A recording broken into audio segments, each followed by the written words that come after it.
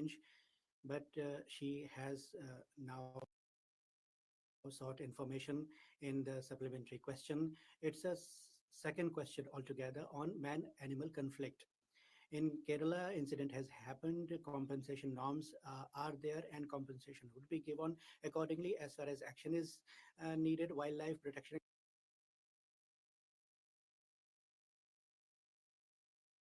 has the power and authority to take care against those animals that are gone wild and have become violent. The Kerala government would also take action, I suppose, and hope.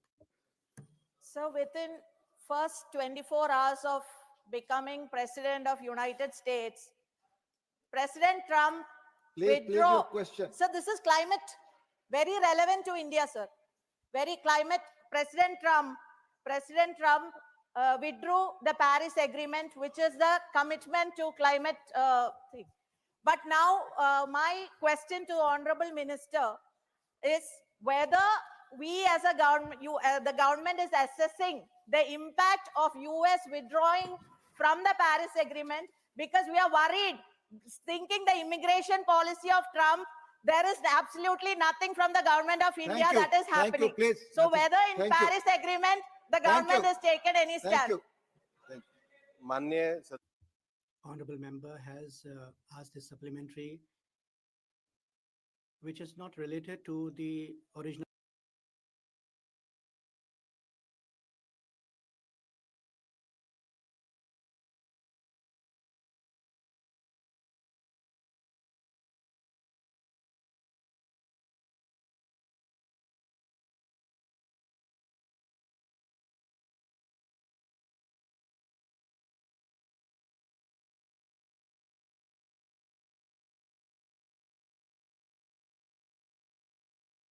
question. Multilateral falling against the US dollar and now has breached the 87 rupee mark, which is the lowest value of rupee in India's history. Please state, how is the government planning for repayment of these foreign loans and the interest on them when the outstanding amount is rising due to the falling rupee? Thank you. ये प्रश्न Sir, this supplementary question does not relate to the original question. Britas, please, Dr. John Britas. So this climate-induced heat waves is a major concern. And study says that between 2013-2022, India reported more than 10,000 deaths due to heat wave or sunstrokes. And so further, the economic hardships for the poor. International report suggests that the loss to the households is more than 5% of their annual income. However, the heat wave is not categorized as a natural disaster. So we cannot give relief to the people. My question to the Honorable Ministry is that, considering the importance of this issue, will you impress upon the other ministries to ensure that heat wave and sunstrokes are also part of the natural disaster? Thank you. सच है कि जो So it is a fact that the impact of climate change actually have to be tackled with coordination, and other ministries have to be on board. National action plan is there, state action plans are also there, and we are in contact with the states. So through you, I want to ask the Honorable Minister about Uttarakhand.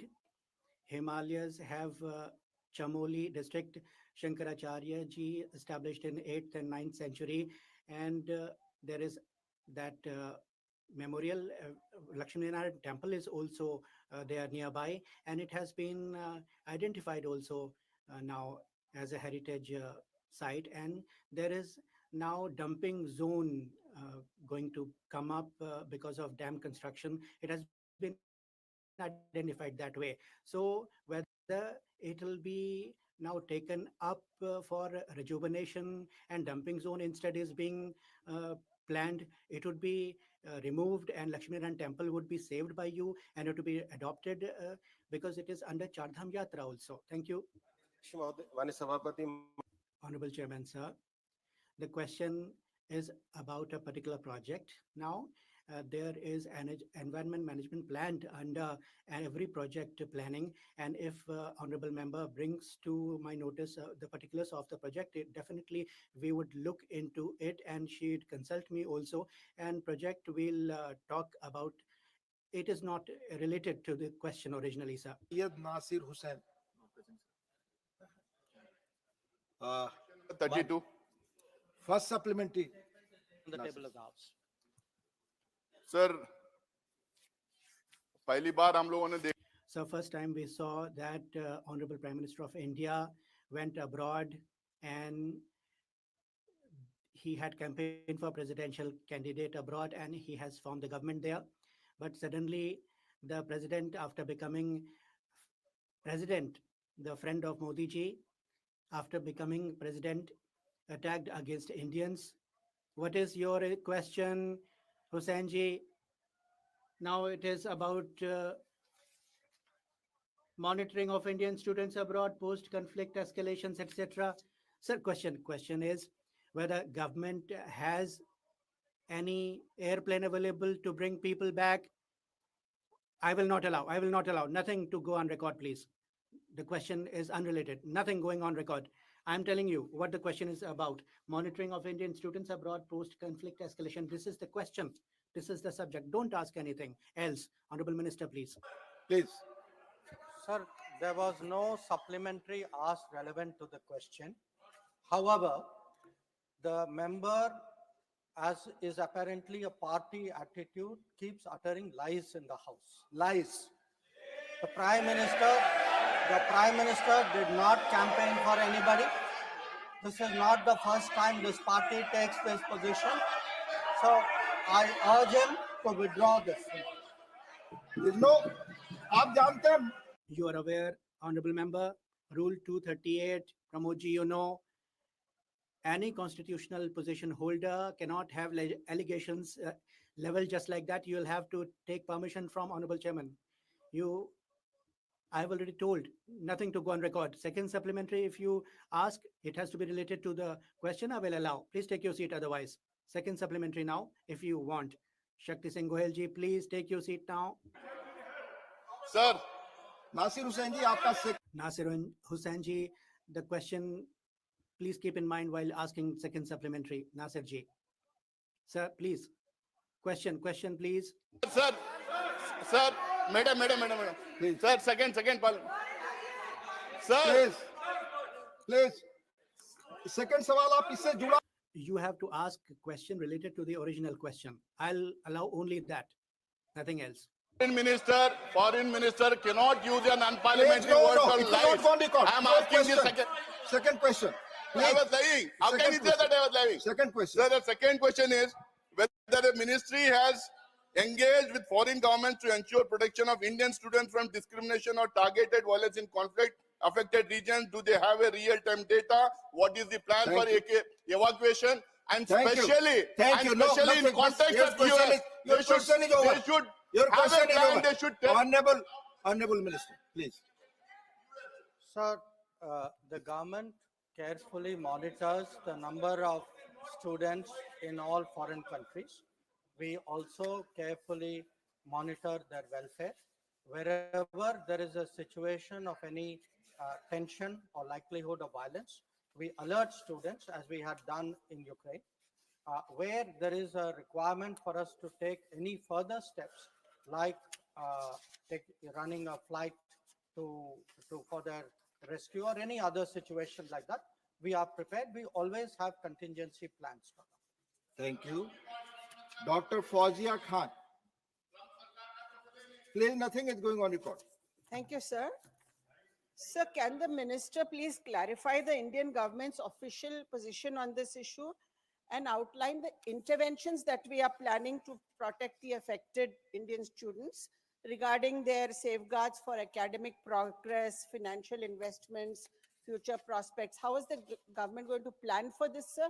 And also one more thing I would like to ask the external minister, sir, that President Trump has made a statement on the Gaza Strip today, occupying of the Gaza Strip. Sir, what is India's stand on this? The entire world has retaliated otherwise. Please. Sir, the first supplementary, yes, we take a number of measures. For example, my own answer has given in detail what we did in the case of Ukraine. We allowed students to transfer to third countries. We allowed them, in many cases, depending on the year concerned, to do their classes online. We allowed them to do their practicals in India, in exception of the rules. So depending on the situation, we have been very sympathetic, we have been very responsive. All embassies and all ambassadors have been told to take a special interest in the welfare of students. Whenever there is a situation, another example in my answer is that of Israel. There were about 900 students at the time when the Hamas attack happened. We brought back many of them, and many of them have since gone back. The numbers have grown.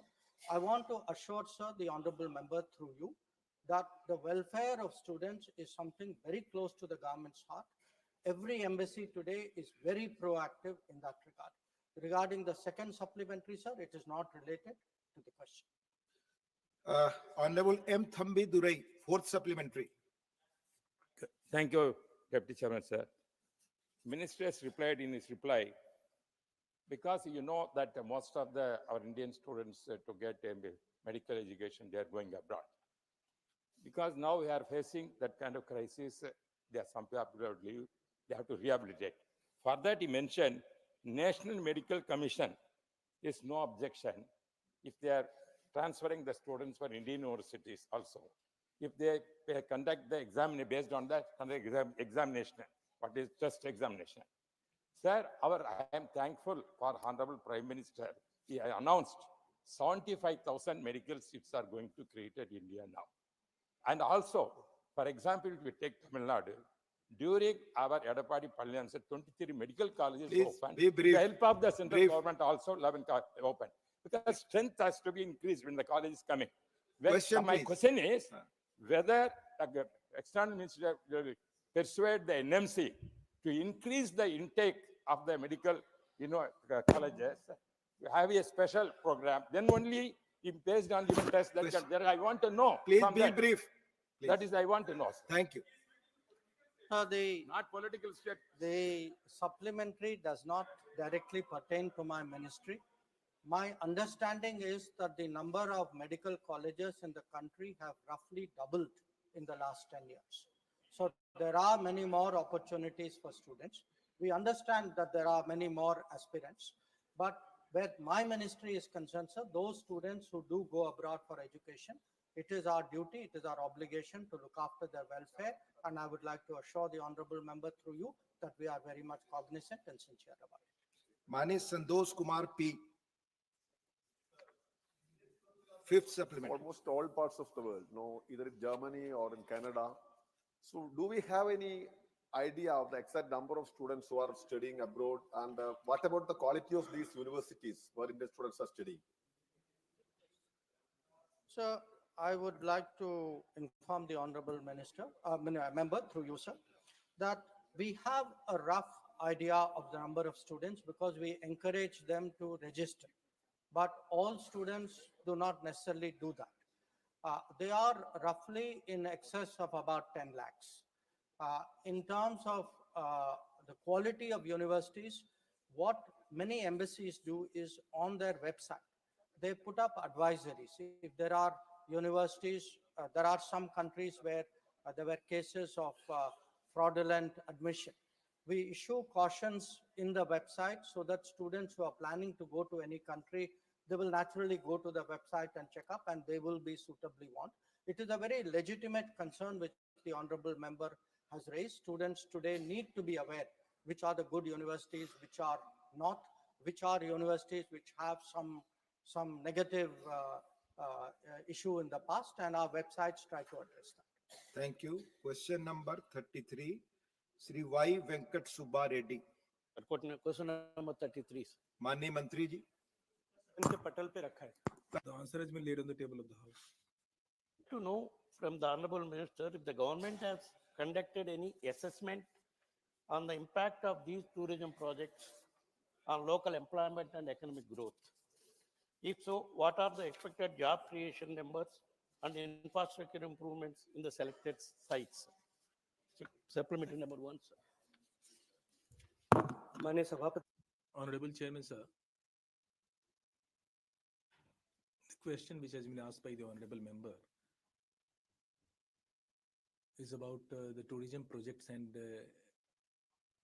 its post its sanction, how many jobs have been created. I think the context in which the honorable member has asked the question is the special assistance to states UTs for capital investment scheme. And since we have very recently sanctioned these projects and we have taken into consideration 5 things: tourism ecosystem, connectivity to the site, carrying capacity, and sustainability measures. So these 4 things have been taken into account while giving sanction. But wherever we have growth in tourism potential in any place, then it automatically leads to employment generation. Exact number estimate करना मुझे लगता. And I think it is too early to make exact estimation about job creation, but definitely the places where these projects have been identified in the future, there is going to be bigger footfall. Destinations from the established destinations. So certainly, when we create some infrastructure, tourism infrastructure, or establish a new tourism product, introduce a new tourism product, certainly the job creation with the footfall of the increasing footfall of the tourists, it increases. And I wish and we hope and we expect that that the many-fold job creation is going to happen.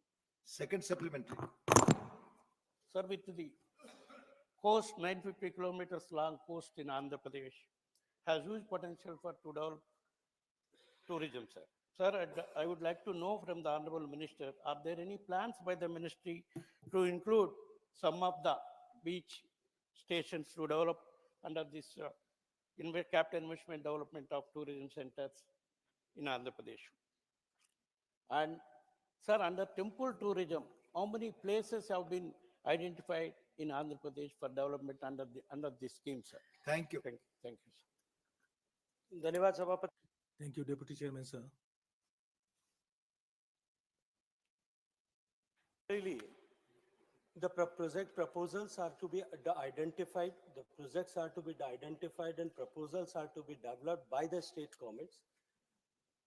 So that beach tourism, if any project is being deemed fit by the state government, they can send the project proposals to the government under the various schemes which are available, looking towards the finances and the scope. We consider the projects and then we grant the assistance. As far as the Prasad scheme is concerned, which Honorable Member have mentioned about, there are 4 projects in Andhra Pradesh under the Prasad scheme have been sanctioned so far. Development of pilgrim amenities at Amravati, development of Sri Sailam temple, development of pilgrimage amenities at Sri Vardha Lakshmi Narsimha Swami Vari Devasthanam at Simhanchala, development of pilgrimage tourism infrastructure at Annavaram temple town. These projects are all of these projects are complete and financial progress is bearing development of pilgrimage tourism infrastructure at Annavaram temple. All the projects are complete and financial assistance have been provided 100%. Thank you. Professor Manoj Kumar Jha. Shukriya. Thank you, Deputy Chairman, sir. Sir, in this question, so the question is more about a request, making a request. And I would like to know from the Honorable Minister that in our Bihar, we have a Buddhist circuit and Jain circuit. And then we also have Shakti kendras. And for that, whether Bihar government has given any proposal, and if not, whether the center on its own will take some initiative in this regard. Honorable Deputy Chairman, sir, I have full respect for the views expressed by the honorable member, and as I have said while replying to the previous question, that basically it is the states who have to give the primary proposal, and if any such a proposal comes from government of Bihar, and if it is within the framework of the rules, that can certainly be considered. And sometimes what happens that honorable members write directly to government of India for certain proposal, and even in that case, under the rules, we send it back to the state government and we take their view, and if we get any such proposal, the same procedure will be followed. Thank you, sir. So the question is about the special assistance to states for capital investment, the SACI scheme. So under this scheme, sir, the union government has given 172 crores to Andhra Pradesh, 147 crores to Bihar, 151 crores to Gujarat, 200 crores to Madhya Pradesh, and 154 crores to Uttar Pradesh. This is according to an answer tabled by the Honorable Minister in the Lok Sabha. So not a single rupee has been given to the state of West Bengal, and the union government has not covered. No, let me come to my question, Yes. sir. The union government has not covered a single tourism site in Bengal under this. So my question overall to the minister is, please state why the union government is constantly ignoring Bengal and giving a stepmotherly treatment when it comes to giving union government funds, not just funds we deserve, but also our dues from Thank the you. central government. Thank you. माननीय मंत्री. मैं अत्यंत खेद के Sir, with a deep sense of regret, I would like to reply that the honorable member has just now tried to put a question mark on the intention of the government of India. Sir, we have given at least 4 references. We have sent at least 4 written references to West Bengal government. I personally took up this matter, but even then there was no project proposal was sent by government of West Bengal.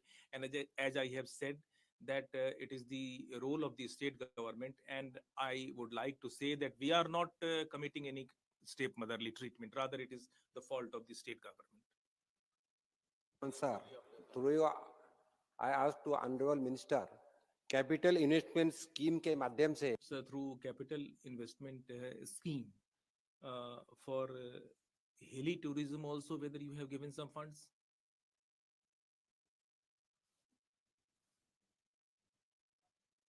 Honorable Deputy Chairman, sir, the special assistance scheme, and under that scheme, the projects which have been sanctioned for the Himalayan region, we have considered some projects. And as far as night tourism is concerned, we have not received any such proposal. But even then, if there is any thing like that, any night tourism or safari tourism, if any such proposal comes to us, we will certainly consider that. माननीय मंत्री जी. Answer has been laid on the table of the House. Honorable Deputy Chairman, sir, through you, I would like to know from the Honorable Minister that in Jharkhand, till now, none of the towers which have been sanctioned, they have been made operational. What is the reason behind that, and when whether any time limit has been fixed for making them operational? Sir, the honorable member has asked a very important question in this House, and I would like to categorically state that first of all, we are having a government today in the country under the leadership of Modi ji, which is not only committed for holistic development of the tribal areas and left-wing affected areas, and Pradhan Mantri Jan Man Yojana is basically for those rural tribal dominated areas. And there we are not only providing telecommunication facilities, but we are also providing health and sanitation or drinking water facilities. And holistically, we are going to provide solution in these 25,000 villages. And the cabinet has already passed a scheme for these villages in November 2023, and for that 24,000 crore rupees have already been sanctioned only for tribal areas. And in pursuance of that, in July 2024, the Tribal Affairs Ministry sent a list to us where towers had to be put up, mobile towers had to be put up, and the survey was already done by our ministry. And under the survey, we found that we identified about 2,590 villages where we are going to install 1,716 towers. They are spread in 15 states, and they are going to cover three schemes. And not only villages, but even tolas and majras uh, are included. And in some of the villages, we are having the base problems regarding to basic facilities. But I am glad to report that out of these 2,590 villages, in 901 villages, these towers have already been installed. And out of 1,716 towers, more than 519 towers have already been installed. It means within 6 months, the survey was made complete. They were identified, and 35% towers have already been installed in a record time. So what the honorable prime minister has said, that in the third term we are going to work with uh, three times more energy and with three times more speed. And this is what the telecommunication ministry is doing in Jharkhand. And about Jharkhand, for the entire state, 1,987 towers have been identified in 471 villages. And in the eight towers are going to be installed in those areas which are still left out. But we are facing some problem with regard to allocation of land, and Jharkhand government is not cooperating in this. And there are some locations which are inaccessible, and but we are very much on our job. I would like to know from the honorable minister that in Jharkhand, Giridih, Gumla, Latehar, Lohardaga, and western Sihbum districts are basically left wing affected, whether you have any additional budget for them, because in those areas people are facing many problems pertaining to mobile connectivity. Can all the left-wing affected areas, sir, we have two schemes. One with 2,400 crores that was started in May 2024. And then left-wing affected areas, number two, with 2,200 crores that was started in October 21, sir. Both of them are supposed to be completed middle of 2025. So this includes all the left-wing affected areas, not only the Jharkhand. Thank you. Thank you. Mani Randeep Singh Surjewala. Priya Chairman, sir. Thank you, Deputy Chairman, sir. से जुड़े हुए Sir, mobile towers are basically related to affordability and usability. Sir, I would like to ask the honorable minister through you, sir, whether the honorable minister is aware that recently on 3rd July 2024, all the cell phone companies, they have in a concerted manner increased the mobile telephone tariff. And the total number of customer is about 119 crore. And they are going to bear an additional burden of 34,000 crore rupees. And whether the government has taken cognizance of this fact that these companies who are increasing the tariff in an arbitrary manner, whether the government is going to take any action in this regard. Sir, I would like to thank Randeep ji that he has given me an opportunity to inform through this house the entire country that in the last 10 years, the total ecosystem of telecommunication, how it has changed under the leadership of Modi ji and this BJP government. I would like to give some example. In 2014, we had about 90 crore customers using mobile phones. You please do not speak while sitting. Sir uh, Jairam ji finds it difficult to digest the facts. And sir, I truly believe that Randeep ji is very much capable of making his own points, and he does not need any help. Sir, we had about 90 crore customers in 2014, and today their number is about 116 crore. And if we talk about internet penetration, then we had 25 crore customers in 2014. Today we have about 97.4 crore customers. I am coming to the question, Randeep ji. And now if I talk about broadband, there were only 25 crore customers out of the population of 140 crore, and today their number has gone up to 92 crore. And it is true that when the number of customers goes up, it is very much important that the government keeps a check on the tariffs.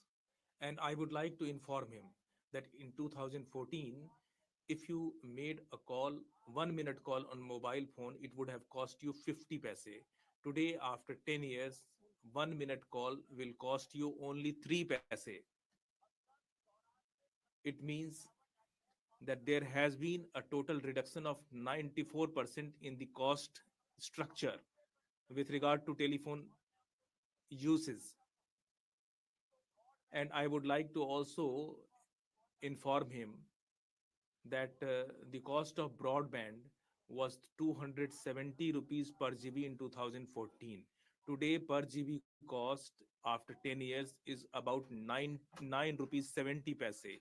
So there has been a reduction of 93% in this regard also. And sir, let me add further that today, no, you are not allowed to speak.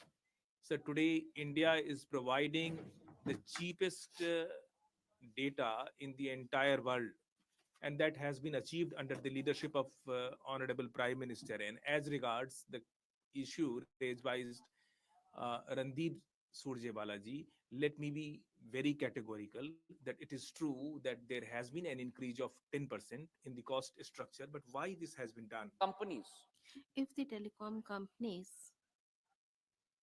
today under the leadership of Honorable Prime Minister, the fastest rollout of 5G has happened in the country.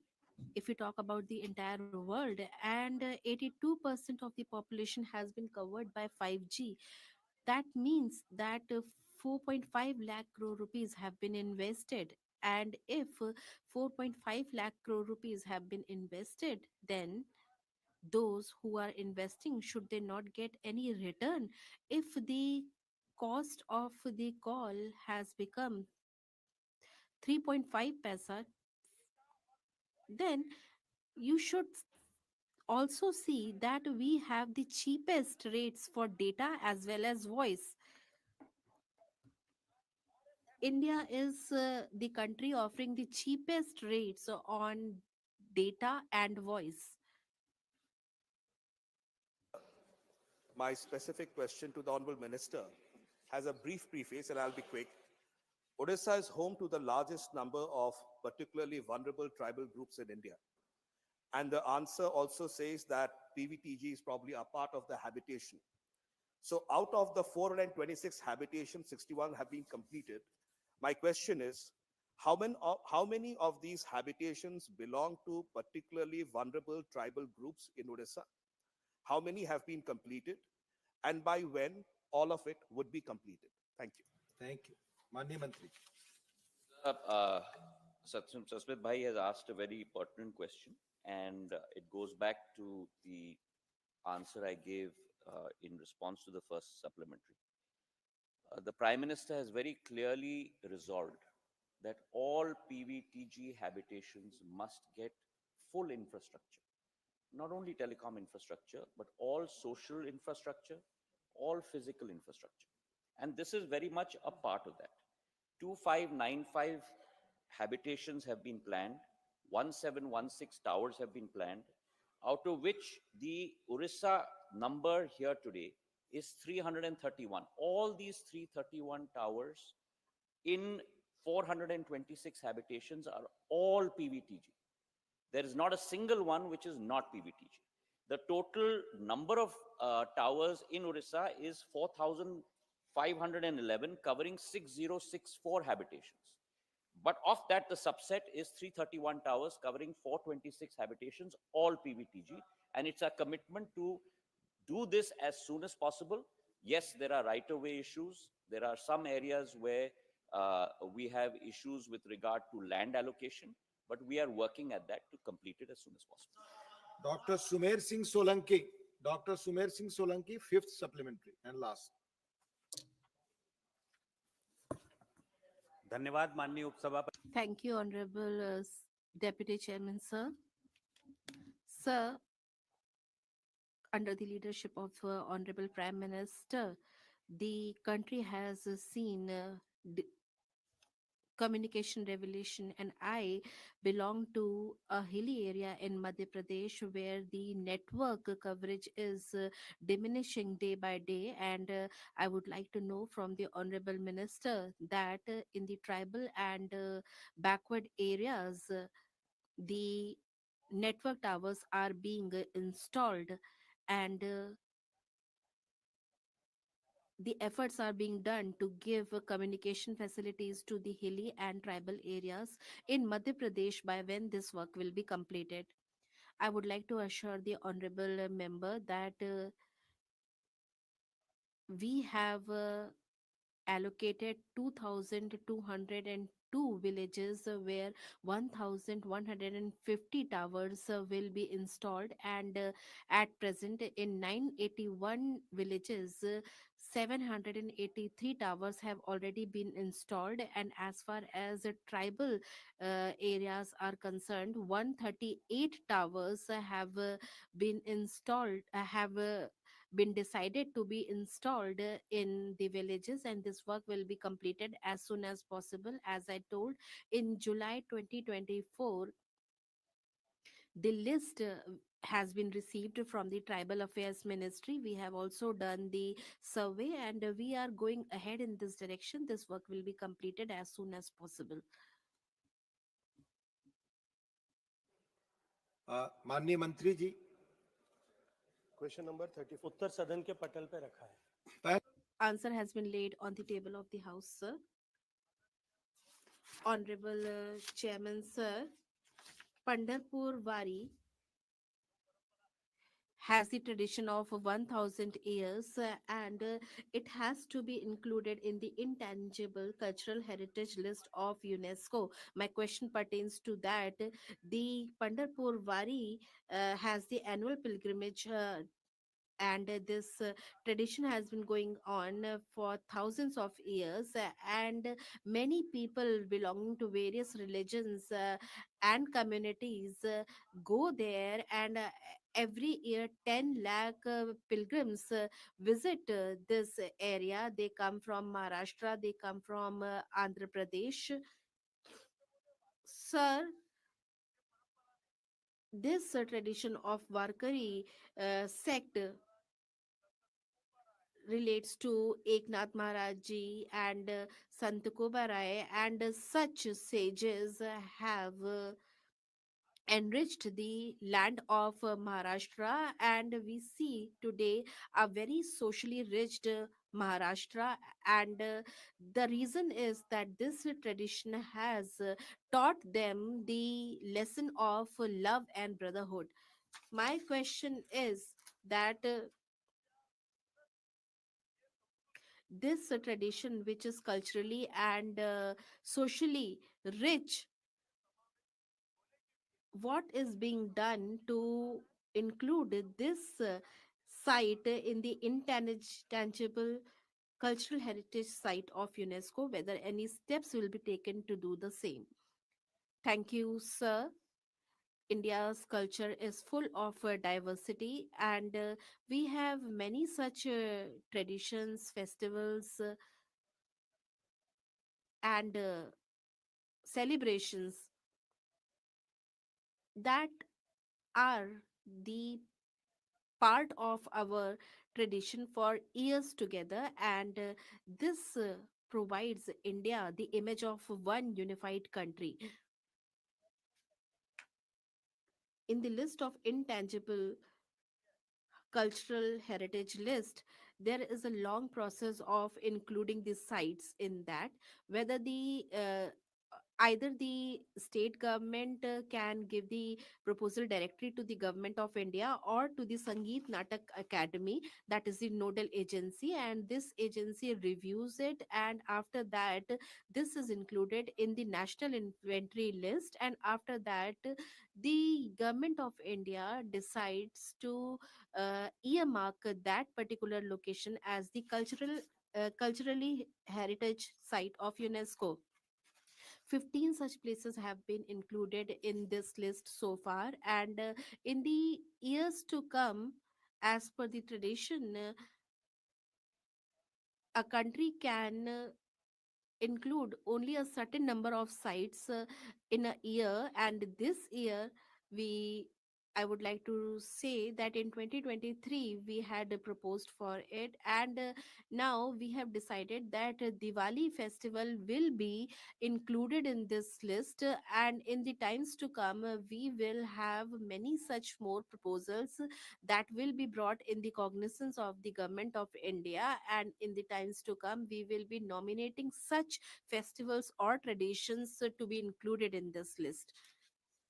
Sir, this Warkari sect has the tradition which is explained in the form of poetry, which is called Abhang. Sant Tukaram Maharaj has been mentioned here, and my second question is that this Abhang tradition of Sant Tukaram ji is there, whether there is any proposal to digitally documentize this particular sect, whether any creative steps will be taken to do the same. Sir, I would like to inform the Honorable Minister while thanking him, member while thanking him, that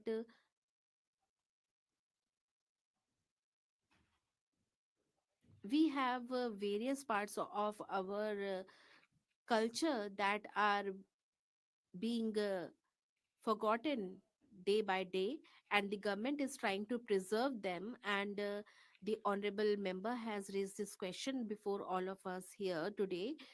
The Sangeet Natak Academy has collaborated with the local administration as well as the temple trust. uh, we have conducted a program called Jagat Guru Pravah, and we also uh, would like to tell that the government of India has increased the budget, and all such manuscripts that are our legacy for thousands of years, so we have decided to digitize them, and in the times to come, with the limited resources, we will be trying to include them in the list of intangible cultural heritage by digitizing them. Sir, this is a very important question which pertains to Maharashtra, raised by our honorable member, and I belong to this area. And Pandharpur Wari is not a festival there. Actually, it is celebrated for 15 to 20 days. People walk on foot and they come to Pandharpur from far flung areas. And For the first time, the mantra of uh, equality was created. There is no difference pertaining to caste communities, etc. And these are very simple people. Please take some efforts regarding these people. If you'll do that, we all will sign this proposal. This is very important to bring it in this list. Will you be doing that? I would like to ask the honorable minister. Honorable Deputy Chairman, sir, while answering the main question, I had told that there are many such festivals in Indian culture. Honorable member raised this point here. I would like to say, yes, the Pandharpur Wari is way beyond the caste system. It does away with the caste system in the society. And as the honorable member asked, I had said that there are many such festivals in the country, like the Mahakumbh, which does away with the caste system. And the Kumbh Mela is going on at present. About 45 crore people will visit this Mela in 45 days. Nobody asks anybody's caste, community, etc. No such discussion takes place there. And nobody asks the social status of another person. They all come together, and such festivals are celebrated across the country, where there is no question of asking the caste, community, religion of a person. Only the devotion and belief is the guiding factor. And these are such festivals that are celebrated across the country. And yes, we will try to support such festivals more and more, and we keep making efforts towards it. I said that the culture ministry has collaborated with the local administration as well as the temple trust, and we are making continuous efforts regarding preserving these traditions. And we'll keep making such efforts. As I said that in the first phase of this process, we have got this proposal, and we'll take the decision as the time comes, and we'll be informing you all. Thank you, Honorable Deputy Chairman, sir. In Maharashtra, there is Ajanta Ellora caves related to Gautam Buddha ji, and there is also the Karambhumi of uh, Ambedkar ji, Shambhaji Nagar. We also have the sacred land related to Guru Govind Singh ji, and also the village of Dr. Harihar ji. Also, there is Vasar temple of Saraswati, and also the Gurudwara in Vidarbha, and there is also ancient Shalivahan corridor, which links the ancient heritage. And I had given you a request regarding the same, and I would like to ask that this corridor which I mentioned, whether the culture ministry is taking any steps to include this particular site in the list. Since the question is not related with the question as well as the ministry, I would like to say that while answering the question related to the tourism ministry, I had said that these proposals come under the ambit of the state government, and I had written a letter to the state government, and I would like to inform the honorable member that we have sent a letter to Maharashtra government, and you can discuss it with the Maharashtra government. And in the designated schemes, they will definitely be considered.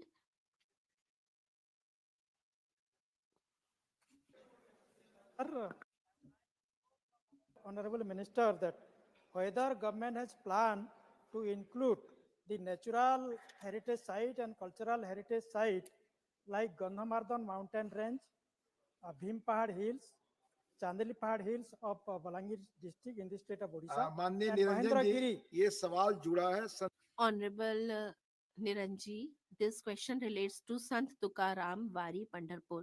Your question is different. You have asked a different question. If you have any question which pertains to this basic question, you can ask. Rajiv Shukla ji, last supplementary.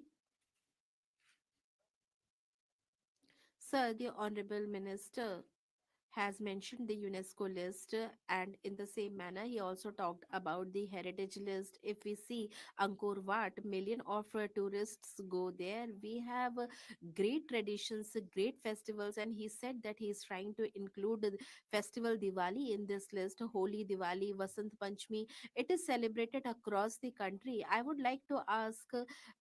You can see Madurai Minakshi temple. Why can it not be included in the cultural heritage site of UNESCO? I would like to ask what other heritage sites or the festivals can be included in this list.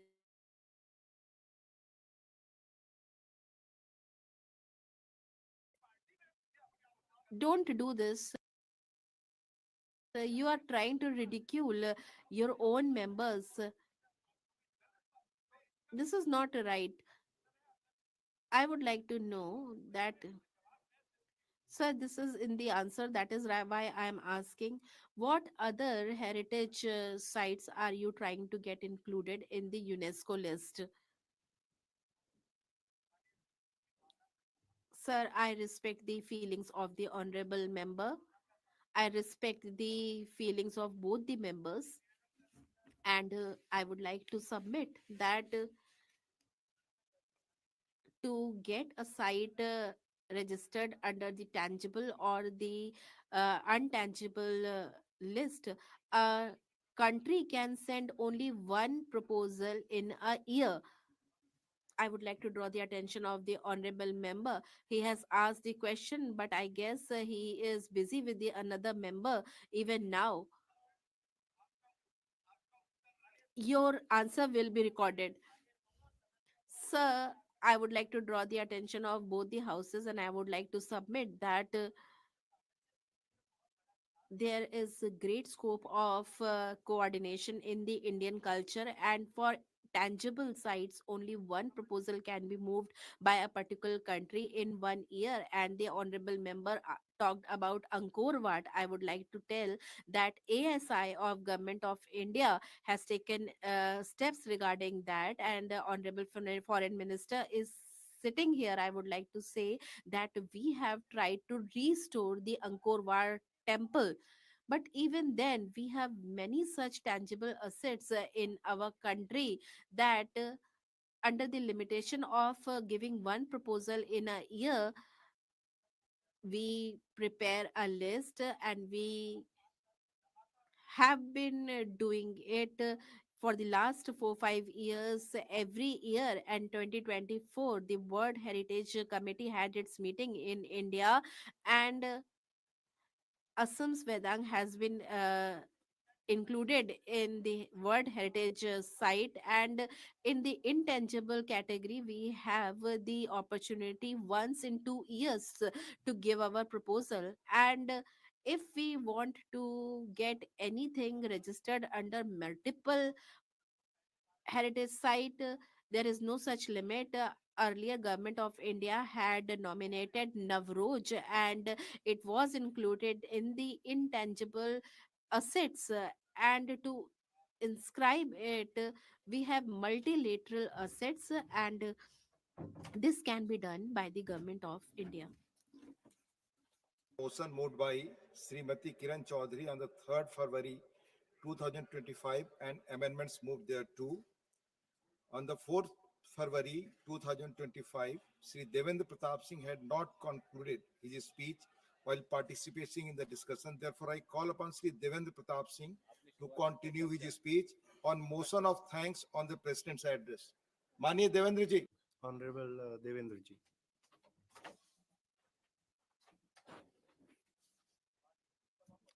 Honorable Deputy Chief Minister, I would like to thank you for giving me an opportunity again. The President's address is a document of government's policies and a framework for future plans. This is a constitutional process in which the progress of the country is reflected upon. Honorable President, in her address, has talked about farmers and agriculture. Honorable Deputy Chairman, sir, I was listening to the speech of Honorable Srimati Ranjit Ranjan ji, and the way she said that farmers are committing suicide and they are in a very miserable condition. Through you, I would like to tell her that people belonging to farmers' families have seen those times in Congress regime when despite having worked very hard in the fields, when they used to take their crops in the market, they had to sell their crops in throwaway prices. And the farmers found it very difficult to take care of their families, and they had no other option but to migrate to other states and other cities in search of small jobs. When Honorable Atal Bihari ji created a new state, it was ensured that crops are procured, and Chhattisgarh, which is called a bowl of paddy, he ensured that nobody went hungry, and food distribution system was started, and this plan was implemented in such a smooth manner that uh, there was a record production in Chhattisgarh, a record production of paddy. Last time, 145 lakh metric tons of paddy was produced, and this was made possible because our government gave remunerative prices to paddy growers, and we gave them 3,100 rupees per quintal.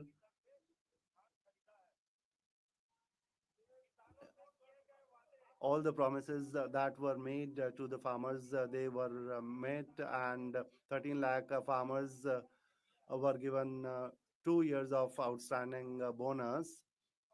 Because of all these efforts, in the last session, 49,000 crores of rupees were transferred to the accounts of farmers, and paddy is being procured at a very rapid pace, and the amount of support prices being transferred to the accounts of farmers, and our government is giving them 800 rupees as an input assistance.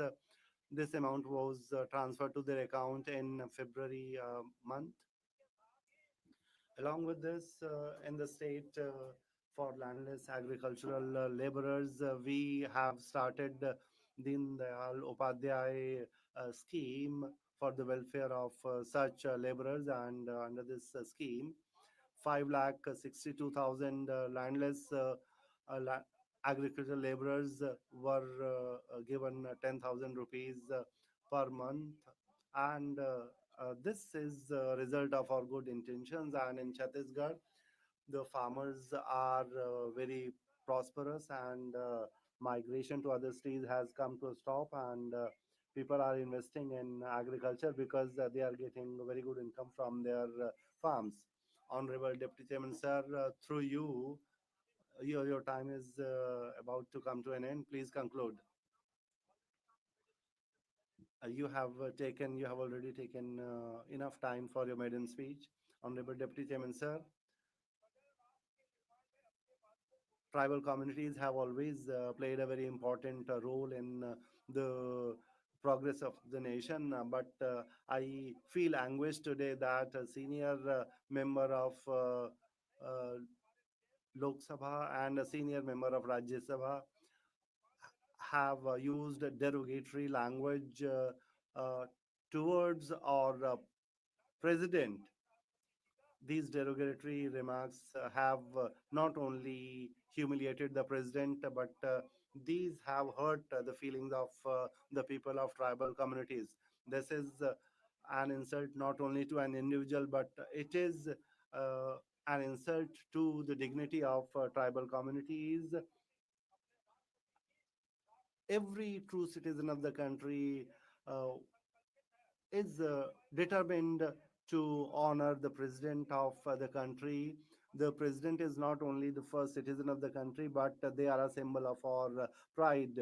And we would condemn all these derogatory remarks, and we will ensure that the constitutional dignity of the country is maintained. With these words, I would conclude. Thank you. Shri H.D. Devgowda ji.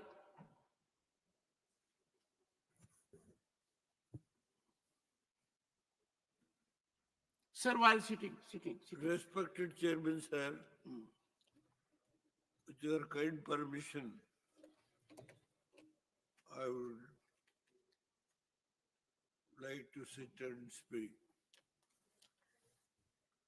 Sir,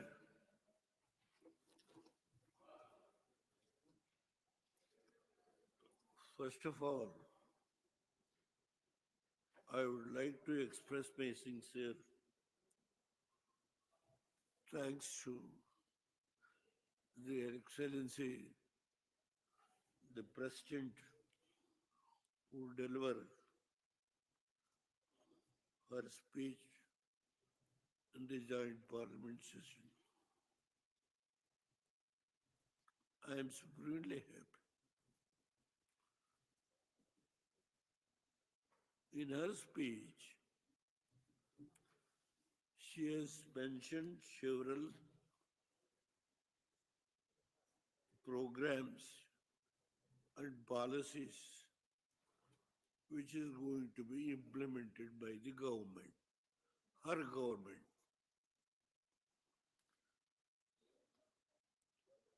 Sir, I am a villager. I studied in a primary school in a small village. There is no even sitting tables in the ground. With such background, I came. 30 years I was in the legislature.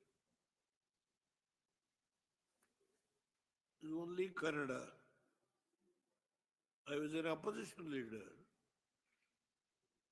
I always used to speak in Kannada. 30 years. Now I came to Parliament about 33 years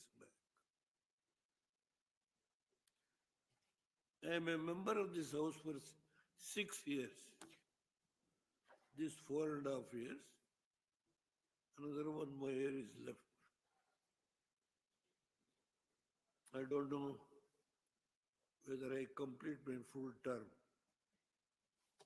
Sir, the whole house is with you. You will complete the full term and be still in a position to bless us. We wish you long life, sir. I am Long life. When I came to Delhi, all my colleagues in Delhi asked me to speak only in Kannada because to give more importance to Kannada language.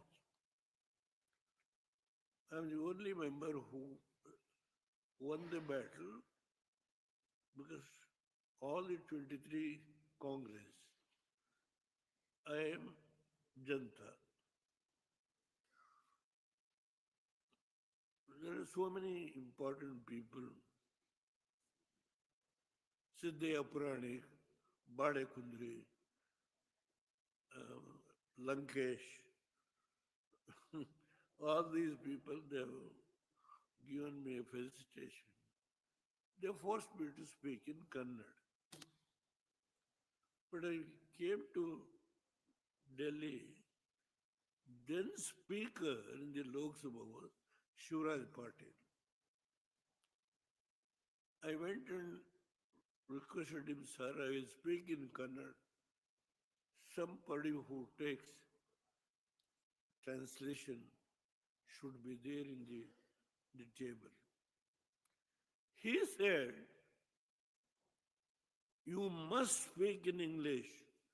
Whether you can speak good English or bad English, you must. This is advice Yuvraj Patil gave. Then I started, sir. I became chief minister. Then I became prime minister. Chief minister is on my own struggle. I got the majority and I became the chief minister. I know how to run the administration. Not a single mistake. I have not allowed my ministers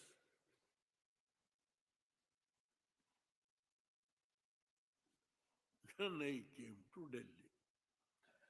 Delhi was forced. I never wanted to come to Delhi. Sir, do you know what happened? My ministers have not given a cup of tea when I was become the prime minister because of the coalition. Not a cup of, because they all want. In 18 months I have kept them. Not a single mistake to be committed. They have not given a cup of tea. That is the background. Sir, I have seen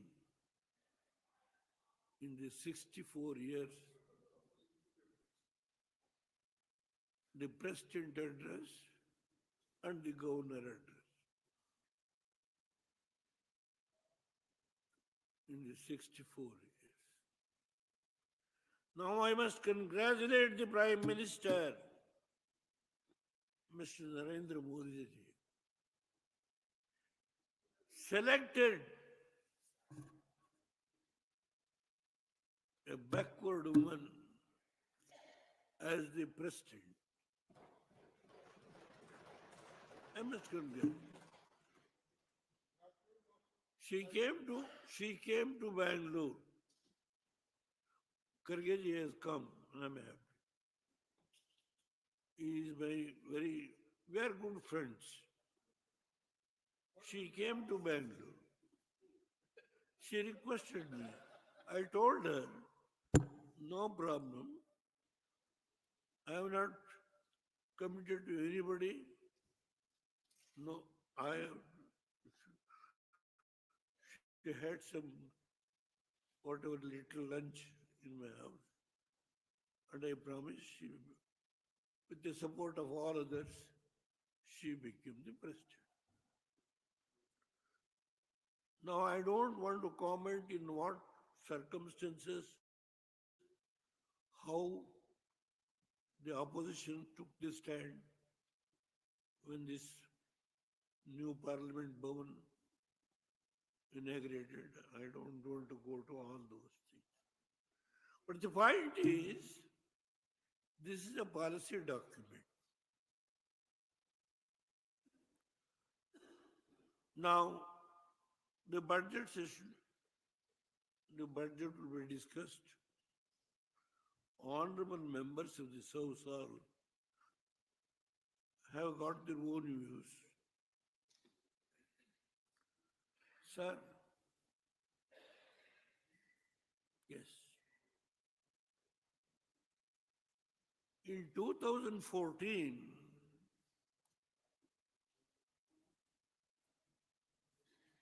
Modi ji Sahab became the Prime Minister.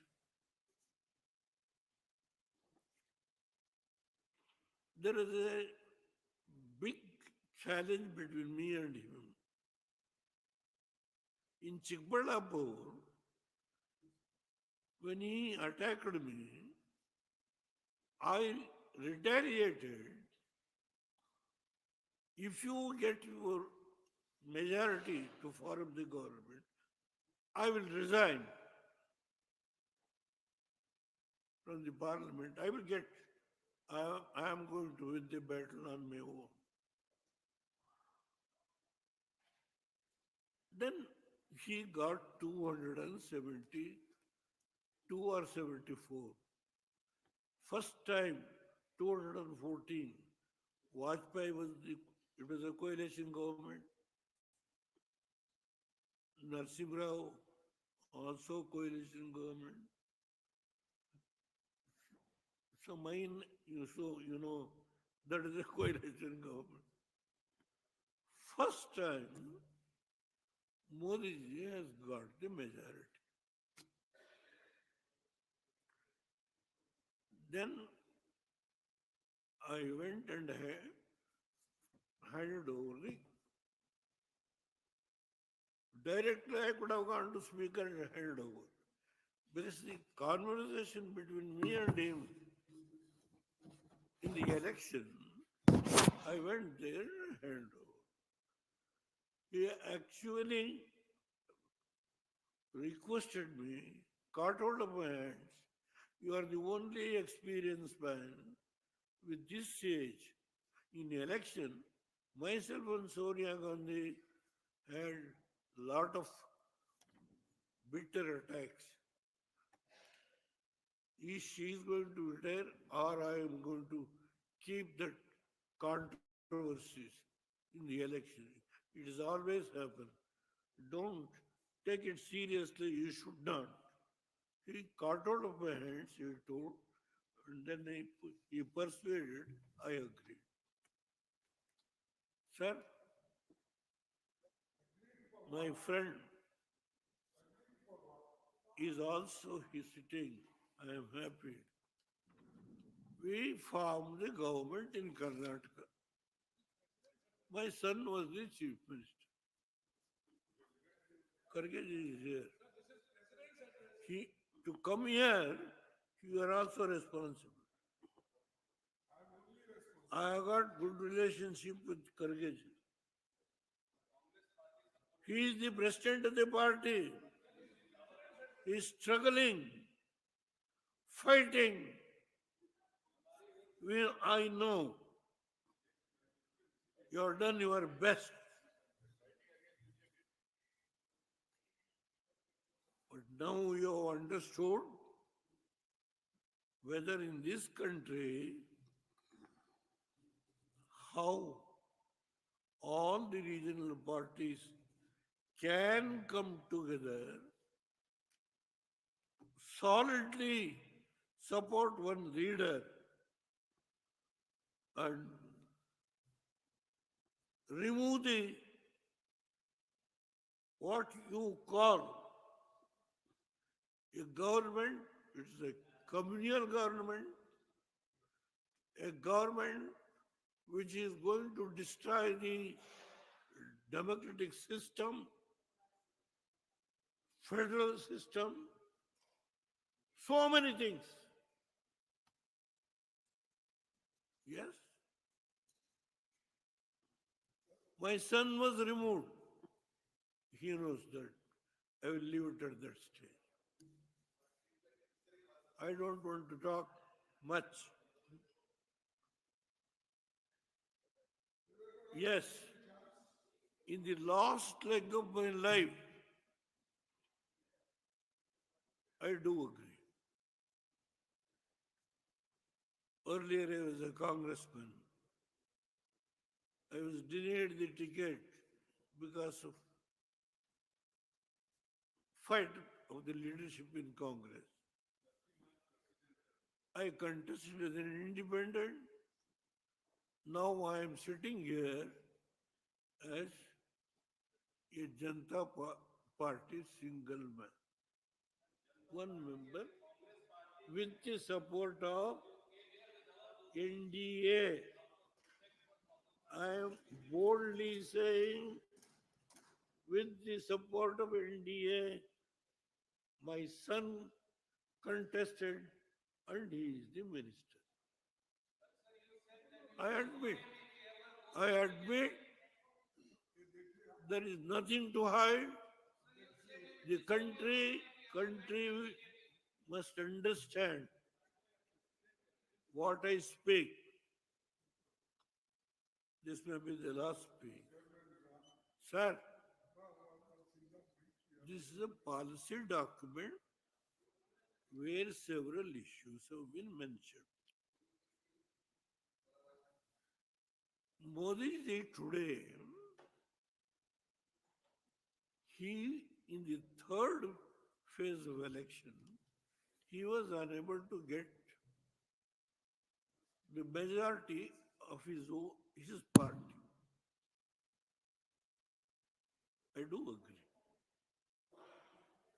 Courageous leadership worked so hard. He was unable to get 240 or something. But before the election, I was in India, not after the election.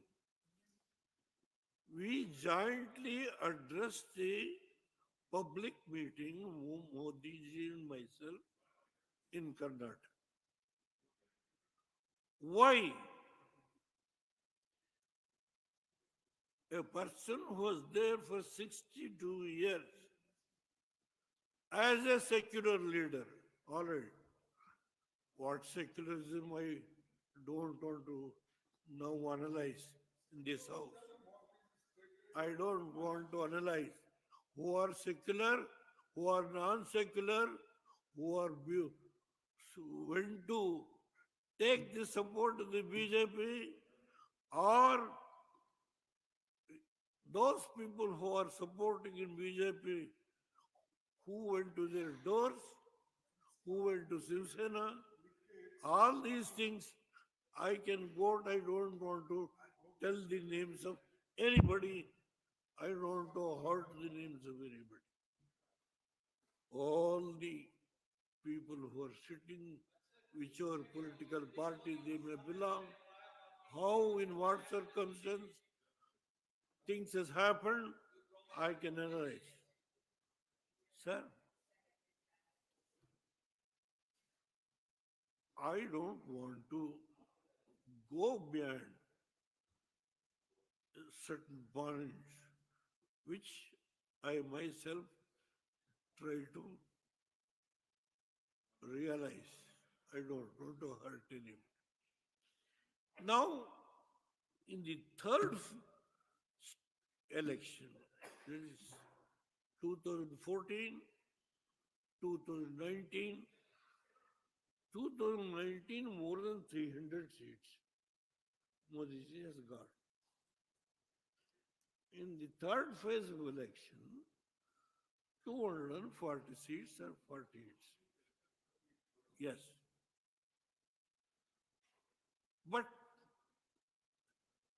the so many other regional party leaders have collected, and about 305 or 303 seats, it has been proved on the floor of the House.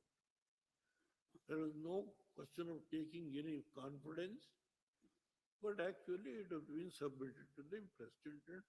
Prime Minister has not appointed any vice chairman.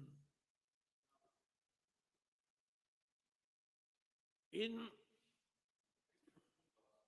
UPA government, there was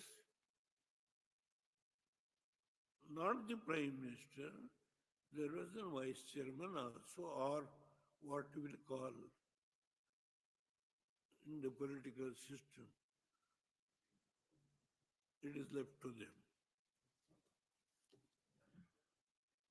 The power center was with the chairman. He has not allowed anybody to handle and meddle with the power center. Now in 2000, 2024, when Modi ji has got 248 seats, when other political parties, Chandrababu concluding. Naidu, Chandrababu Naidu, and I am reading in newspaper. Concluding. Sir, Kharge ji, please. Honorable former I am Prime not Minister is making concluding. it. Please. Chandrababu Naidu wants to become vice chairman. Chandrababu Naidu wants to become the vice or chairman of the committee formed by all NDA parties. Modi ji has said no, nothing to do. Chandrababu Naidu, who supports this government, which is MPs, 26 MPs, or I don't know, he wants to become the chairman. Modi ji has not agreed. He knows how to run the administration. He has got experience as Prime Minister, as Chief Minister, and he is the only tallest leader in this country who can run the country without any oscillation. or Thank you, any sir. Type of. Thank you. Sir, please. If you tell truth, you should take it.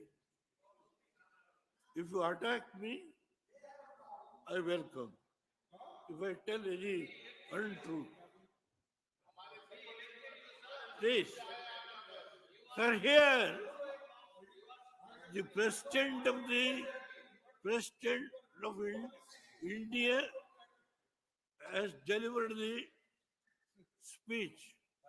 In her speech, sir, I have gone through several points. Please, sir. Now, something or other. True. Now, sir, please, the government, what they have said is, the highest priority is given to the poor, the middle, Because of our support. youth and women. In the second page, the highest priority. Sir, now to achieve this highest priority, to implement this and to achieve the prospects of these neglected section, it is necessary. It is necessary. Sir, time is over. Sir, please also allow time to us. A stable government which can run for. Sir, please say something. Now, with the support of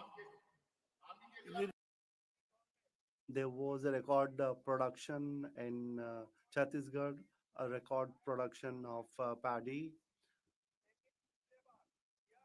Last time, 145 lakh metric tons of paddy was produced, and this was made possible because our government gave remunerative prices to paddy growers, and we gave them 3,100 rupees per quintal.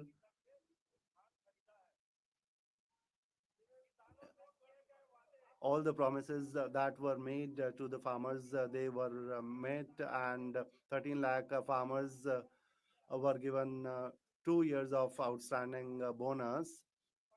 Because of all these efforts, in the last session, 49,000 crores of rupees were transferred to the accounts of farmers, and and paddy is being procured at a very rapid pace, and the amount of support price is being transferred to the accounts of farmers, and our government is giving them 800 rupees as an input assistance. This amount was transferred to their account in February month. Along with this, in the state, for landless agricultural laborers, we have started Deen Dayal Upadhyay scheme for the welfare of such laborers, and under this scheme, 5,62,000 landless agricultural laborers were given 10,000 rupees per month, and this is a result of our good intentions. And in Chhattisgarh, the farmers are very prosperous, and migration to other states has come to a stop, and people are investing in agriculture because they are getting very good income from their farms. Honorable Deputy Chairman, sir, through you, your time is about to come to an end. Please conclude. You have already taken enough time for your maiden speech. Honorable Deputy Chairman, sir, tribal communities have always played a very important role in the progress of the nation. But I feel anguished today that a senior member of Lok Sabha and a senior member of Rajya Sabha have used derogatory language towards our president. These derogatory remarks have not only humiliated the president, but these have hurt the feelings of the people of tribal communities. This is an insult not only to an individual, but it is an insult to the dignity of tribal communities. Every true citizen of the country is determined to honor the president of the country. The president is not only the first citizen of the country, but they are a symbol of our pride. And we would condemn all these derogatory remarks, and we will ensure that the constitutional dignity of the country is maintained. With these words, I would conclude. Thank you. Shri S.D. Devgowda ji.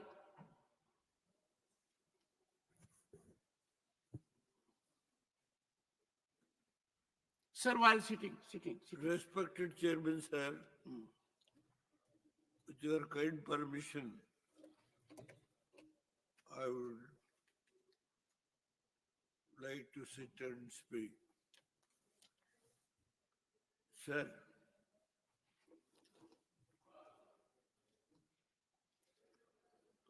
first of all, I would like to express my sincere thanks to Their Excellency, the President, who delivered her speech in the joint parliament session. I am supremely happy. In her speech, she has mentioned several programs and policies which is going to be implemented by the government, her government.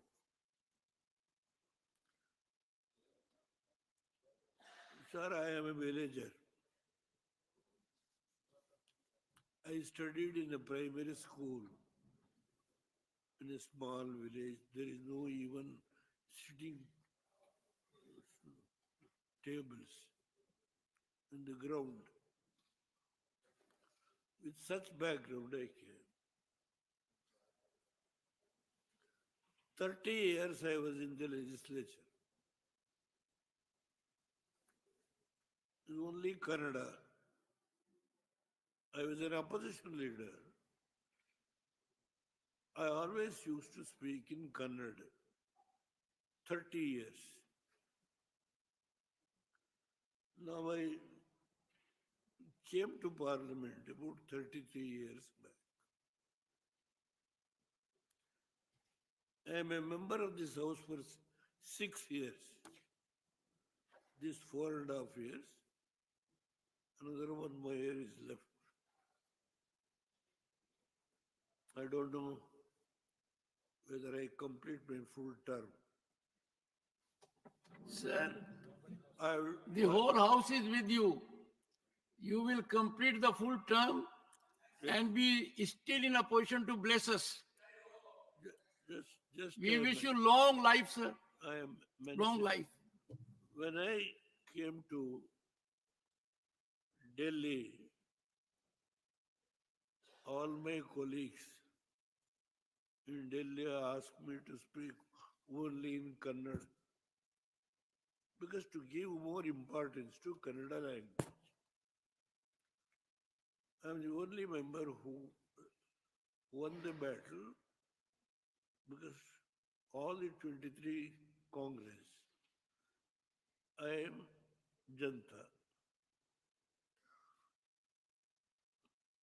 There are so many important people. Siddhaya Puranik, Bade Kundri, Lankesh, all these people, they have given me a felicitation. They forced me to speak in Kannada. But I came to Delhi, then speaker in the Lok Sabha was Shivraj Patil. I went and requested him, sir, I will speak in Kannada. Somebody who takes translation should be there in the table. He said, you must speak in English. Whether you can speak good English or bad English, you must. This is advice Shivraj Patil gave. Then I started, sir. I became Chief Minister. Then I became Prime Minister. Chief Minister is on my own struggle. I got the majority.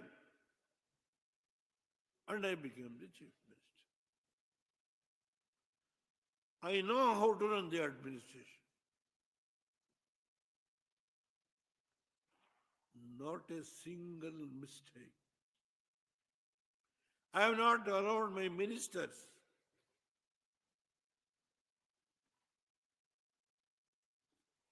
then I came to Delhi. Delhi was forced. I never wanted to come to Delhi. Sir, do you know what happened? My ministers have not given a cup of tea when I was become the Prime Minister because of the coalition. Not a cup of, because they all won. In the 18 months I have kept them. Not a single mistake to be committed.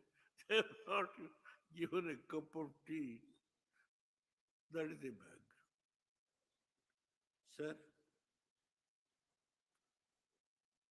I have seen in the 64 years the President address and the Governor address. In the 64 years. Now I must congratulate the Prime Minister, Mr. Narendra Modi ji, selected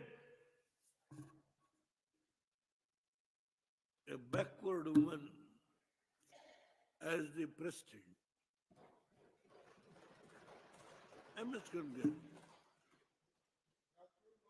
She came to Bangalore. Kargeji has come. I'm happy. He is we are good friends. She came to Bangalore. She requested me. I told her, no problem. I am not committed to anybody. No, she had some whatever little lunch in my house. And I promised she, with the support of all others, she became the president.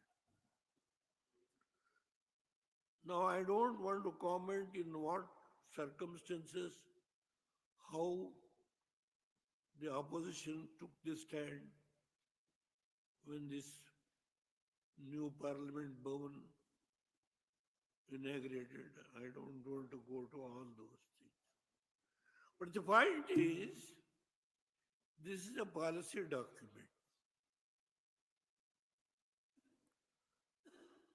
Now, the budget session, the budget will be discussed.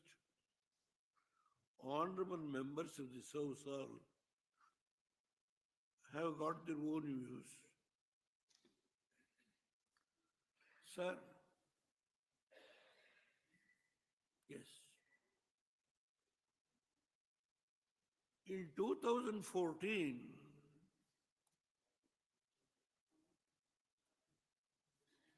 Modi ji Sahab became the Prime Minister.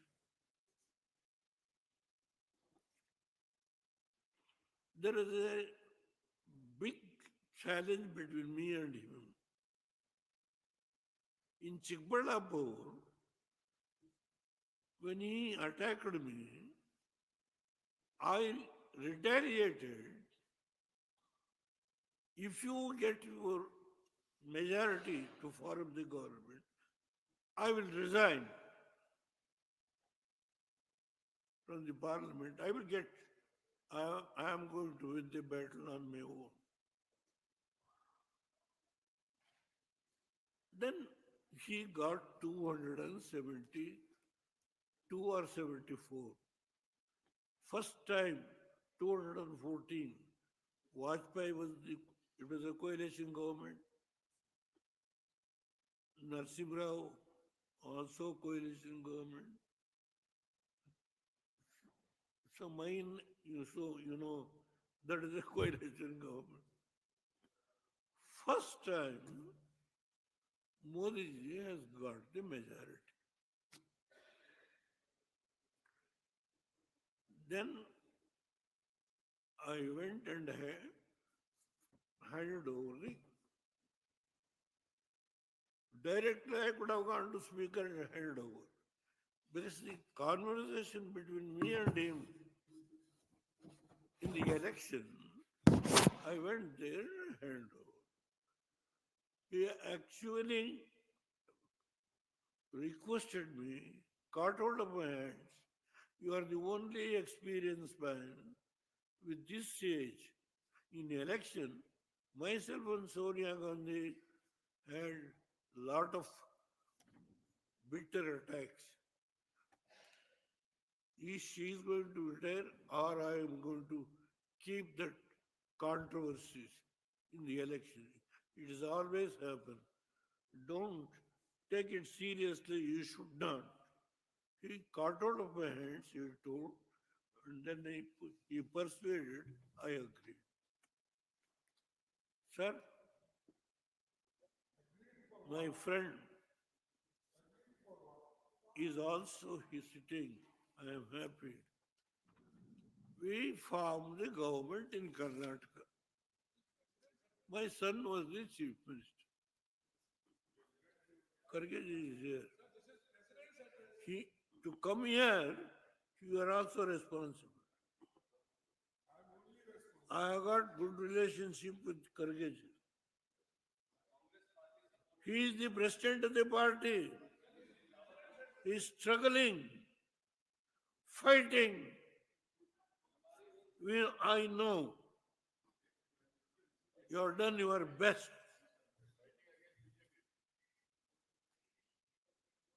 Now you have understood whether in this country how all the regional parties can come together, solidly support one leader and remove the what you call a government, it's a communal government, a government which is going to destroy the democratic system, federal system, so many things. Yes. My son was removed. He knows that. I will leave it at that stage. I don't want to talk much. Yes, in the last leg of my life, I do agree. Earlier, I was a congressman. I was denied the ticket because of fight of the leadership in Congress. I contested as an independent.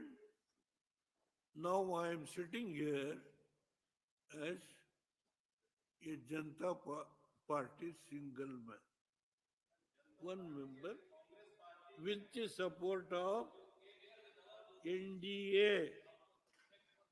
I am boldly saying, with the support of NDA, my son contested and he is the minister. I admit there is nothing to hide. The country must understand what I speak. This may be the last speech. Sir, this is a policy document where several issues have been mentioned. Modi ji today, he, in the third phase of election, he was unable to get the majority of his party. I do agree. Courageous leadership worked so hard. He was unable to get 240 or something. But before the election, I was in India, not after the election. We jointly addressed the public meeting, Modi ji and myself, in Karnataka. Why? A person who was there for 62 years as a secular leader, all right. What secularism I don't want to now analyze in this house. I don't want to analyze who are secular, who are non-secular, who are when to take the support of the BJP, or those people who are supporting in BJP, who went to their doors, who went to Shiv Sena, all these things I can quote. I don't want to tell the names of anybody. I don't want to hurt the names of anybody. All the people who are sitting, whichever political party they may belong, how, in what circumstance things has happened, I can analyze. Sir, I don't want to go beyond certain points which I myself try to realize. I don't want to hurt anybody. Now, in the third election, that is 2014, 2019, 2019 more than 300 seats Modi ji has got. In the third phase of election, 240 seats are 48. Yes. But the so many other regional party leaders have collected and about 305 or 303 seats. It has been proved on the floor of the House. There is no question of taking any confidence, but actually it has been submitted to the President and Prime Minister has not appointed any vice chairman. In UPA government, there was not the Prime Minister, there was a vice chairman also, or what we will call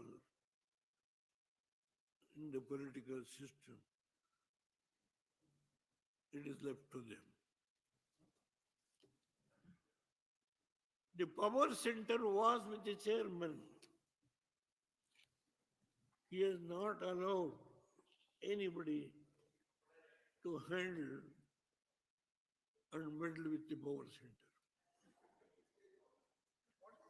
Now in 2024, when Modi ji has got 248 seats, when other political parties, Chandrababu Naidu,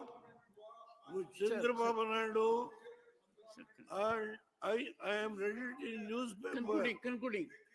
Sir, please. Honorable former I am Prime not Minister is making concluding. it. Please, sir. Chandrababu Naidu wants to become vice chairman. Chandrababu Naidu wants to become the vice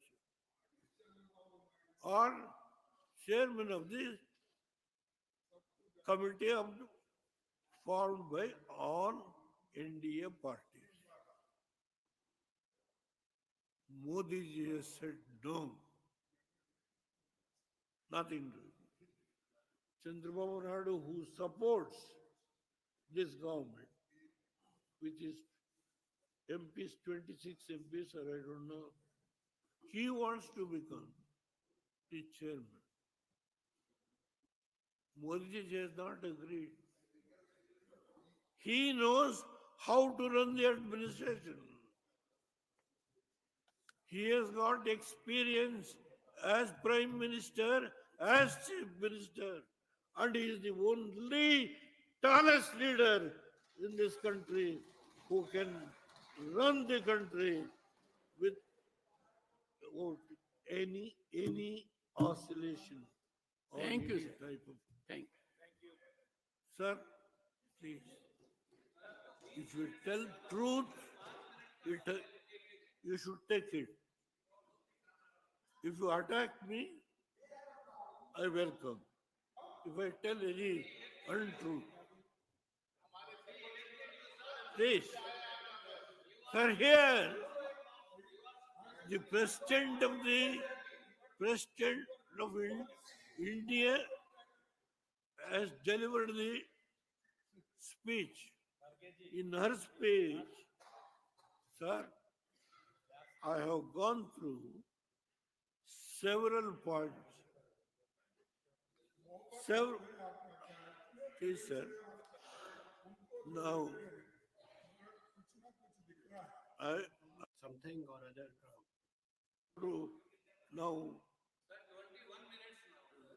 sir, please, the government, what they have said is, the highest priority is given to the poor, middle, because of our support. youth and women. the second page. The highest priority, sir. Now, to achieve this highest priority, to implement this and to achieve the prospects of these neglected section, it is necessary. It is necessary. Sir, time is over. Sir, please also allow time to us. A stable government which can run for. Sir, please say something. Now, with the support of the regional parties like us, with 305 It's going against you only. members, this government will run for 5 years. There is no question of any hesitation. Sir, we have seniors as well. Please allow them time as well. Telling there is nothing to curry any favor from the Prime Minister. I have not come here in last 10 years. I have not taken any benefit from the Prime Minister or from anybody. Sir, You appointed, the Prime Minister appointed my son as the Prime Minister, as Minister. I have not gone to his door. sir. Let me be very plain. I Thank will you, sir. tell it on the floor of the House.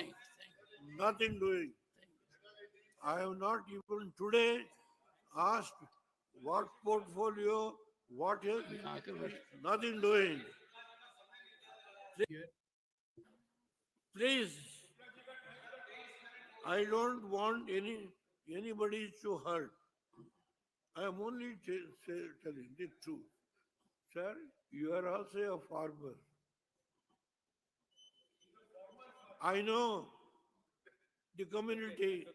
I gave reservation to the Jat community of Rajasthan. I came to Junjunur. I addressed a public meeting. Sir, Sisha Mola was a minister in my cabinet. He requested me, please help us. We are poor. I went around, I got the reservation. I was there hardly 320 days. Only 320 days. In the short period, I gave the reservation. Sir, Modi ji, in this 23, 22 years, as minister, chief minister, as prime minister, how he is running the country, I know. Today, the world has recognized not the question of Devoda or XYZ. The world has recognized Modi ji is the tallest leader. the Time world transfer. has Yeah, time after him.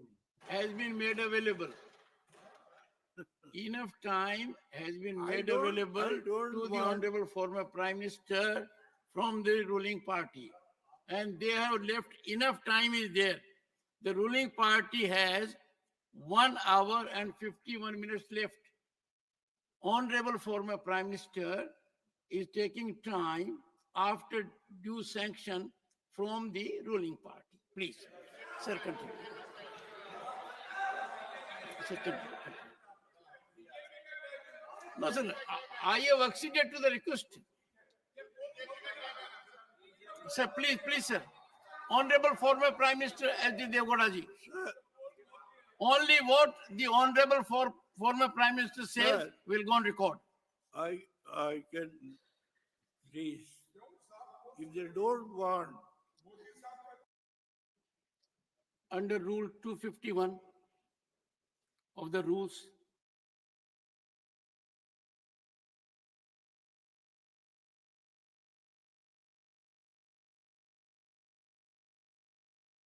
States.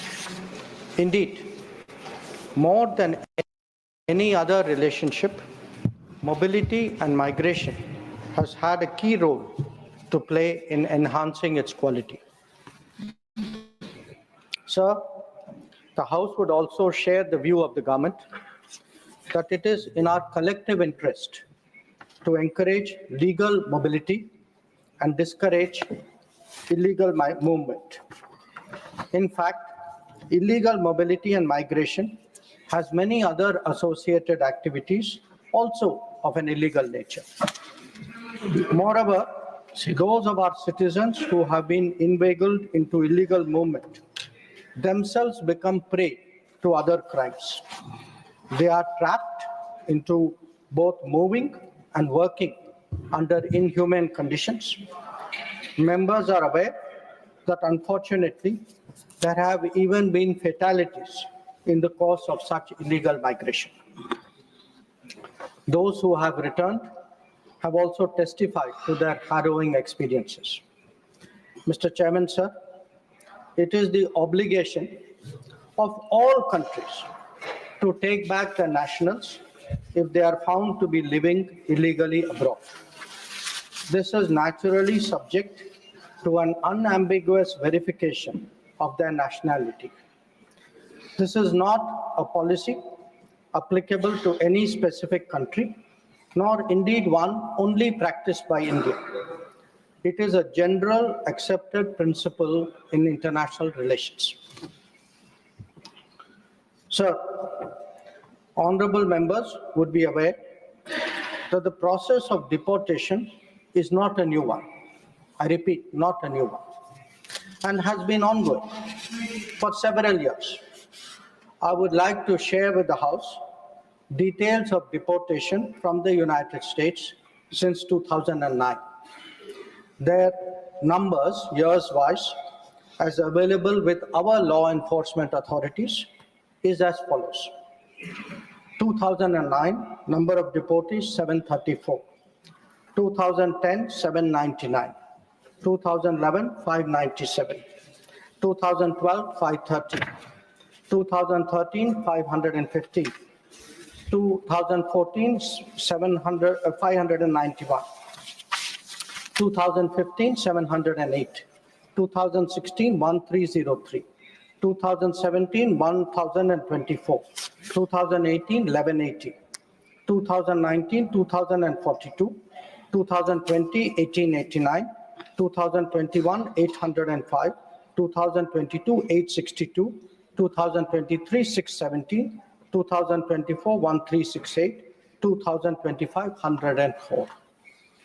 Sir, deportations by the US are organized and executed by the Immigration and Customs Enforcement, ICE authorities. The standard operating procedure for deportation by aircraft used by ICE, that is effective from 2012.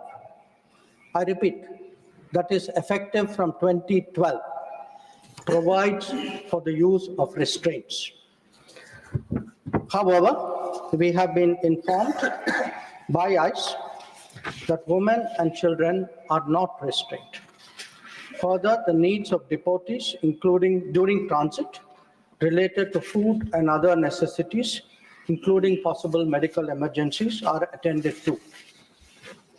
During toilet breaks, deportees are temporarily unrestrained if needed in that regard. This is applicable to chartered civilian aircraft as well as military aircraft. There has been no change, I repeat, no change from past procedure for the flight undertaken by the US on 5 February 2025. Honorable Chairman, sir, we are, of course, engaging the US government to ensure that the returning deportees are not mistreated in any manner during the flight.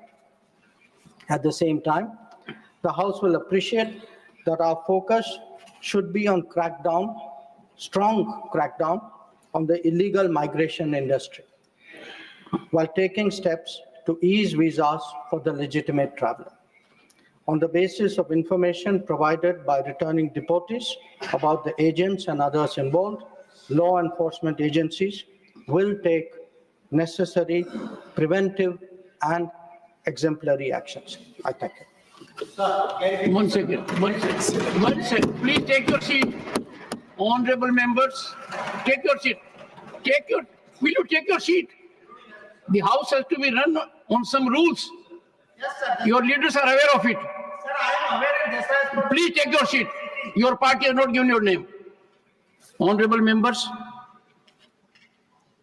under Rule 251, a statement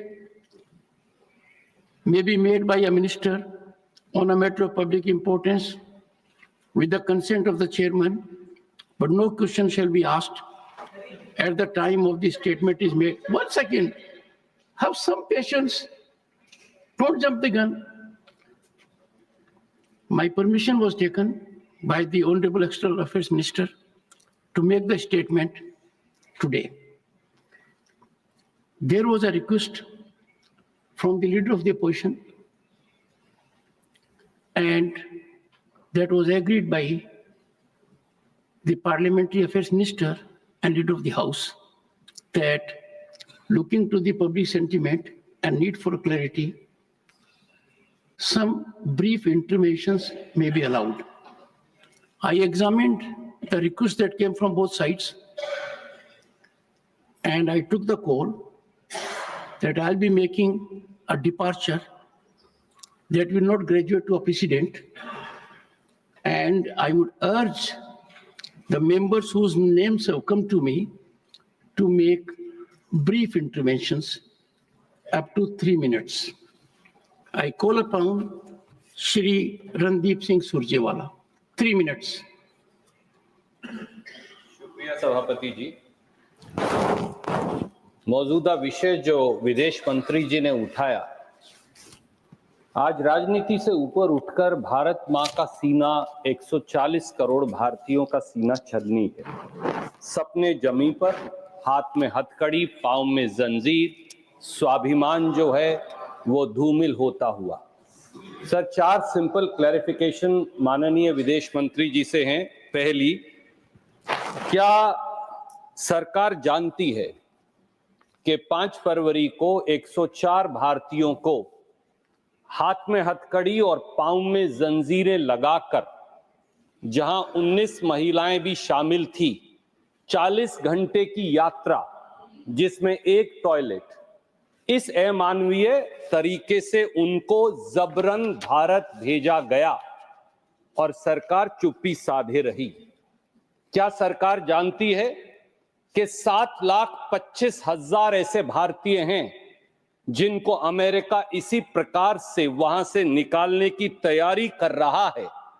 क्या यह व्यवहार एक आतंकवादी या उग्रवादी का व्यवहार है भारतीयों से, या एक मानवीय व्यवहार है? इस पर क्या सरकार टिप्पणी करेगी? दूसरी क्लैरिफिकेशन, सर, कितने हजार और भारतीय हैं? हमने वो तो देखे जो हथकड़ी और जंजीरों में बंधकर आए, हमारे भाई बहन और बच्चे, पर कितने हजार ऐसे भारतीय हैं 7,25,000 में से जिन्हें अमेरिका ने डिटेंशन सेंटर में इसी अमानवीय तरीके से बंद कर रखा है, और उनके क्या हालात हैं और क्या उनको आपने काउंसलर एक्सेस दिया है? तीसरी क्लैरिफिकेशन, सर, क्या अब की बार ट्रंप सरकार नमस्ते ट्रंप पर 100 करोड़ रुपया खर्च करने वाली, उनके गले पड़ने वाली सरकार ये समझती है कि ये सब 7,25,000 भारतीय इसलिए गए कि 2 करोड़ रोजगार बार बार हर साल देने का वादा करने वाली सरकार न रोटी दे पाई, न अच्छी जिंदगी दे पाई, और मजबूरन पत्नी के गहने रहन करके, एक एकड़ जमीन बेचकर, अपना मकान गिरवी रखकर ये लोग वहां गए? अब इनके बारे में सरकार क्या करेगी? चौथी clarification, sir, I'll close it then. Thank you. क्या सर, ओनली लास्ट क्लैरिफिकेशन, जब कोलंबिया जैसा छोटा सा मुल्क और उनकी राष्ट्रपति लाल आंख दिखाकर अमेरिका को अब उनके नागरिकों को बेइज्जत और अपमानित करने के बारे में उनको सही मार्ग दिखा सकता है, तो आप क्यों नहीं? क्योंकि तब जब 1993 में जब हमारे एक डिप्लोमेट के साथ, सर एक line sir, one line You made your point. Sir, one line, Sorry. with due regards, देखिए, sir, just one line. second. I made a departure, believing in everybody's commitment. Sir, I defer to everything. Sir, no, just nothing, one line. No. No. Shri Tiruchishwa, I will not. Please, take your seat. You have never done. For a change, obey the chair. Please, for a change. It will be the first of the kind from Shri Tiruchishwa. Please. Tiruchiji, nothing is going on record. Shri Tiruchi Sharma. Shri Tiruchi Shiva. Thank you, Chairman, sir. What is this? You are a senior man and still doing it. Can there be a more abuse of a privilege extended? Thank you, Chairman, sir. Sir, thank you. Shri Tiruchi Shiva. Sir, it is not. Sir, it is intervention. At anyone. The honorable member has misunderstood. It is intervention. Please go ahead. I said I allowed interventions. He can ask. Please go ahead. Chairman, sir, I said it is not pointing fingers at anyone. Just we need some clarifications. We accept that what the External Affairs Minister told, that it is an ongoing process. The deportation of illegal migrants have been happening. But what we have heard now is that the way they have been sent is not in a proper manner. I would like to know whether Indian embassy has been contacted by the US government and have given information that this number of people are going to be deported. And in that case, what was the reaction? And what we hear through media is that these people were handcuffed, they were ill-treated, stranded for more than 14 hours, and it is totally inhuman that nobody will admit, whether the government or us or any human. So they are all Indians. First of all, the deportation should happen in a proper manner. Why it should be an Air Force flight where there will be less comforts, we know very well. And what steps our government has taken, if at all it has been informed, to deport them. How many women were there? How many children were there? And after they have reached India, whether the government has reached out to them to know their experience and have tried to address what has happened. And if anything to be contacted to be with the US government, what are the plans to have? Thank you very much. Shri Saket Gokhale. Thank you very much, sir. So I very carefully listened to the Honorable Minister's statement. What baffles me is that the Minister seemed more focused on defending the US deportation policies than the interest of our own citizens. So one thing that stood out in the Honorable Minister's statement is that from the year 2016, the number of deportations of Indians have doubled.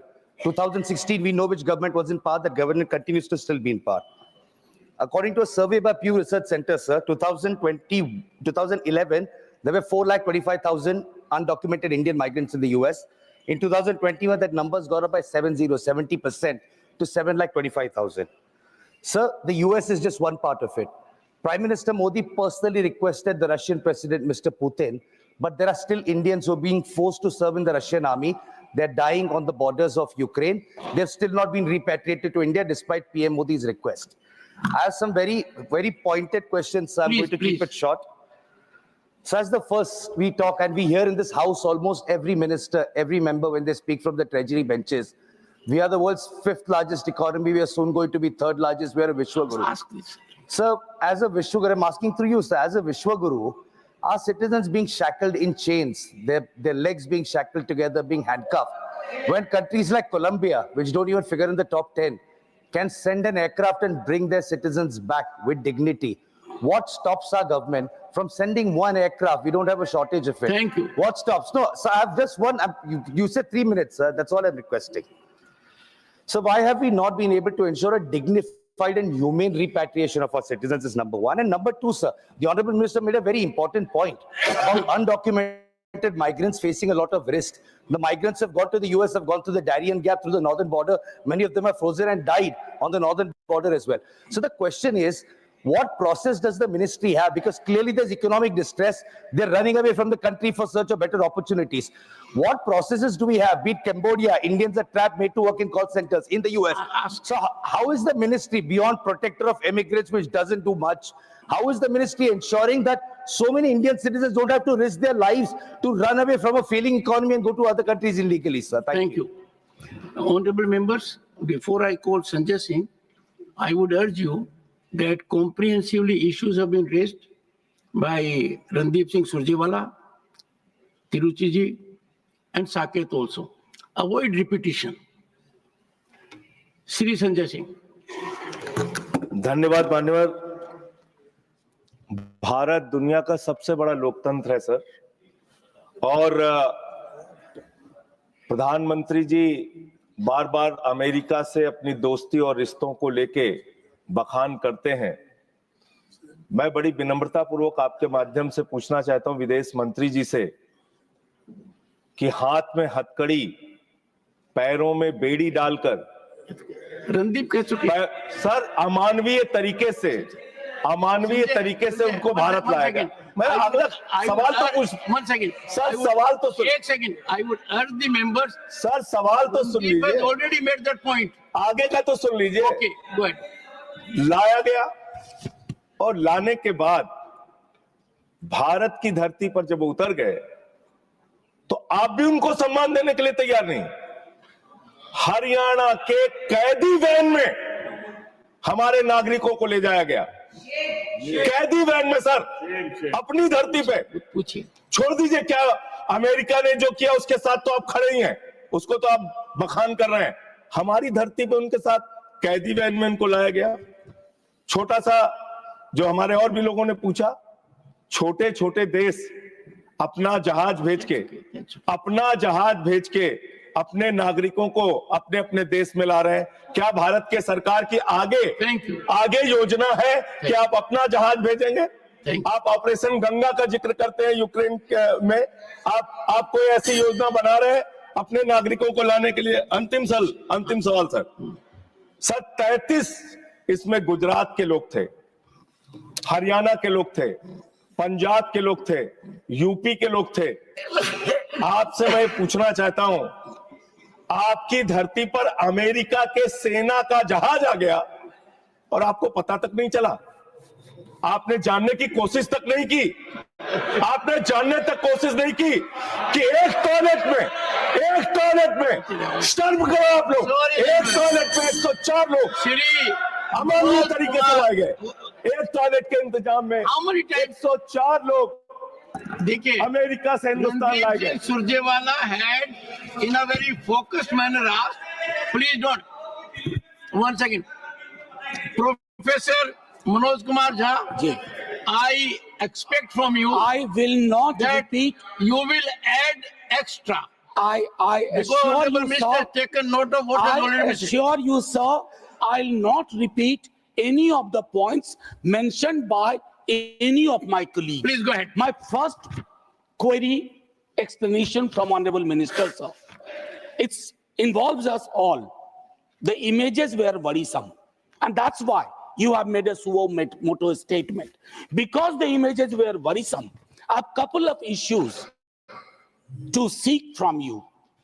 How much advance notice that the government of India received for this US deportation? Yes. And how many much more are in the pipeline?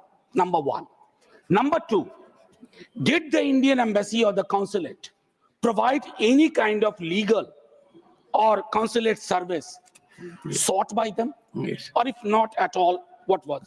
What the government is doing about the agents and agencies which openly on their website claim that they'll make you reach your favored destination. Yes. And sir, before I conclude, my query is, sir, there might be illegal infiltrators or whatever for US.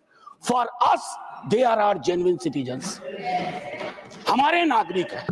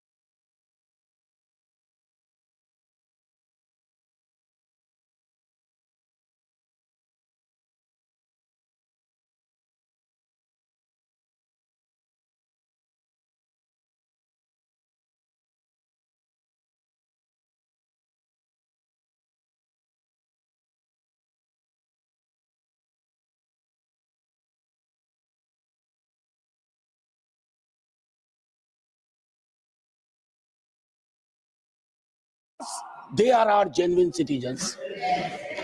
हमारे नागरिक हैं, और चूंकि हमारे नागरिक हैं, how does this deportation align with India's broader policy on protecting its citizens abroad?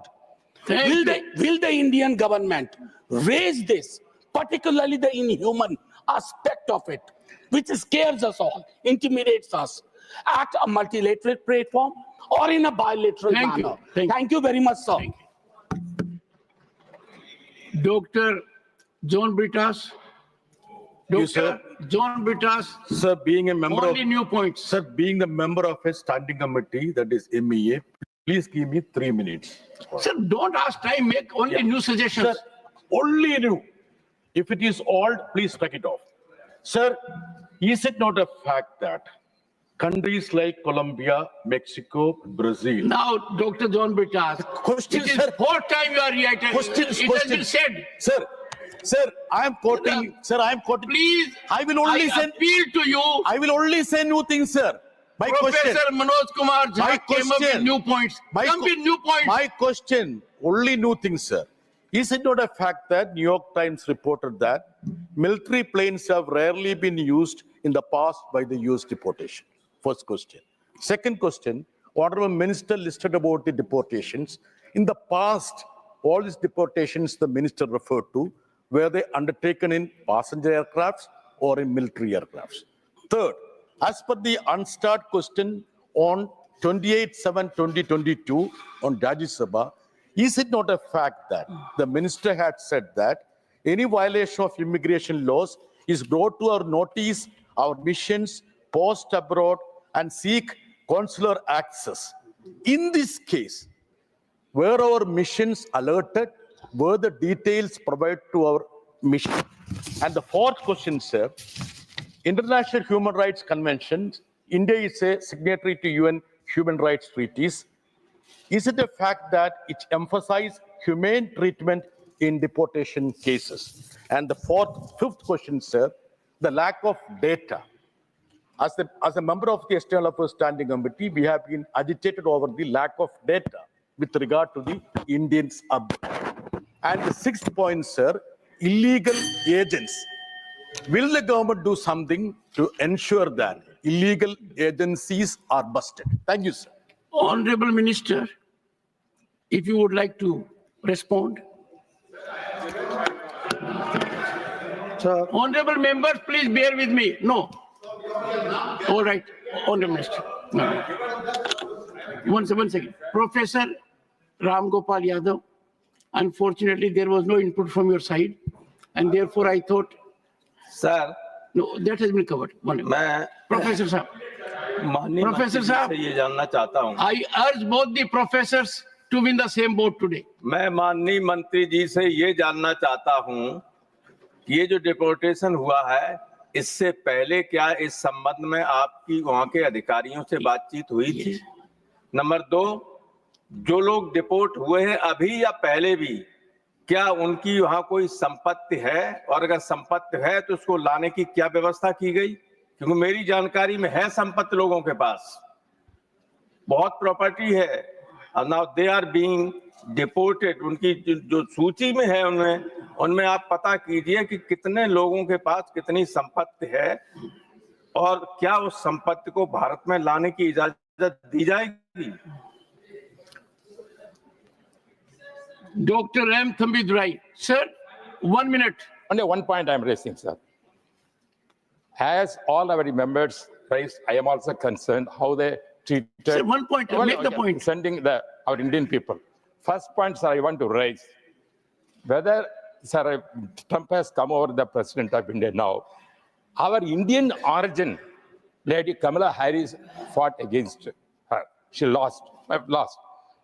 I am fearing she's also Indian, also especially Tamil origin. I have so many Tamil people and Indian people are residing in America. Whether any revenge is going to take place in the way to treat our Indian people. Whether she will, no, this is a serious matter. You raised the point. Because our candidate Harris has contested. You raised a good point. Okay. Therefore, I want to know whether such kind of Shri Santosh Kumar will come. Shri Santosh Kumar. I have two clarifications. See, number one, Trump will be in power for the coming 4 years. So how many more deportations we are expecting in the coming years? Number one. Number two, there are many households in the US. One second, please. There are many households in the US where family members have different legal status. Some of them may be legal, some of them may be undocumented or migrants like that. So do we have any clear-cut data on this family? How many families are like this in US? Thank you. And what about the students of US? Thank you. Shri Sanjay Raut, briefly, 1 minute. Sir हम direct ये हम समझ रहे हैं कि president Trump हमारे प्रधानमंत्री जी के मित्र हैं, प्रश्न पूछिए। लेकिन हमारे प्रधानमंत्री जी अब यूएस जा रहे हैं, उनका टूर फिक्स हुआ है, और उससे पहले मोदी जी वहां पहुंचने से पहले जिस तरह से हमारे लोगों को यहाँ भेज दिया है, मेरे क्लैरिफिकेशन में मांगना चाहता हूं कि लगभग 18,000 लोग वापस वो भेज रहे हैं। क्या मोदी जी वहां जाकर प्रेसिडेंट ट्रम्प से ये 18,000 लोगों के बारे में कोई सकारात्मक बात करना चाहते हैं? Sanjay ji, thank you. Doctor Fauzia Khan. Sir, 1 minute, ma'am. thank you, sir. Just one query. Sir, is it true that the US President Donald Trump has signed an executive order to cancel student visas for non-citizens participating in protests related to the Israel-Palestine conflict? Is this true that the United States of America, who calls themselves the sole custodian of human rights and democracy, is doing this for protesting? What is India's stand on this? Thank you. Honorable Minister. No, please. Honorable Minister. No, Thank you, sir. I have given one party. No, sorry. Please. No. Honorable Minister. Sir, a No. number of No. Honorable Minister. Yes, sir. Only Honorable Minister. Please go ahead. A number of members raised issues which you pointed out were repetitive. So I will answer issue by issue. Okay. In some cases, it will reply to multiple members. Okay. So the first issue which was raised by Sir Mr. Surjewala, he said, do you know that 104 people were brought back yesterday? Of course we know. We were the people who verified the nationality. We were the people who gave the aircraft clearance for the flight to know. So yes, I know 104 people came back in 2014. I also know that 5 to 7 times that number came back in 2009, 10, 11, 12, 13, 14. So let us not make out as though this is something which is a new issue. This is an issue which was happening earlier. Second issue, sir. Many people ask me, where did we have consular access to these 104 or others who are in detention? In many cases, sir, consular access, embassy would like to have consular access to any Indian national, but that national has to request consular access. In many cases, they have not requested, so we were not aware. But in every case, we have obtained passport details, we have checked the verification, we have ensured that they are Indians, and we have had contacts to ensure that that is the case. Then, sir, there is the next issue. After their return, are we making an effort, which Honorable Member Tirchi Siva asked? Are we making an effort? Yes. In fact, that is why the authorities have been given instructions, and I would urge Honorable Member Sanjay Singh not to misrepresent that instruction. They have been given instruction to sit with every one of the returnees, find out how did they go to America, who was the agent, how did this illegal industry happen, how can we take precautions so that this does not continue. We have been very, I would say, such sympathetic and solicitous to the predicament of people going. So I do not want the House or the public to have a wrong understanding of how they were received. They have come through a very difficult experience. They were misled by agents. I will come to the action issue after this. Then the question, sir, I think one member raised saying, the numbers went up after 2016. Sir, I was very bureaucratically correct. I took a single source. Sir, what is meant by bureaucratically correct? Sir, which means I followed a bureaucratic database to ensure that I gave before the House a very, very similar comparable number from the same database. So, sir, as a healthy practice, let everyone follow the bureaucratic practice. Yes, sir. Go ahead. Now, sir, what I do want to say, actually, if one looks at the Homeland Security data, sir, the Homeland Security, the American Homeland Security Department has a report about aliens removed by criminal status and country of nationality. For India, actually that number is 860. I allowed indulgence. No, what is this? You are not listening to the Honorable Minister. No, I am so sorry. Please. Honorable Minister, yes, I'll be careful next time. Sir, I'll be careful next time. Take your seat. Sir, Honorable Minister. Homeland Security Department data actually shows prior to 2014, their numbers, American numbers were actually close to 1,000. The numbers I have given, sir, as can be seen in the statement, are from the Bureau of Immigration. In many cases, possibly because if they were not issued emergency certificates, they may have been treated differently. Maybe they went to some other country. So I would say we should look at this in a overall manner, rather than try to make clever points about which year was a little higher than which year. Then, sir, the issue came about military aircraft being sent. Now, some other members also raised, have military aircraft been sent before? The procedure, sir, is we have looked at deportations for the last 15 years. It is up to the authority of the Immigration Customs Authority to charter an aircraft. It could be a military aircraft, but whichever aircraft comes in, it is under the authority of the ICE. The procedure, whether it was a military aircraft, whether it was a chartered aircraft, was exactly the same. Then the issue came up, sir, was there advance notice given? So the only what the minister says goes on record. Please go ahead. Advance notice was given. The advance notice was given, and there was consular access done. We had checked all the procedures. Then, sir, the issue was raised, do they have property? We are not aware that they have property, but if they have anything, we will be responsive to that. We do not, sir, have data on illegal immigrants, and the issue about student visas being cancelled does not apply to immigrants. Thank you, sir. Beautiful. Shri, well, all we can say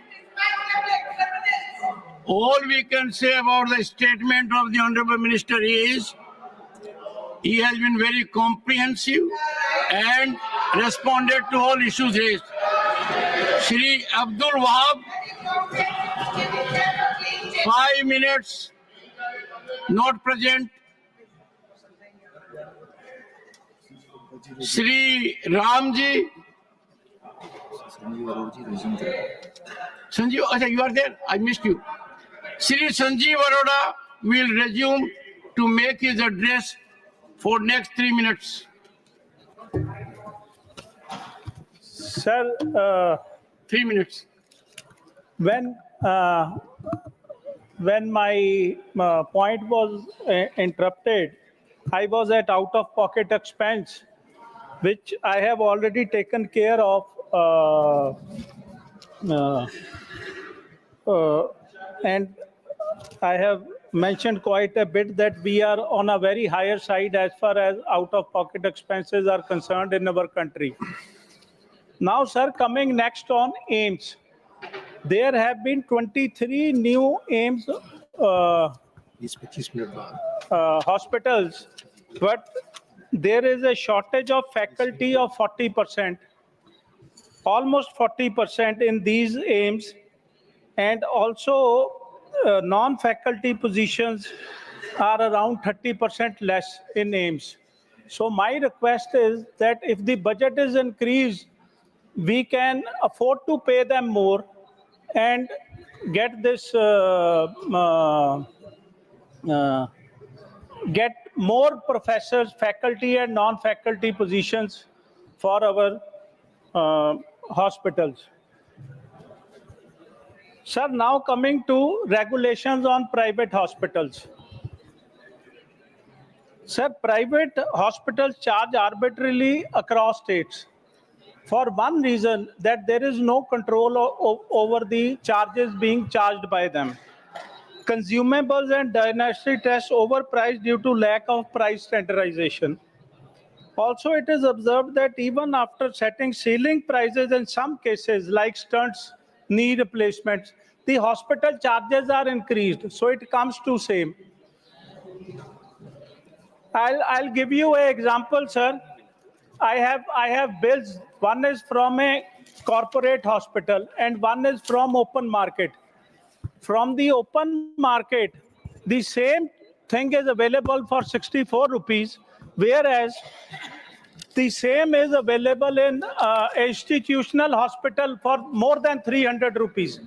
Because, sir, once you are admitted, you are a IPD patient. Now they may charge anything. There is no one to control. अब आप ये तो कह नहीं सकते कि मैं gloves बाहर से लाऊंगा, ये आप कह नहीं सकते कि मैं टेस्ट कराने बाहर जाऊंगा. तो जो भी कराना पड़ेगा, जो वो हॉस्पिटल कर रहा है वो करता है. करें, ठीक है, बट कोई तो कंट्रोल होना चाहिए. सारे स्टेक होल्डर्स को लेके into account there should be some control regarding this.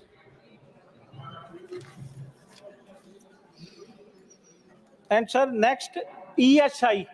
Sir, at presently, under ESI, 21,000 rupees who get are covered. And this has been going for long. So my request to government, through you to government, is to increase this limit so that more and more workers are covered under ESI and they can get affordable health treatment. And now, sir, coming to professionals, we were just discussing medical education and our students going abroad.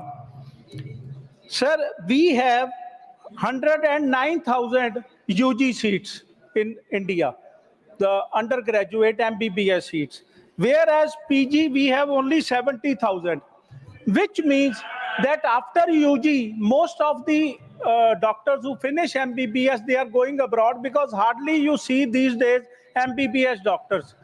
Any doctor who is practicing has MD on them. So this brain drain somehow needs to be stopped. And we are already in shortage, even in AIMS hospital, where government can afford to pay doctors more, which I have brought up before. And also, sir, there needs to be a stricter law on unethical practices. Now, let me give you an example, sir. The cesarean cases, WHO has recommended that it should be 15%. No more than 15% on an average cesarean cases should be there. In our country, in some states, it's more than 50%, sir. So unethical practices should be stopped and commercial motives should be. And also, there needs to be some health insurance norms where GST point has already been brought, needs to be taken out of health insurance, because even compared to other countries, the percentage of people insured in our country are very minimal. Now, sir, before I end I would like to call upon the government to take the following steps: increase healthcare expenditure at least to 2.5% of GDP, if not 5%, which has been recommended by State Bank of India recently. Regulate private healthcare pricing, revise ESI wage ceilings, strengthen AIMS faculty and public health infrastructure, expand insurance coverage for vulnerable population and currently uninsured missing middle class, curb unethical medical practices. Mani Thank Sanjeev. you. Deputy Thank Chair. you, Mani Sanjeev ji. Mani Sri Abdul Wahab ji. Thank you, sir. First of all, I rise to oppose this motion of thanks. There is a general sentiment here and abroad. This parliamentary democracy is getting diluted. And not just like before, I am here since 2004. It was not gradually, but now it is very in the high-speed mode. Our functions are in a parliament. An opposition delights is the democracy denied. That is the caption now, especially in India. It is nowadays hearing. I raise my serious concern and protest on behalf of my party, the way the government has formed joint parliamentary committee. They have not included me. That is one problem. Nobody from my party. But now I think it was better decision by the government. I am not there because whoever went all over India, nothing. All the opposition members, whatever they mentioned, it is in the waste basket. Nothing is considered. Only our chairman decided only for the members, those who are from the ruling party. They made some suggestions. And No comment on Honorable Chairman as per rules. Excuse me? Yeah, this part of that. How many things are discussed here? You are also here. So, and again, our foreign minister is here, so that it's a very rare chance to get me. Next month or whenever June, the PM is going to America. February itself. Next, within one night, he is not listening. But anyway, I request our foreign minister just to give some, not instructions, some suggestions to PM to raise this issue what was here 1 hour before, 15 minutes before. There are so many other illegal immigrants there in, not only in America, but different places. They will, even in UAE, I feel, I am feared that they will also start using their, what you call helicopters or whatever it is. Even though it is only 3 minutes, there are 3 this one. And one thing I have to remind on the government is the Worship Act 1991. It is not at all, it's a verdict from the Supreme Court. But the local courts, you see, judicial overriding on this act, Varanasi lower court in Gyanwati Masjid and Allahabad court in Sambal Mosque is highly condemnable and questions the integrity of our judiciary. The recent claim and controversy over the Ajmer Dargah, which has a history of 600 plus years, should be called out loud and should be strictly punished. I urge the government, the judiciary to strengthen this act. And a lot of other things are also happening nowadays, especially in budget Kerala. Totally ignored. I can only hear one voice from our chairman's state, Bihar. No single one word about Kerala. Forget about Kerala. What about Wayanad? The Prime Minister came there and assured the rehabilitation and all. So far in the budget or otherwise, nothing is granted. It is a grave concern for us. Our government, Kerala government, they are also suppressing the Keralites, and you also start suppressing the government. What we will do? They are not giving enough facilities. They are taken money from wherever, and the money what they got in exchequer is not spending. They are finding so many excuses. 700 crore project is there, but state government also, central government also, they are not coming to the Wayanad issue. Maybe because if it is Wayanad is Priyanka Gandhi's constituency, I don't know. This is happening in Kerala and in center. I urge the government, not looking to the Kerala government, please allow some more money for the rehabilitation of the Wayanad or whatever we call that land perhaps. Thank you very much, sir. And I wish that this time you are not interfering in my speech. Thank you very much. I never interfere. I only remind after completing your time. You will start Please. from 4 minutes. Please. No. Okay. Never. No, okay. Thank you. माननीय श्री बाबूराम निषाद, माननीय Baburam Nishad not present, माननीय श्री अमरपाल मौर्य, माननीय अमरपाल मौर्य। धन्यवाद माननीय उपसभापति महोदय। माननीय राष्ट्रपति महोदय के अभिभाषण पर चर्चा के लिए समय देने के लिए आपका आभार प्रकट करता हूं। महोदय, माननीय राष्ट्रपति महोदया ने अपने अभिभाषण में देश के उस अंतिम पायदान पर खड़े हुए व्यक्तियों के विषय में उन्होंने चर्चा किया और कहा भी कि सार्थक विकास तभी होता है जब देश के अंतिम पायदान पर खड़े हुए व्यक्ति को सरकार की योजनाओं का लाभ उनको प्राप्त होता है। और उसी भावना को पंडित दीनदयाल उपाध्याय जी ने अंत्योदय की कल्पना में कहा, जिसके प्रति हमारी माननीय नरेंद्र मोदी जी की सरकार संकल्पित है।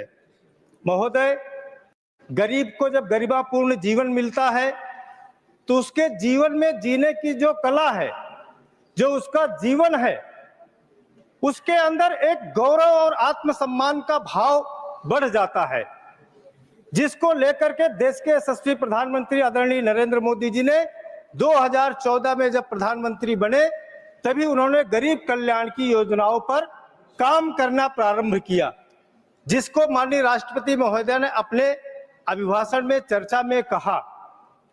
मैं एक गरीब किसान का बेटा हूं महोदय, मैंने जीवन में गरीबी को अपनी आंखों से देखा है। महोदय, देखा ही नहीं, उसको हमने जिया है। और जब देश के ऐसे ऐसे राजनीति क्षेत्र के लोगों ने, जब देश के प्रधानमंत्री ने गरीबों की योजनाओं को चलाने का काम किया, उन तक घर देने का काम किया, तो उनका उन्होंने मजाक उड़ाया। महोदय, हमने गरीबी के जीवन में जब एक व्यक्ति के घर पर छप्पर होता था, जब वर्षा आती थी तो रात भर वो जो है एक कोने में बैठ करके सारी रात अपनी जो है वो गुजारता था। माननीय नरेंद्र मोदी जी ने जब उनको पक्के मकान दिए तो इसी पार्लियामेंट के अंदर यहाँ पर बैठे हुए ऐसे भी विपक्ष के नेता रहे कि उनका मजाक उड़ाने का काम किया। इन गरीबों का मजाक, उनको मकान मिलने पर इनको खुशी नहीं हुई, उनको शौचालय मिलने पर इनको खुशी नहीं प्राप्त होती है। मैं तो बचपन में सुनता था महोदय कि जब देश की आजादी के बाद रोटी, कपड़ा और मकान, खुशहाल रहेगा हिंदुस्तान, ये हमने सुनते आए अपने आंखों से। लेकिन न रोटी मिली, न कपड़ा मिला, न मकान मिला। महोदय, जब देश की आजादी के बाद जब 60 साल एक परिवार के लोग राज करते रहे और इस प्रकार का नारा लगाते रहे, तो क्या उनको इस देश के जो है पार्लियामेंट के अंदर बैठने का अधिकार था, या गरीबों का मजाक उड़ाने का अधिकार उनको किसने दिया?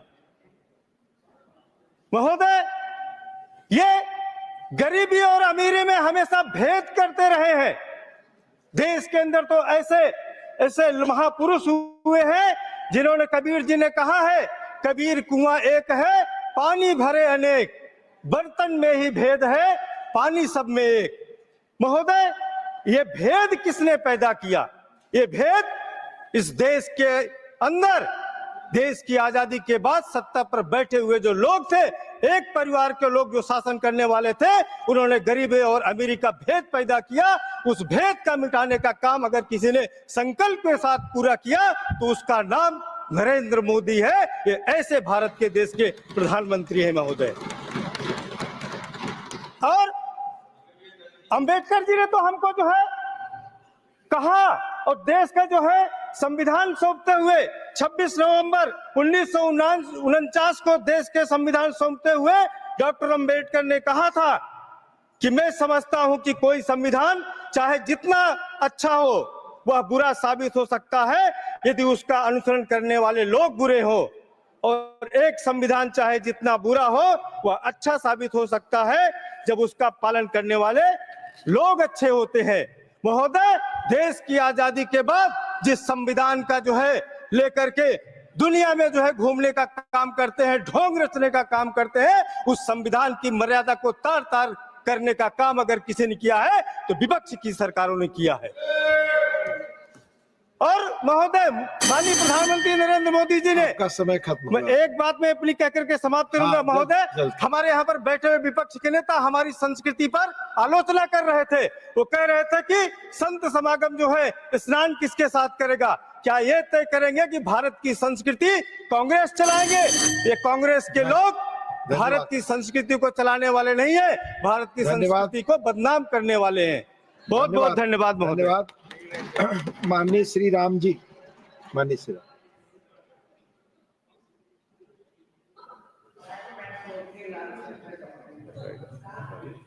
धन्यवाद मान्यवर कि आपने मुझे महामहिम राष्ट्रपति जी के अभिभाषण की चर्चा में बोलने का अवसर दिया, और साथ ही मैं आभार व्यक्त करता हूं अपनी पार्टी के मुखिया आदरणीय बहन कुमारी मायावती जी का भी। मान्यवर, बाबा साहब डॉक्टर अम्बेडकर ने संविधान के प्रेम्बल में ही जस्टिस की बात करी, लिबर्टी की बात करी, इक्वलिटी एंड फ्रेटर्निटी की बात की, और यहाँ तक कि बाबा साहब डॉक्टर अम्बेडकर ने 25 नवंबर 1949 को संविधान सभा की अपनी स्पीच में एक वार्निंग भी दिया। On the 26th January 1950, we are going to enter into a life of contradiction. In politics, we will have the equality, and in social and economic life, we will have the inequality. In politics, we will be recognizing the principle of one man, one vote, and one value. In our social and economic life, we shall be reason of our social and economic structure continue to deny the principle of one man, one value. How long shall we continue to deny this life of contradiction? How long shall we continue to deny equality in our social and economic life? If we continue to deny it for long, we will do so only by putting our political democracy in peril. We must remove this contradiction at the earliest possible moment. इसके बावजूद भी मान्यवर, देश में सरकारें कई गईं, लेकिन SC ST OBC को आज तक पूरी तरह से सामाजिक न्याय, आर्थिक न्याय आज तक नहीं मिला। और आज बाबा साहब डॉक्टर अम्बेडकर के संवैधानिक अधिकारों की बदौलत इन कमजोर वर्गों को जो भी मिला उसे भी खत्म करना चाहती हैं। बाबा साहब डॉक्टर अम्बेडकर ने SC ST OBC को सामाजिक और आर्थिक बराबरी दिलाने के लिए शिक्षा और नौकरियों में रिजर्वेशन का अधिकार दिया। और आज मान्यवर तमाम सरकारें, पहले की भी और अभी भी, आज सारे सरकारी उपक्रमों में, सरकारी विभागों में कॉन्ट्रैक्ट बेसिस में भर्ती की जा रही हैं, जिसमें किसी तरह का रिजर्वेशन फॉलो नहीं किया जा रहा। मान्यवर, अगर देश के लोग जॉब नहीं करेंगे, नौकरी नहीं पाएंगे, तो देश आगे नहीं बढ़ेगा। वही हालात होगा जिस तरह से अमेरिका के अंदर हमें वापस भेज रहे हैं कैदी बना करके। मान्यवर, मैं आपसे कहना भी चाहता हूं, लेकिन मान्यवर, सरकार कमजोर वर्ग की शिक्षा को लेकर भी ज्यादा गंभीर नहीं है। इससे पहले भी नहीं थी और ये सरकार भी गंभीर नहीं है। सरकार के पास आंकड़े हैं कि भारत की 30% आबादी गरीबी रेखा के नीचे जीवन यापन करती है। अभी हाल ही में सरकार की रिपोर्ट के अनुसार 14 लाख बच्चे देश के अंदर आउट ऑफ स्कूल हैं, जिसमें सबसे ज्यादा बच्चे 7,84,000 बच्चे उत्तर प्रदेश के अंदर भी हैं। लगभग देश में 20% बच्चे और बच्चियां गरीबी और अन्य कारणों की वजह से ड्रॉप आउट करते हैं, उनकी शिक्षा पूरी नहीं हो पा रही। लेकिन सरकार अभी तक देश के अंदर इन गरीब बच्चों की शिक्षा को फ्री नहीं कर पाई। मैं आपसे रिक्वेस्ट करना चाहता हूं, उत्तर प्रदेश में जो माननीय बहन की सरकार थी, देश के अंदर पहला राज्य बना उत्तर प्रदेश, जहां पर गरीबों की शिक्षा को फ्री किया गया। किसी भी तरह की शिक्षा लें, पूरी तरह से फ्री थी। मान्यवर, SC ST कमजोर वर्ग के प्रति सरकार कमजोर इच्छा शक्ति की वजह से पूरे देश में दलितों, आदिवासियों पर अत्याचार और दलित बच्चियों के साथ बलात्कार और उनकी हत्या रुकने का नाम नहीं ले रही। आए दिन देश में कहीं ना कहीं इस तरह के अत्याचार दिखाई पड़ते हैं और इसके बाद अपराधियों को सजा तक नहीं मिलती। परिवार के अधिकांश मामलों में न्याय तक नहीं मिलता। दबंगों और अपराधियों की राजनीतिक ऊंची पैठ पुलिस पर दबाव बनाकर केस को रफा दफा किया जाता है और कई मामलों में पुलिस रिपोर्ट भी कमजोर लगाती है। यहाँ तक कि कोई हिम्मत जुटाता है अन्याय के खिलाफ लड़ने की, तो मान्यवर उसके ऊपर कहर बरपाए जाने का काम भी किया जाता है। मान्यवर, इसका एग्जाम्पल मैं देना चाहता हूँ। इसका एग्जाम्पल मध्य प्रदेश के टीकमगढ़ का है। अंजना अहिरवार, जिसके साथ में सेक्सुअल हरासमेंट किया गया, उसने उस अन्याय के खिलाफ आवाज उठाई। 9 महीने के अंदर परिवार के 3 लोगों की हत्या कर दी गई और आखिर में इस बच्ची को भी संघर्ष करते करते अपनी जान गंवानी पड़ गई। मान्यवर, मैं आपसे कहना चाहता हूं कि इन सब चीजों को रोकने की जरूरत है। ये देश के लिए कलंक है। मान्यवर, मैं इसी बात को लेकर लास्ट में एक बात कहना चाहता हूं। पूरे देश में बाबा साहब की प्रतिमा और उनके संविधान को लेकर के कुछ मनवादी मानसिकता के लोग उसे क्षतिग्रस्त करते हैं। अभी हाल ही में खुलेआम देखने को मिला। मान्यवर, मनवादी मानसिकता के लोगों को मैं स्पष्ट करना चाहता हूं कि बाबा साहब और संविधान को मानने वाले लोग अपनी जान देकर बाबा साहब के संविधान और सम्मान में कोई आंच नहीं आने देंगे, क्योंकि बाबा साहब डॉक्टर अम्बेडकर हमारे भगवान जैसे नहीं, भगवान ही हैं। हम अपने भगवान और संविधान की पूजा करते हैं और संविधान हमारा पवित्र ग्रंथ है। इन्हीं सब बातों के साथ मैं अपनी बात को खत्म करता हूं। जय भीम, जय भारत, जय संविधान। धन्यवाद। श्री लहर सिंह सिरोया।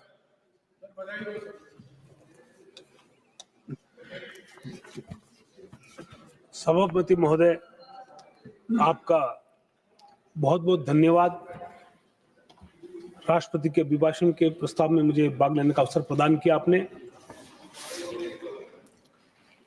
यह बहुत गर्व की बात है कि श्रीमती द्रौपदी मुर्मू जी हमारी राष्ट्रपति हैं।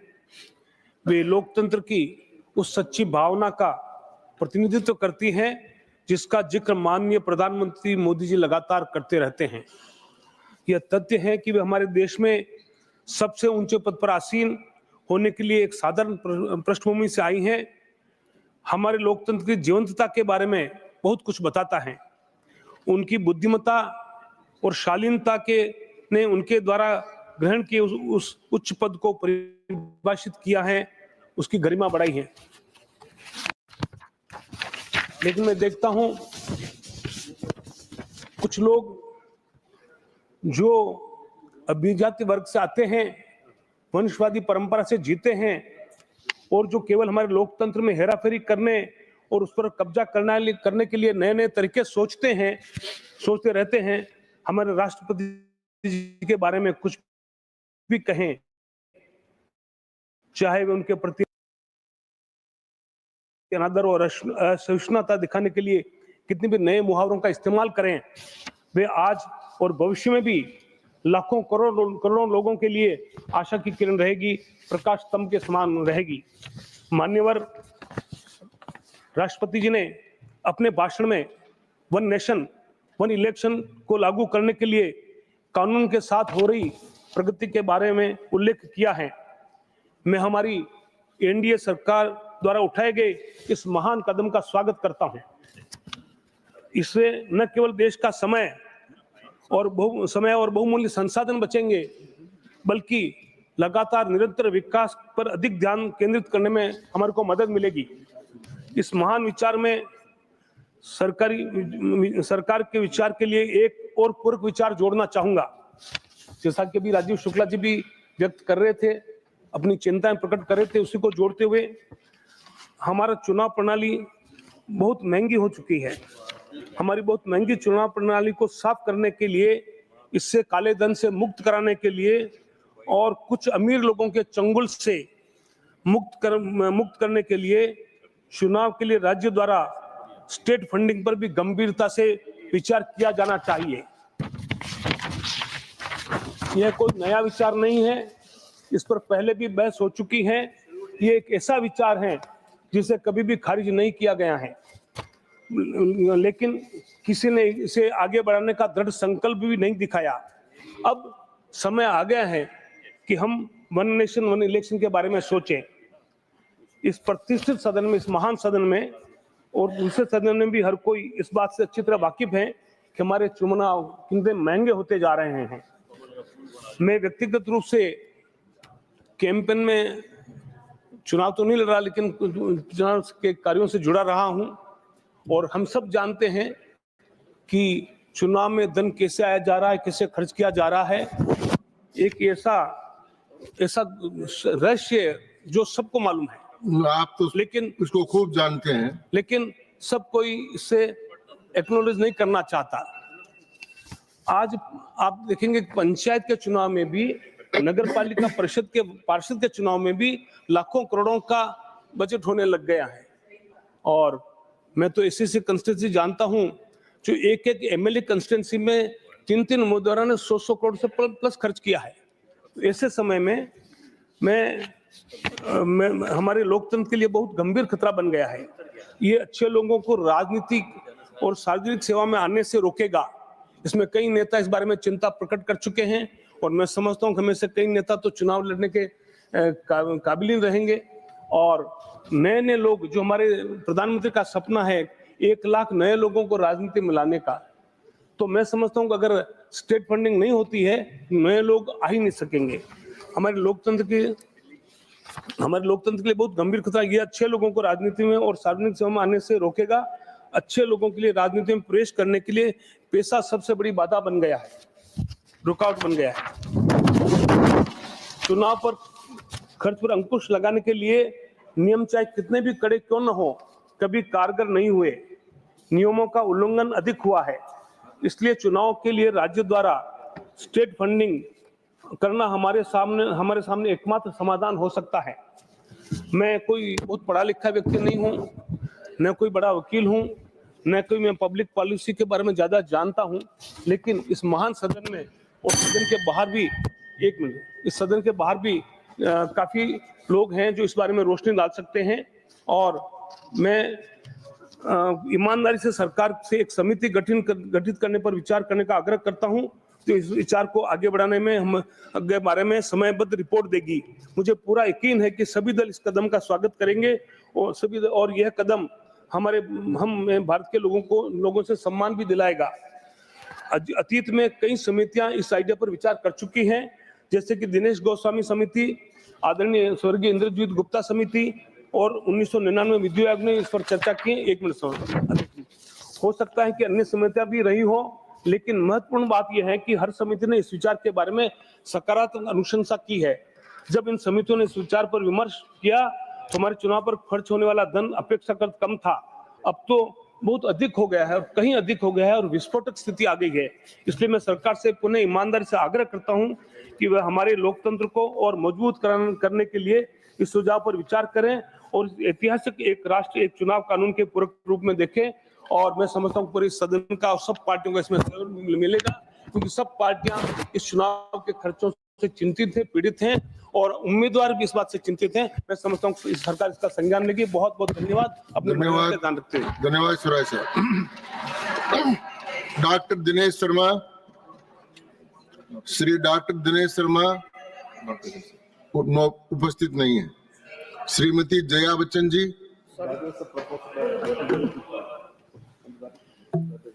Thank you sir. राष्ट्रपति जी के भाषण पर उनको धन्यवाद देने का मौका आपने मुझे दिया, इसके लिए बहुत बहुत धन्यवाद। सबसे पहले मैं कुंभ मेला में जो गए और लौट कर नहीं आए उनके प्रति श्रद्धांजलि बताना चाहती हूँ।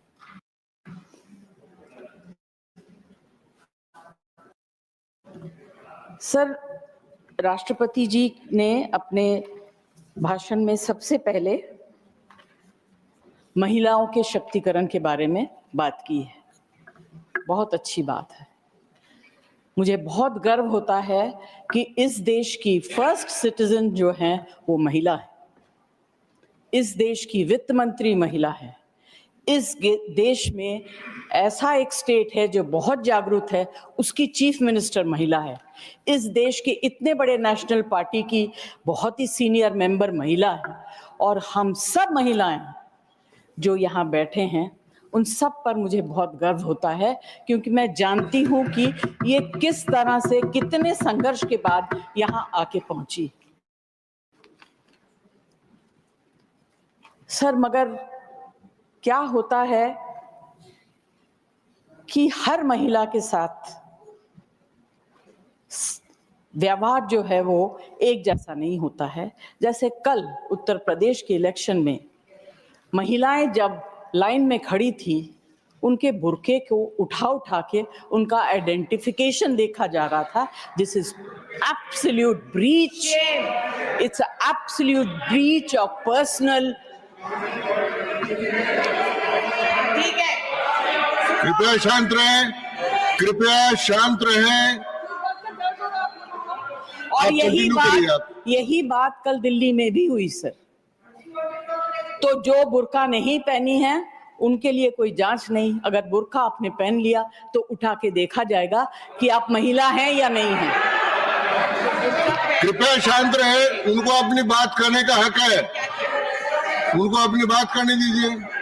सर सफल नहीं है। मेरे परिवार में जहां मैं पैदा हुई, हम 3 बहनें हैं, मैं सबसे बड़ी हूं। मेरी शादी जहां हुई वहां बहन कोई नहीं है, मगर वहां महिलाओं का सम्मान बराबर दिया गया, जिस वजह से आज मैं यहां। मेरी पहली संतान लड़की है, मेरी पहली नाती लड़की है, मेरी पहली पोती लड़की है। तभी मैं समझ सकती हूँ और मुझे बहुत अच्छा लगता है, क्योंकि संभालने वाली महिलाएं अब आने लगी। यहां जितनी महिलाएं बैठी हुई हैं, उनकी तरफ से मैं कुछ चीजें कहना चाहूंगी, अगर आप लोगों का सहमत हो तो। मैं आपके अगेंस्ट में नहीं बोल रही हूं, मैं आपको अपनी तरह समझ के बोल रही हूं।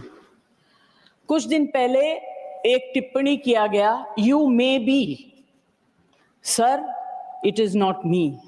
We women, we are not may be, we are. इस तरह की टिप्पणी किसी औरत के ऊपर करना बहुत गलत बात है, चाहे वो किसी भी पार्टी की। बस 2 लाइन बच्चन जी की है, जो हमेशा कहा करते थे। मैं हम जितनी महिलाएं यहां बैठे हैं उनकी तरफ से कहना चाहूंगी, ये मत पूछिएगा कि किस वक्त कहा था और कब लिखा था, कौन से कालखंड में बोला गया था, किस कॉन्टेक्स्ट में बोला गया था। हमें मशहूर होने का शौक नहीं, हमें मशहूर होने का शौक नहीं। आप सब मर्द हमें जानते हैं, ये हमारे लिए इतना ही काफी। धन्यवाद। बहुत बहुत धन्यवाद आपको। श्री भट्टाचार्य जी राजीव, श्री भट्टाचार्य जी। माननीय सभापति, उपसभापति महोदय, हमारा महामहिम राष्ट्रपति के ऊपर मेरे को बोलने का मौका दिया है, मैं इसलिए आपसे आभार प्रकट करता हूं। मैं आपके माध्यम से माननीय राष्ट्रपति जी का मैं अभिवादन करता हूं कि आज इन्होंने जो भाषण में कहा है वो हमारा देश का जो संकल्प है विकसित भारत, वो हम लोगों को इनका भाषण के माध्यम से हमारा देश की आम जनता के सामने रखा है। मैं धन्यवाद करना चाहता हूं हमारा देश का प्रधानमंत्री नरेंद्र मोदी जी का, जिन्होंने नारा दिया सबके साथ सबका विकास। जो हमारा जो राष्ट्रपति का जो भाषण है, इसमें उभर के आया है कि हमारा जो नारा है सबका साथ सबका विकास, समाज की हर वर्ग को जोड़ने का जो काम हमें देखने में मिलता है, वो मोदी जी के जो स्लोगन है इसमें हम लोगों को देखना पड़ता है। माननीय सभापति महोदय, माननीय राष्ट्रपति की भाषण में उभर के आया है जैसे गरीबी। हम लोग बहुत आफ्टर डेमोक्रेसी के बाद हम लोग सुनते आ रहे हैं गरीबी हटाओ, गरीबी हटाओ, लेकिन दुख की बात है कि गरीब तो नहीं हटा, इन लोग खुद हट गया और मोदी जी को काम करने का मौका दिया गया है। आज देश के प्रधानमंत्री हम लोग गर्व के साथ बोल सकते हैं, यशस्वी प्रधानमंत्री जो गरीबों का उन्हें जो काम खुद का काम किया है, उस स्लोगन में विश्वास नहीं करते कि गरीबी हटाऊंगा, वो काम करके दिखाया है।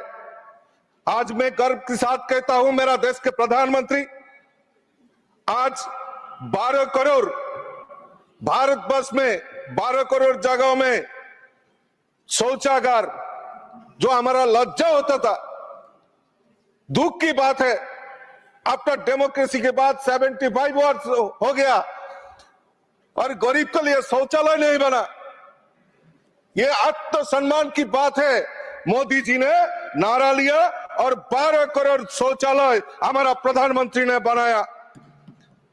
देश की मां की, आप वुमेन एम्पावर की बात करते हैं हम लोग, जो महिला है, गरीब महिला है, जो चूल्हा चक्की में हमारा खाना पकाती थी, उनके बहुत सारा रोगों में जंजीरा लेता था और प्रधानमंत्री नरेंद्र मोदी जी ने उस गरीब महिला के लिए सारे भारतवर्ष में 10 करोड़ महिला के लिए जो प्रधानमंत्री उज्ज्वला ज्योति योजना के अंदर फ्री एलपीजी कनेक्शन देने का काम हमारा देश के प्रधानमंत्री नरेंद्र मोदी जी ने किया है।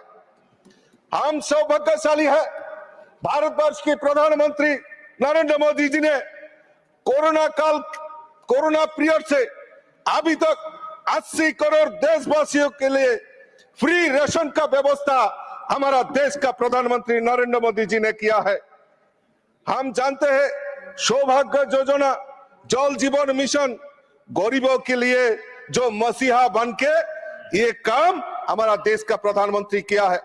मैं उत्तर पूर्वांचल से मैं ताल्लुक रखती हूँ, नॉर्थ ईस्ट से ताल्लुक रखती हूँ। आप सोच भी नहीं सकते हैं, मैं त्रिपुरा एक छोटा सा राज्य से मैं ताल्लुक रखता हूँ। आफ्टर डेमोक्रेसी की बात, डेवलपमेंट की बात उधर हो ही नहीं सकते थे।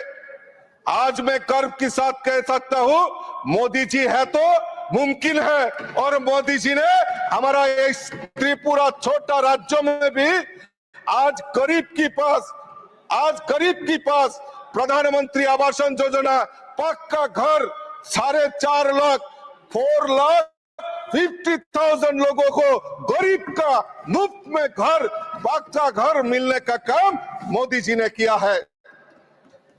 माननीय सभापति महोदय, आज हेल्थ की इशू में बात कर रहे थे।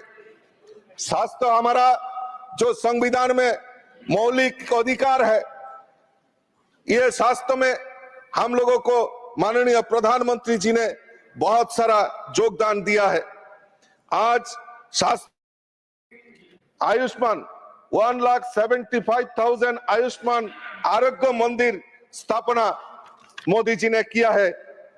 बहुत सारा, जैसे आज देश के अंदर जो बुजुर्ग लोग हैं, गरीब है, आयुष्मान कार्ड 5 लाख रुपया, जो बीमार होते थे, गरीब है, इन लोगों को 5 लाख रुपया तक ट्रीटमेंट का काम, जिम्मेदारी अपने कंधों पर देश के प्रधानमंत्री लिया है। मैं गर्व के साथ इनको शुक्रिया अदा करना चाहता हूं। आज देश के अंदर एक बहुत बड़ा समस्या है, वो है टीबी मुक्त भारत। ये नारा लेके हमारा देश का प्रधानमंत्री काम शुरू किया है। मैं आशा करती हूं जे अगले कुछ वर्ष में ये टीबी मुक्त भारत हमारा हो जाएगा। इसका भी जिक्र माननीय राष्ट्रपति की भाषण में किया है। मैं आज किसान, अन्नदाता, मैं देखता हूं कुछ जगहों में अन्नदाताओं के लेके हंसी मजाक होता है।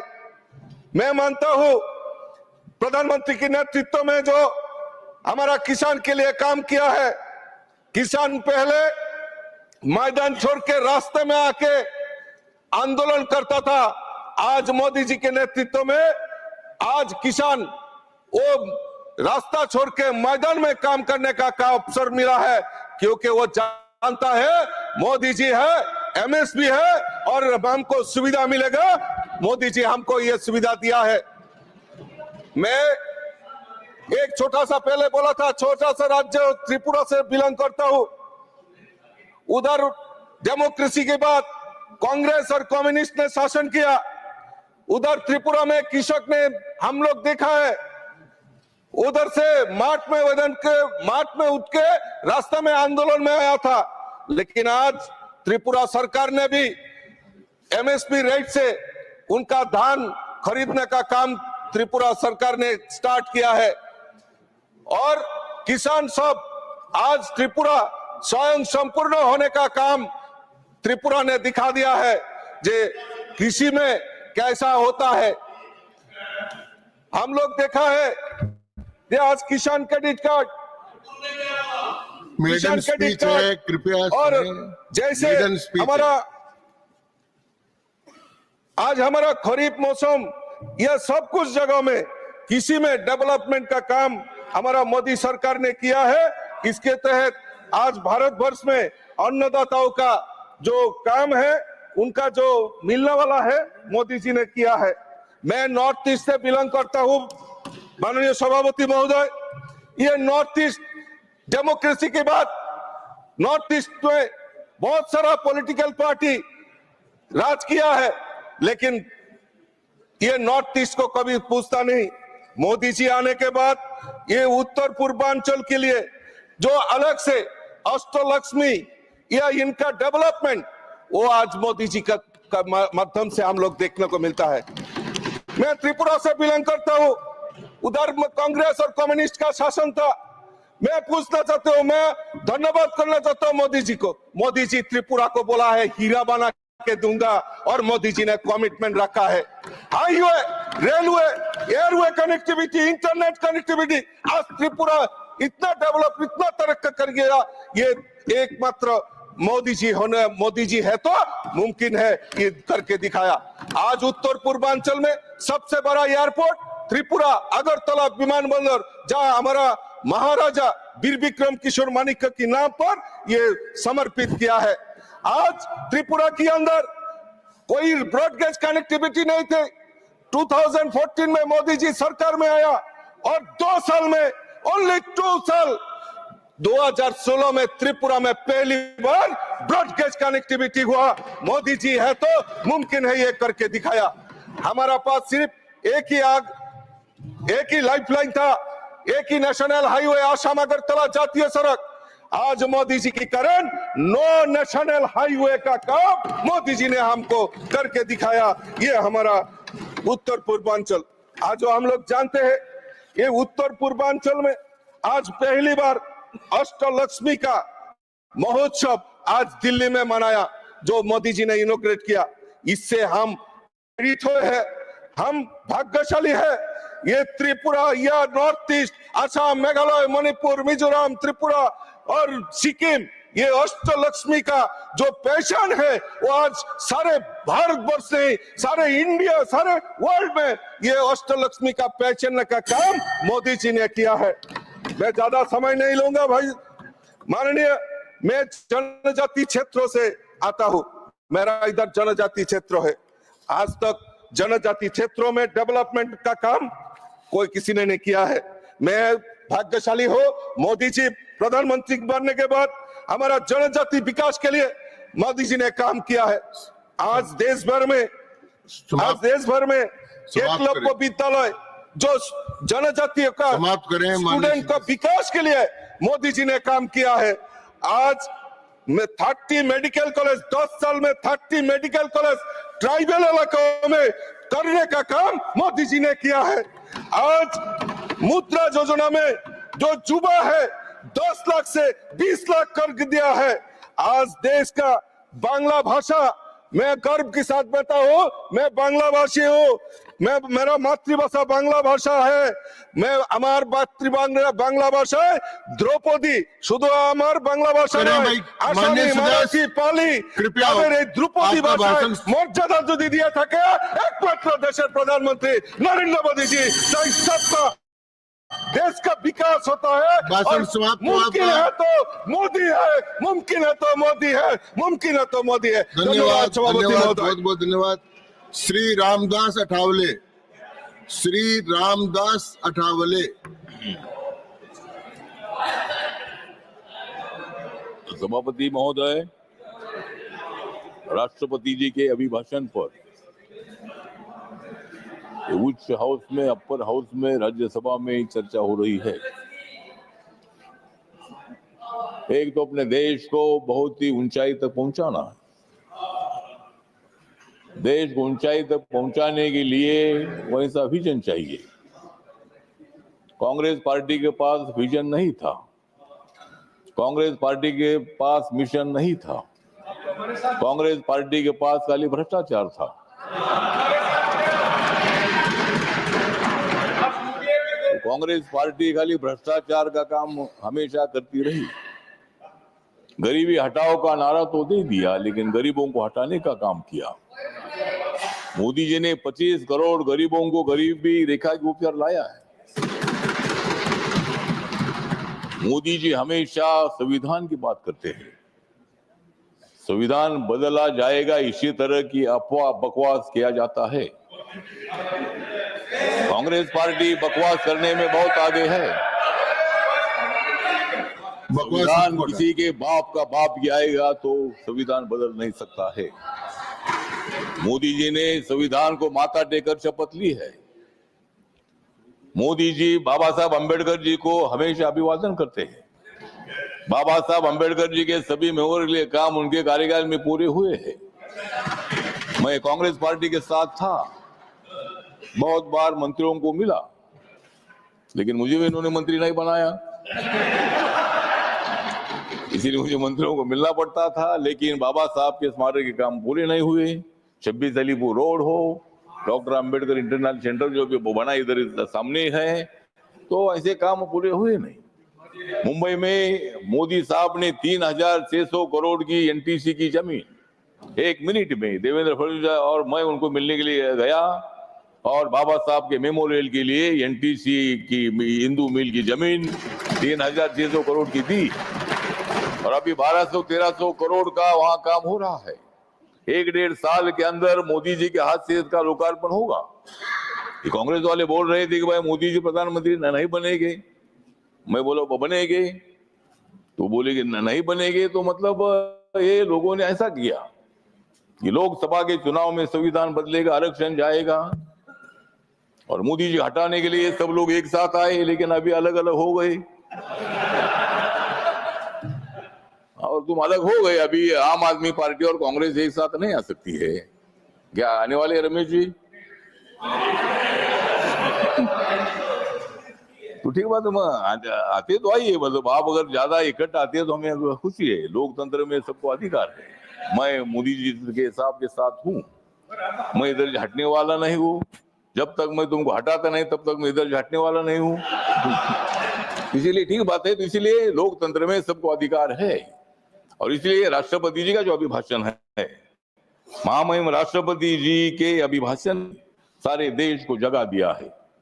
राष्ट्रपति, माननीय राष्ट्रपति जी के अभिभाषण ने सारे देश को जगा दिया है, लेकिन कांग्रेस ने 75 सालों में जनता को धोखा,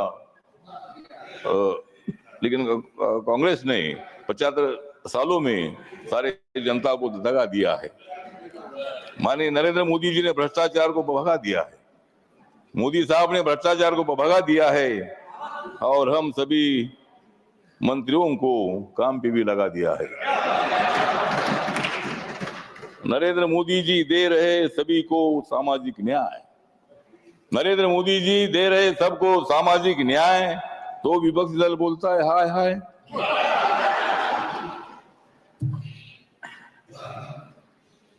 इसलिए अपोजिशन को लोकसभा के चुनाव में जनता ने ही किया है बाय बाय। लोकसभा के चुनाव में कांग्रेस और विपक्षी दलों को ही किया है बाय बाय। अब नरेंद्र मोदी जी सारे देश को दे रहे हैं आर्थिक न्याय, तो आर्थिक न्याय देने के लिए हम सब लोग काम कर रहे हैं। मैं इतना ही बताना चाहता हूं कि हम सब लोगों ने लोकतंत्र को मजबूत करना है। माननीय मोदी साहब ने लोकसभा में किसी पर ज्यादा टीका टिप्पणी ना करते हुए सभी लोगों को अपील किया है कि आप हमारे साथ आइए, हमारे साथ आइए, मतलब आपकी पार्टी छोड़कर मत आइए, मतलब हमारे साथ देश के विकास के लिए, देश को मजबूत करने के लिए अध्यक्ष महोदय सभी लोगों ने एक साथ रहना है। लोकतंत्र में आप कभी इधर थे, आप कभी इधर थे, ऐसा होते रहता है। ये लोग तो यहाँ बैठने वाले लोग इतने सालों में उधर ही थे, अभी इधर आए हैं, लेकिन अभी इधर 25-30 साल हटेंगे नहीं। आप 75 साल तक उधर रहे, तो इसीलिए लोकतंत्र में जनता के साथ हम काम करते हैं और इसीलिए राष्ट्रपति का जो अभिभाषण है ये सामाजिक न्याय देने वाला है, आर्थिक न्याय देने वाला है, महिला है, युवा है, महिला है, किसान है, दलित है, आदिवासी है, कांग्रेस है, आप है, सब पार्टी के लोगों को, जनता को न्याय देने का हमारा मकसद है। धन्यवाद। आपको न्याय देना है, नहीं ऐसा नहीं है, तो इसीलिए अभी जो मेरी रिपब्लिकन पार्टी ऑफ इंडिया जो है ये बाबा साहब अम्बेडकर जी की पार्टी है।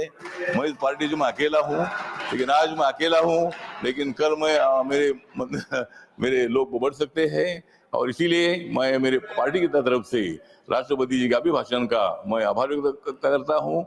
और राष्ट्रपति जी का अभिभाषण जो है इसमें उन्होंने बाबा साहब को भी नमन किया है और उसके साथ साथ डॉक्टर मनमोहन सिंह जी को भी श्रद्धांजलि अर्पित की है। डॉक्टर मनमोहन सिंह जी हमारे यहाँ नहीं थे, लेकिन हमारे देश के थे, हमारे प्रधानमंत्री थे, आदरणीय थे और इसीलिए उनको श्रद्धांजलि अर्पित की है। इसीलिए मैं इस अभिभाषण का पूरा सपोर्ट करता हूँ। पार्टी की तरफ से मैं सरकार के साथ हूँ और मैं धन्यवाद। जब तक मोदी साहब है तब तक इनके साथ रहूंगा, बाद में मैं विचार करूंगा। धन्यवाद। श्री कार्तिकेय शर्मा। समय का सब ध्यान रखे माननीय सदस्य, 4 बजे माननीय प्रधानमंत्री जी का है तो समय की सीमा है। धन्यवाद उपसभापति, माननीय उपसभापति जी। आज यहाँ खड़े होकर माननीय राष्ट्रपति जी के प्रेरणादायक और दूरदर्शी अभिभाषण के लिए अपना आभार व्यक्त करना मेरे लिए सम्मान की बात है। ये सिर्फ एक भाषण नहीं था, बल्कि 2047 तक भारत को विकसित भारत बनाने की का एक मजबूत रोड मैप और महत्वाकांक्षी योजना थी। मैं अपनी बात साहिर लुधियानवी के एक शेर से शुरू करना चाहता हूँ। 1000 बिजली गिरे, लाख आंधियां उठें, जो फूल खिलने वाले हैं वो खिलके ही रहेंगे। ये अभिभाषण एक सशक्त, विकसित और आत्मनिर्भर भारत की दिशा में हमारी प्रतिबद्धता को दर्शाता है। ये हमारे देश के गौरवशाली इतिहास, वर्तमान उपलब्धियां और उज्जवल भविष्य की झलक प्रस्तुत करता है। राष्ट्रपति जी का यह भाषण मेरे लिए भारत के बढ़ते साहस और सामर्थ्य का प्रतीक है। साहसी भारत, मजबूत नेतृत्व, प्रभावी कूटनीति का परिणाम है कि आज भारत एक साहसी राष्ट्र के रूप में उभर रहा है। प्रधानमंत्री नरेंद्र मोदी जी के नेतृत्व में हमारी कूटनीति ने नए आयाम स्थापित किए हैं। G20 की सफल मेजबानी, चाहे क्वाड की बात करें, ब्रिक्स समिट की बात करें, SCO की प्रभावी समिट की बात करें, भूमिका जो रही भारत की, आज वैश्विक दक्षिण के अंदर यानी कि ग्लोबल साउथ में की आवाज बनने में भारत एक बहुत बड़ी बुलंद आवाज बन के पूरे विश्व मंच पे स्थापित हुआ है। मैं एक बात और रखना चाहता हूं, आज मोदी जी को छोड़कर आज दुनिया में कोई भी ऐसा राष्ट्रीय अध्यक्ष ऐसा नहीं है जिसे 16 देशों ने अपने सर्वोच्च नागरिक पुरस्कार से सम्मानित किया गया हो। ये सिर्फ माननीय नरेंद्र मोदी जी के लिए सम्मान की बात नहीं है, ये पूरे देश के लिए, सारे देशवासियों के लिए, पूरे भारतवासियों के लिए, चाहे पक्ष हो विपक्ष हो, उनके लिए भी सम्मान की बात है। आत्मनिर्भर भारत और मेक इन इंडिया अभियान के तहत हमारी रक्षा क्षमताएं भी मजबूत हुई हैं।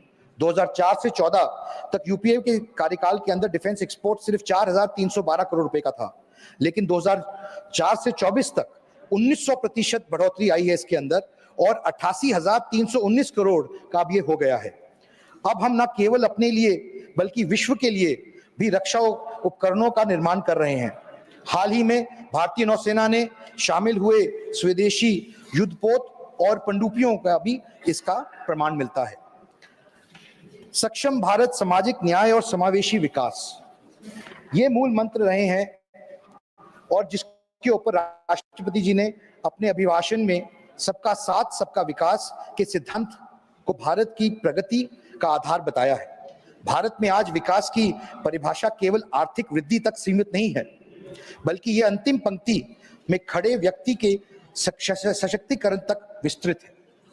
गरीबों का उत्थान, प्रधानमंत्री आवास योजना के तहत 3 करोड़ नए मकानों की घोषणा, 25 करोड़ लोगों को का गरीबी की लेखा से बाहर निकलना और 80 करोड़ नागरिकों को मुफ्त राशन जैसी योजनाएं सामाजिक न्याय का परिणाम है। महिला सशक्तिकरण, नारी शक्ति वंदन अधिनियम के तहत संसद और विधानसभाओं में महिलाओं को आरक्षण दिया गया है। 10 करोड़ से अधिक महिलाएं स्वयं सहायता समूह से जुड़कर आत्मनिर्भर बन रही हैं। नरेंद्र मोदी जी की सरकार और उस सरकार का मुख्य उद्देश्य ये रहा है कि जो एजेंट ऑफ चेंज है वो महिलाएं हैं, और देश की जो आधी आबादी है कि अगर हम उनके अंदर बदलाव ला सकते हैं, अगर हम क्रांति लाना चाहते हैं कि समाज के अंदर, तो उसका रास्ता महिलाओं के द्वारा जाता है। इसलिए हमें महिलाओं को सशक्त करना है, सक्षम बनाना है, सामर्थ्य बनाना है। इसीलिए चाहे वो उज्ज्वला योजना की बात हो, लखपति दीदी की बात हो, द्रोण दीदी की बात हो, या उनके खाते में सीधे पैसे ट्रांसफर करने के डायरेक्ट बेनिफिट ट्रांसफर के तहत बात हो, मैं युवाओं के लिए भी अवसरों की बात करना चाहता हूं। प्रधानमंत्री युवा योजना, स्टार्टअप इंडिया और इंडिया डिजिटल इंडिया के माध्यम से देश में 1.5 लाख से अधिक स्टार्टअप पंजीकृत हुए हैं और 10 लाख सरकारी नौकरियों का भी सृजन किया गया है। सर, 1984 में देश के 404 सीटें आई थी और देश को बहुत उम्मीदें, संचार क्रांति आएगी, बहुत बदलाव आएगा, कि दुनिया एक ऐसे मौके पे खड़ी थी जहां पर बदलाव आ रहा था, ओपन हो रही थी इकोनॉमीज। शायद कहीं ना कहीं कुछ कमियों की वजह से वो चूक रह गई और वो मौका भारत ने खो दिया। आज मैं इस बात का उल्लेख इसलिए करना चाहता हूं कि 404 और बाद में 414 सीटों के बाद भी आपको राजनीतिक इच्छा शक्ति की जरूरत है बदलाव लाने के लिए, और वो इच्छा शक्ति का उदाहरण सबसे अच्छा 2019 में माननीय नरेंद्र मोदी जी ने प्रस्तुत किया, जो 303 सीटों के साथ भी जो अमूलचूल परिवर्तन उनको करना था सरकार को, चाहे अनुच्छेद 370 की बात करूं, 3 तलाक की बात करूं, या सामाजिक न्याय और समावेशी विकास की बात करूं, उन्होंने सब राजनीतिक इच्छा शक्ति द्वारा दिखाया और प्रस्तुत किया कि यह हो सकता है अगर आप चाहें करना। तो मैं बहुत ज्यादा ना कहते हुए बस इतना ही कहना चाहूंगा कि जो लोग आलोचना कर रहे हैं, मैं उनसे भी ये निवेदन करना चाहता हूं कि जो 2047 का विकसित भारत का सपना माननीय मोदी जी ने देखा है, वो सिर्फ उनका सपना नहीं है, हर एक भारतवासी का सपना है। वो पक्ष का, विपक्ष का, हर एक सांसद का सपना होना चाहिए। मुझे नहीं लगता कि किसी को भी इसके अंदर कोई विरोधाभास होना चाहिए कि 2047 तक भारत एक विकसित देश के तौर पर, सफल देश के तौर पर काबिज हो सके। ये हर एक भारतवासी की सोच होनी चाहिए, और इसके लिए मैं माननीय प्रधानमंत्री जी का, माननीय राष्ट्रपति जी का धन्यवाद करना चाहता हूं, और मैं इस अभिभाषण का भी के समर्थन में खड़ा हुआ था। बहुत बहुत धन्यवाद। जय भारत, जय हरियाणा। धन्यवाद कार्तिकेय जी। श्री महाराजा संजा ओबा लेसंबा। Thank you, sir, for giving me this opportunity, sir. Sir, I rise to speak in support of the motion of thanks on the Honorable President Srimati Draupadi Murmu address. Sir, achievement in America in the third term of our government led by Honorable Prime Minister Sri Narendra Modi ji, the speed of development has also increased by 3 times. The poor, women, children, youth and farmers are put at top priority. Our government has allocated rupees 5,36,000 crore for providing an additional of 3 crore household under Prime Minister Awas Yojana. Our government is committed to grant ownership rights of residential land to the rural poor and promoting financial inclusion under Sambhamitbha scheme. 2.45 crores property cards have been issued so far, and under PM Kisan Samman Nidhi scheme, crores of farmers have received an amount totaling to rupees 41,000 crore for the upliftment of tribal communities. Dhati Aba Janjatiya Gram Utkarsh Abhiyan has been started, for which rupees 80,000 crore has been allotted, and under Ayushman Bharat Yojana, 6 crore people above the age of 70 years will be given free health insurance, and a health cover of rupees 5 lakh will be provided annually. For small entrepreneurs, the limit of Mudra loan has been increased from 10 lakh to 20 lakhs. Our government has focused on education and employment opportunities for the youth. Under PM Vidya Lakshmi scheme, our 1 crore youths will be provided with internship employment opportunity in the top 500 companies. Celebrating the 100th birth anniversary of Atalji, our government has allotted rupees 70,000 crores to connect 25,000 habitation across villages under the 4th phase of Pradhan Mantri Gram Sadak Yojana. Today, 71 Vande Bharat, Namo Bharat and Amrit Bharat trains are running across the country, and in the last 6 months alone, 17 new Vande Bharat and 1 Namo Bharat trains have been added. Our government under the leadership of Sri Narendra Modi ji, has also made swift progress on critical issues like One Nation, One Election, and the Walk-up Act Amendment, etc. Sir, welfare of middle class, owing to the great efforts of our government, our Bharat is going to become third biggest economy in the world. The only goals of our government's mantra, Sabka Saath, Sabka Vikas, Sabka Vishwas, and Sabka Prayas, is the development of Viksit Bharat. Under Swachh Bharat Abhiyan, 12 crore toilets have been constructed. Under Pradhan Mantri Ujjwala Yojana, 10 crores free LPG have been connected. 80 crores people have been provided for food grants.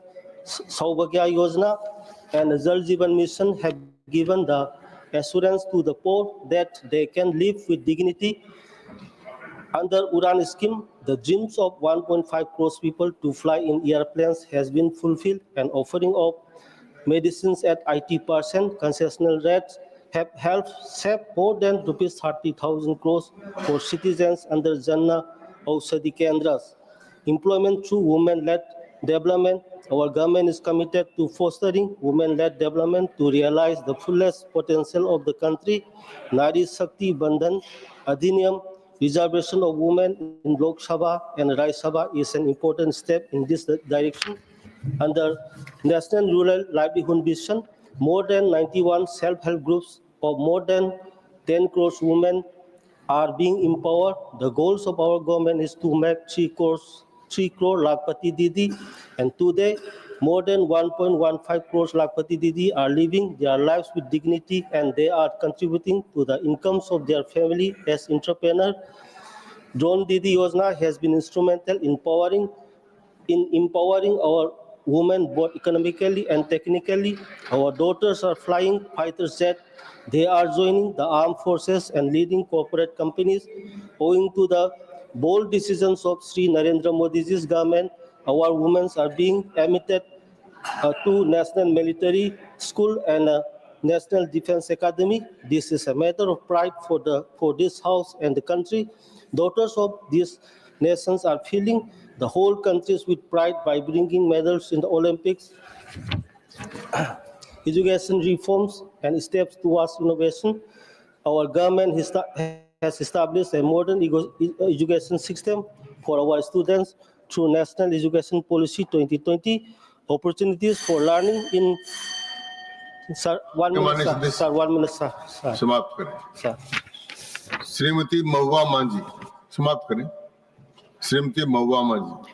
Thank you honourable vice chairman sir.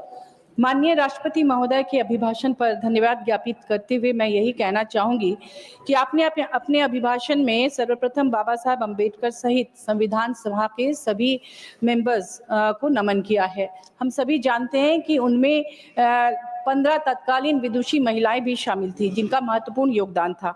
आपने कहा इस सरकार में महिलाओं को सर्वोच्च प्राथमिकता मिली है, मगर झारखंड के संदर्भ में यह पूर्णतः सही प्रतीत नहीं होता. सन 2000 में झारखंड में भाजपा की सरकार आई और 17-18 सालों तक भाजपा ने वहां शासन किया. उस दौरान महिला तस्करी अपनी चरम सीमा पर थी. पन्नालाल नामक एक तस्कर थे जिन्होंने अकेले लगभग 15,000 लड़कियों की तस्करी की थी और प्लेसमेंट एजेंसीज की भरमार पूरे झारखंड में हो गई थी और दूसरे राज्यों में ले जाकर तरह तरह से उनका शोषण होता था. हमारे माननीय हेमंत सोरेन जी की सरकार ने 2019 के बाद उन लड़कियों को वापस घर लाया रेस्क्यू करके और उन्हें सम्मानजनक रोजगार से जोड़ने के तमाम प्रयास किए, जिनमें मैया सम्मान योजना उसी वजह से है ताकि वो उस आर्थिक मदद से अपने पैरों पर खड़ी हो जाए. और जो स्किल डेवलपमेंट प्रोग्राम्स चल रहे हैं उनके लिए जो सावित्रीबाई फुले किशोरी समृद्धि योजना है, उनकी पढ़ाई को कंटिन्यू करने के लिए फूलो झानो आशीर्वाद योजना है, उनके लिए पोटो हो खेल योजना है, विभिन्न क्षेत्रों में वो आगे बढ़े. इसके लिए जो तमाम योजनाएं उन्होंने लॉन्च की हैं और सरकार आपके द्वार उन्होंने लॉन्च किया कि पहले सरकारी दफ्तरों का चक्कर लगा कर लोगों के चप्पल घिस जाते थे. अब सरकार उठकर उनके द्वार पर जा रही है, हर प्रखंड में जाकर हर पंचायत में जाकर वहां कैंप कर रही है और उनकी समस्याओं का समाधान कर रही है. लाखों एप्लीकेशन आ रहे हैं, उन पर उसका निष्पादन तत्काल हमारी सरकार कर रही है. कुटीर उद्योग लग रहे हैं. ट्रैफिकिंग की कृपया समस्या अब लगभग खत्म हो माननीय चुकी है। सदस्य सुने। आपने कहा इस सरकार में महिलाओं को सर्वोच्च प्राथमिकता मिली है, मगर सच तो यह है कि महिला हिंसा में अस्वाभाविक रूप से वृद्धि हुई है। हिंसा पीड़ित महिलाओं के लिए जो वन स्टॉप क्राइसिस सेंटर पूरे देश में बनाए गए हैं, आप जानते हैं कि उनकी कितनी भयावह स्थिति है। अभी हाल में मैंने एक वर्कशॉप अटेंड किया था, वहां काम करने वाली महिलाओं के साथ उन्होंने बताया कि इंफ्रास्ट्रक्चर की भारी कमी है, वहां स्टाफ नहीं है, मानदेय के पैसे बहुत लेट से मिलते हैं, कोई सुविधा नहीं है, वाहन की सुविधा नहीं है, वो कैसे न्याय करेंगे महिलाओं के साथ। तो ये जो निर्भया फंड में 1000 करोड़ की राशि हर साल इकट्ठा होता है, उसका प्रॉपर डिस्ट्रीब्यूशन क्यों नहीं होता ऐसे सेंटर्स के लिए? आप सीसीटीवी कैमरा हर जगह क्यों नहीं लगाते हैं जहां महिलाएं असुरक्षित हैं? बस स्टॉप में, रेलवे स्टेशन में, जहां वर्किंग हॉस्टल्स है और वर्किंग गर्ल्स के जहां स्कूल कॉलेज है, वहां अगर आप पूरे देश में जाल बिछा दें, नेटवर्क उसका पूरा हो जाए उन इलाकों में उस पैसे से सीसीटीवी कैमरा का, तो मुझे लगता है निश्चित रूप से महिला हिंसा में कमी आएगी। तीसरी बात, जिन महिला पुलिस कर्मियों को महिलाओं की सुरक्षा के लिए लगाया गया है, उनकी सुविधा के बारे में आपने कभी सोचा है? उनके लिए बैरक नहीं है कई जगह। वो पुलिसकर्मी, पुरुष पुलिसकर्मी के साथ कई बार रात गुजारने के लिए बाध्य होती हैं। कई बार वो ड्रेस चेंज करने के लिए उनके पास कोई थाने में कोई ऐसा रूम नहीं होता है कि वो ड्रेस चेंज करके, उनके अलग बाथरूम नहीं होते हैं। तो इस पर क्यों नहीं ध्यान देती आपकी सरकार? एक तरफ आप महिलाओं को सर्वोच्च प्राथमिकता देने की बात करते हैं, दूसरी ओर आपकी सरकार ने वर्ष 2016-17 में एकेडमिक सेशन में झारखंड में 4096 सरकारी स्कूल को बंद करके मर्ज कर दिया, और जो ग्रामीण और दुर्गम इलाके की लड़कियां हैं वो दूसरे गांव में नहीं जा पाती थी, नक्सल प्रभावित इलाके थे, तो उन्होंने ड्रॉप आउट बहुत ज्यादा हो गया उनका स्कूल से, वो उनका नाम कट गया सुरक्षा कारणों से। लेकिन दूसरी ओर हमारे हेमंत सरकार ने शिक्षा को बेहतर बनाने के लिए सीएम एक्सीलेंस स्कूल ढेर सारे खोले हैं ताकि क्वालिटी एजुकेशन मिले और प्राइवेट स्कूल के साथ वो compete कर सके और स्मार्ट क्लासेस हो उनके लिए। मानव तस्करी बंद करने के लिए हमारी सरकार ने इतने सारे कदम उठाए। साथ ही उन्होंने हेमंत सोरेन जी ने मरण भूम के Jaipal Singh Munda overseas scholarship scheme आरंभ किया। आपको पता होगा कि 50 प्रतिभाशाली ट्राइबल लड़कियों को वहां पर लड़कों को भेजा जाता है लंदन स्कूल ऑफ इकोनॉमिक्स में सरकारी खर्चे पर, यूनिवर्सिटी ऑफ ससेक्स में, यूनिवर्सिटी ऑफ वॉरविक में, यूनिवर्सिटी कॉलेज ऑफ लंदन में, university of London school of oriental and African studies और कई यूनिवर्सिटीज में, ताकि वो भी पढ़कर समकक्ष हो सके प्राइवेट स्कूल में पढ़ने वाले बच्चों के साथ। आपने कहा कि आपकी सरकार परमाणु ऊर्जा का विस्तार करने पर तेजी से काम कर रही है। क्या आपकी सरकार ने उसके दुष्परिणामों से बचाव के उपाय पर ध्यान दिया है? झारखंड में जादूगोड़ा माइंस में जहां पर डंप करके पत्थरों को रखा जाता है, यूरेनियम वाले पत्थर को, आप जानते होंगे कि अगर आप परमाणु ऊर्जा बढ़ाते हैं तो आपको यूरेनियम की जरूरत है। उसमें जब बारिश का पानी आता है वो बहकर वहां लोकल गारो नदी में जाती है, वहां से स्वर्णरेखा नदी होते हुए बे ऑफ बंगाल तक जाती है और कितने लोगों को वो बीमार करती है। ये वाटर पॉल्यूशन पर आप ध्यान नहीं दे रहे हैं और परमाणु ऊर्जा का विस्तार कर रहे हैं। और 10 मोस्ट पॉपुलेटेड सिटीज में दिल्ली है, तो आपकी सरकार अगर पॉल्यूशन पर काम कर रही है, जहां राष्ट्रपति प्रधानमंत्री रह रहे हैं, तो आप श्री एस सेल्वा गणपति भाषण समाप्त। Honorable Vice Chairman, sir, 5 minute आपका पूरा हो गया। I am grateful to you for giving this opportunity to speak on motion of thanks on the President address this August House. My sincere thanks to my party allowed me to put forth in support of the motion. The address was our government initiatives to attain the nation Viksit Bharat. This address expressed essential futures of the vision for India, where women, youth, farmers, labor, and common man are, and also our Honorable Prime Minister's vision on Sabka Saath, Sabka Vikas, Sabka Vishwas, and Sabka Prayas. Mr. Chairman, sir, the future of the country is going to be decided by the youth of the country. Sir, under this government, the country is moving forward on the path of economic progress. Today, the guiding mantras of our Honorable Modi ji government seems to be materialized soon. In spite of COVID situation, this government pulled out around 25 crore people from poverty line. There are numerous programs like Ayushman Bharat, PM Gram Yojana, PM Awas Yojana are worthy mention. The World Health Organization also praised the construction of toilets and the PM Ayushman Bharat schemes, which uplift the people's health condition in the country. In this budget, it extended to 1 crore GIG workers. Sir, for women, in this country, this government brought out many schemes for upliftment. Beti Bachao and Beti Padhao, PM Jan Dhan Yojana, and the Mudra loan schemes are really doing well. It made many lakh-pati women in the country. The loan limit is also under the scheme being enhanced in this budget. Chairman Sir, the soil card, PM Kisan credit card, Bima scheme, direct transfer of 2,000 in every quarter into farmer accounts are really beneficial to our farmers.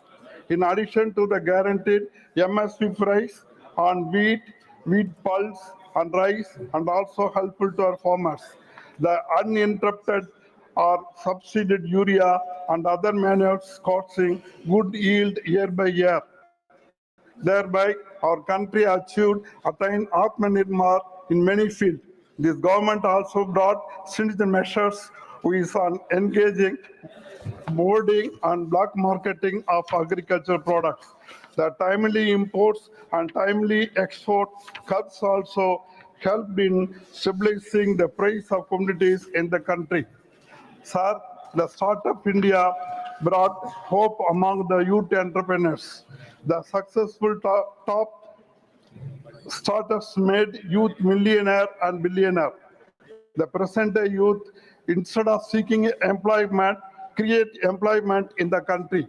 Many IITs, IIM are engaging startup projects in all fields like agriculture, commerce, service sector, and also space and defense sectors. Sir, the Stand Up India scheme, particularly to the SC/ST women, the result is enormous.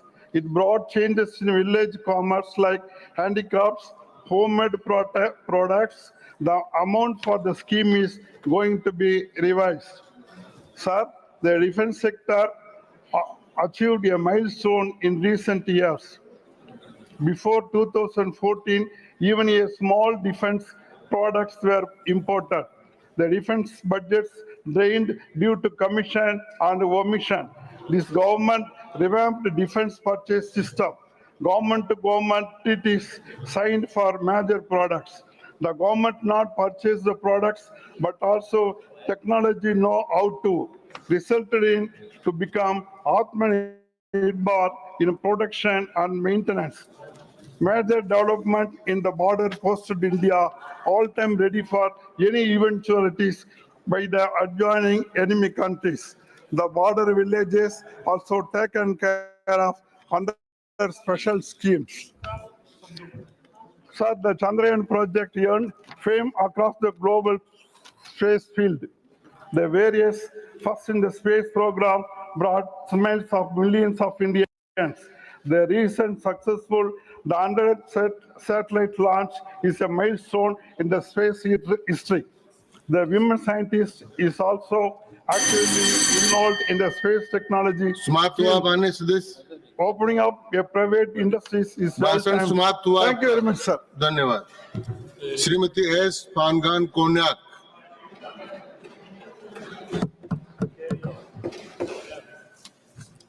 Thank you, Vice Chairman, sir, for giving me an opportunity to participate in this motion of thanks on the President's address.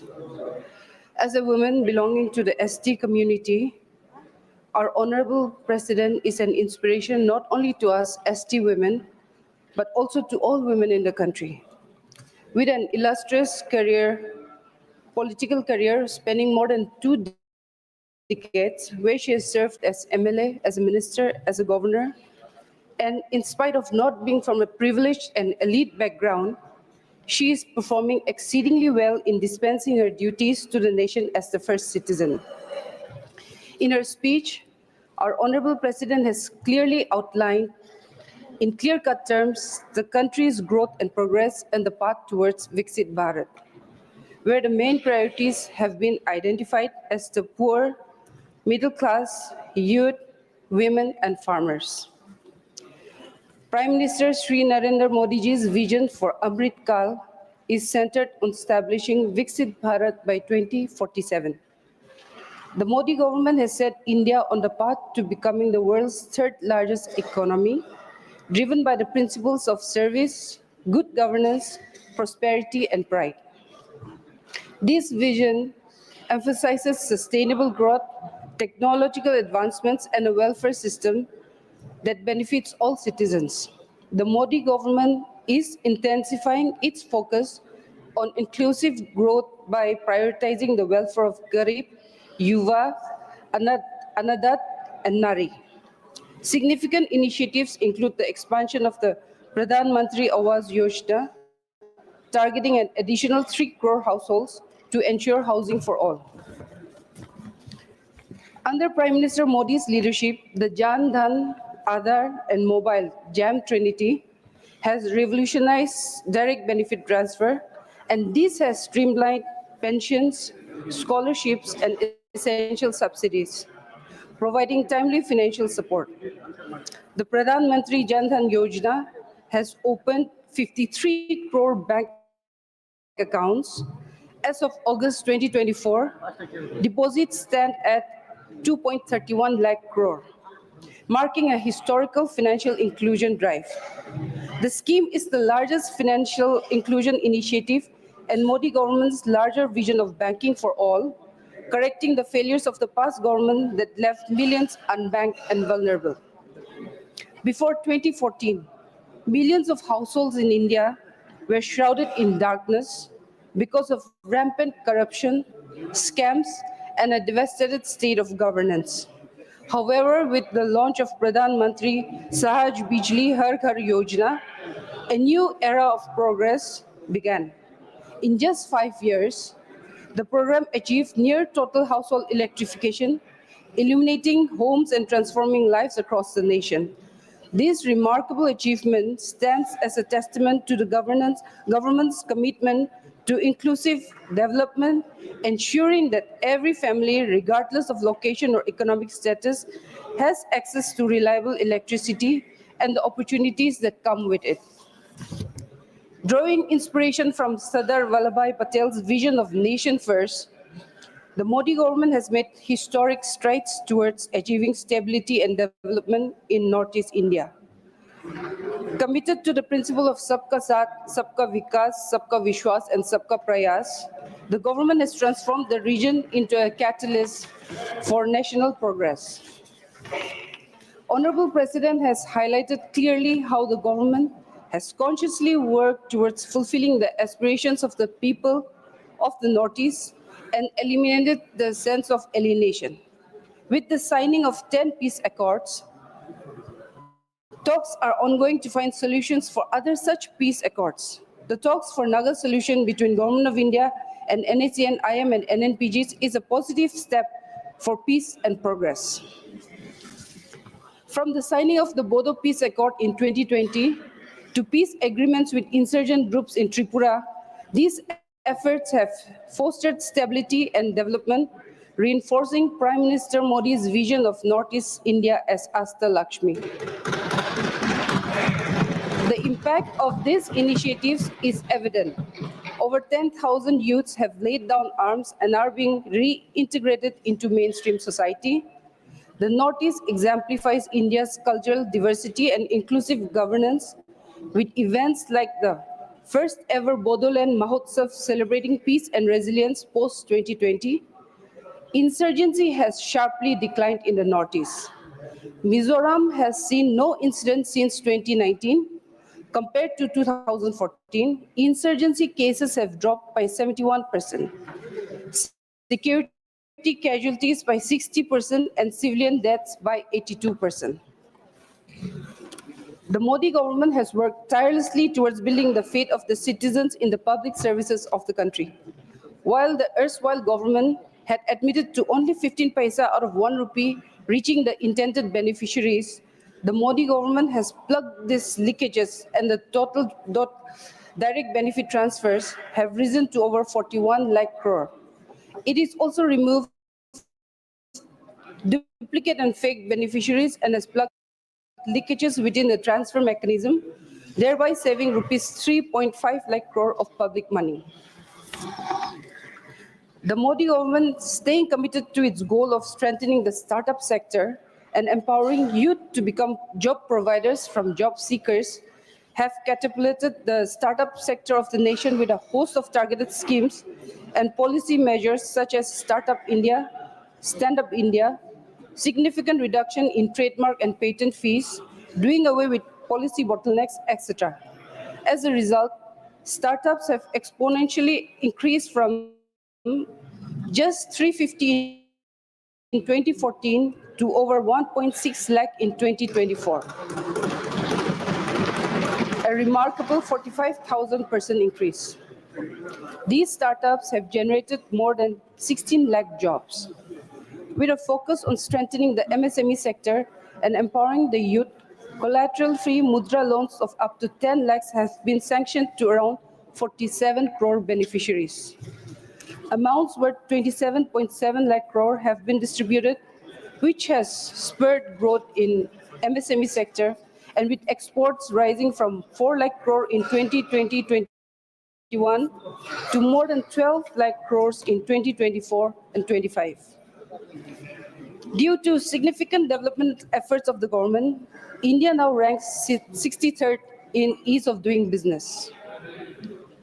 With the vision to bridge the skill gap between colleges and industries, the Modi government has launched a paid internship scheme targeting 1 crore young students over the next 5 years. Students will be enrolled in India's top 500 companies, varying from IT, data analysis, manufacturing, aviation to energy, hospitality, space research, etc.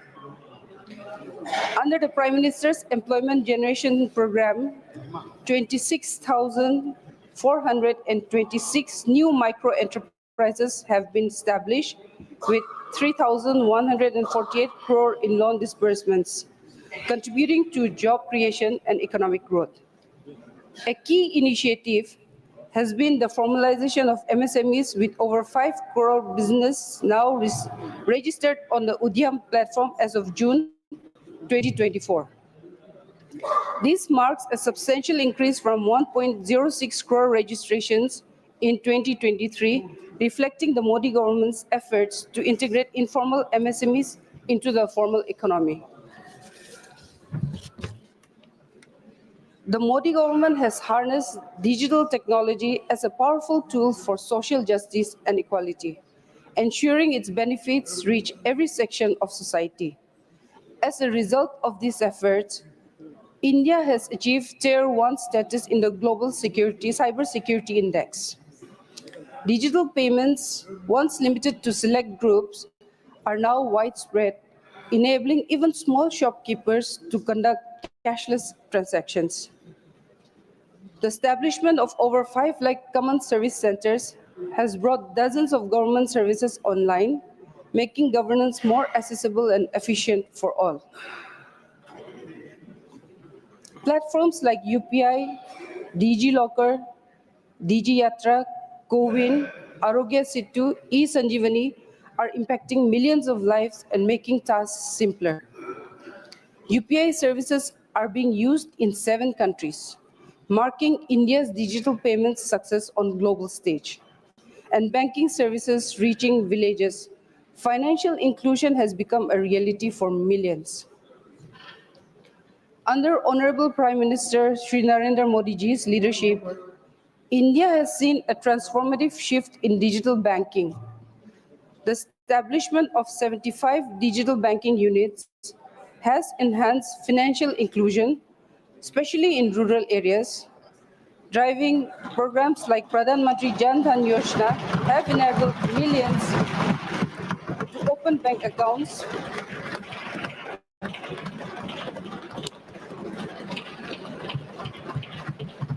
Since the Modi government took office, significant strides have been made to enhance and expand air travel infrastructure, connecting regions across India. The number of airports has grown from 74 in 2014 to 157 in 2024. The plans of the government in its historic third term under Honorable Prime Minister Narendra Modi ji has been clearly outlined. The four key principles of service, good governance, prosperity, and pride at the core of its governance has been stressed in her speech. 25 crore people who have overcome poverty will now be the backbone of India's growth. This new middle class has emerged as the key driver of the country's socio-economic progress. This transformation is not just an economic shift, but also a societal evolution with the middle class taking center stage in areas like sports, startups, space exploration, and technological advancement. The formation of the 8th Pay Commission will pave the way for a salary revision, which will benefit lakhs of government employees. The NDA government under Honorable Prime Minister Modi has ensured transparency through direct benefit transfer. This is the outcome of the government's flagship program, Digital India, which was launched in 1st July 2015, with a vision to transform India into a digitally empowered society and a knowledge economy. The success of UPI is a testament to the government's belief in its citizens' ability to adapt to technological intervention if it is available and cost-effective. In conclusion, in her address, our President has clearly outlined the direction that will lead to the fulfillment of Viksit Bharat, guided by the ideals of our Constitution. In her words, I quote, "In the vision of Viksit Bharat, there is the collective strength of public participation, a roadmap for the nation's progress, the power of technology in the form of digital revolution, and the foundation of modern infrastructure. The government is steering India towards becoming the world's third largest economy." Thank you. Jai Hind.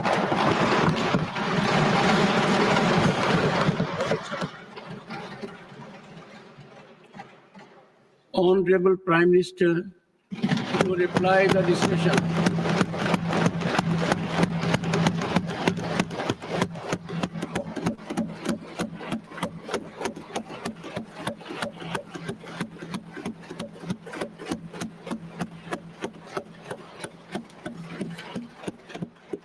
आदरणीय सभापति जी,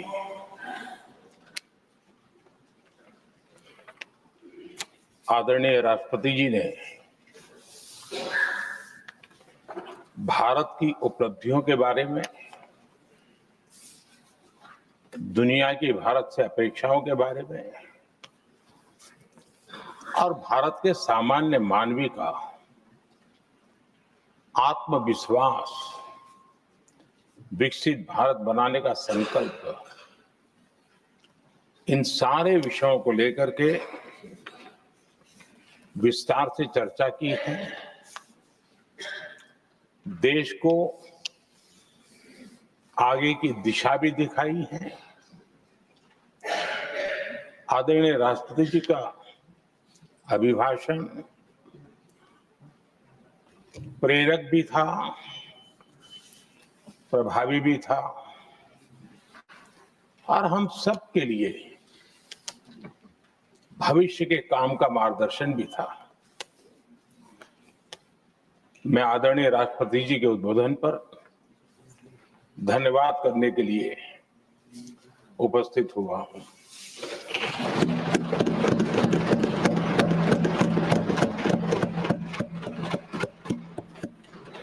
आदरणीय सभापति जी,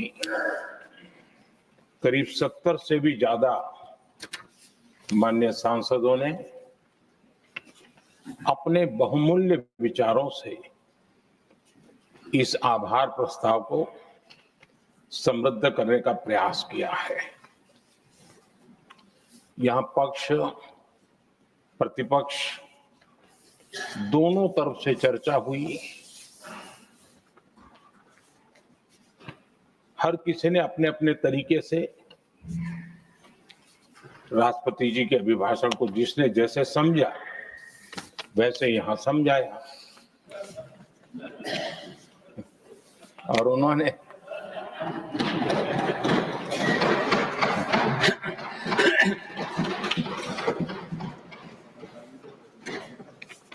आदरणीय सभापति जी,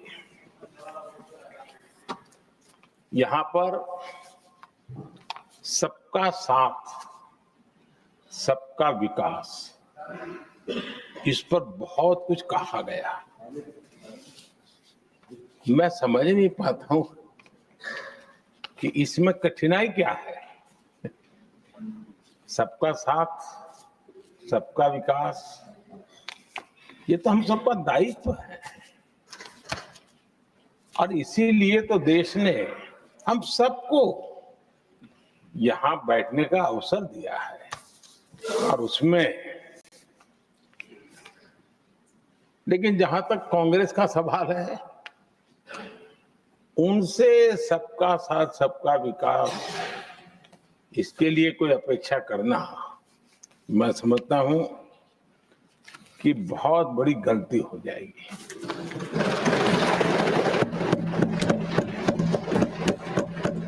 ये उनकी सोच के बाहर है, उनकी समझ के भी बाहर है, और उनके रोड मैप में भी ये सूट नहीं करता है। क्योंकि वो इतना बड़ा दल एक परिवार को समर्पित हो गया है, उसके लिए सबका साथ, सबका विकास संभव ही नहीं है।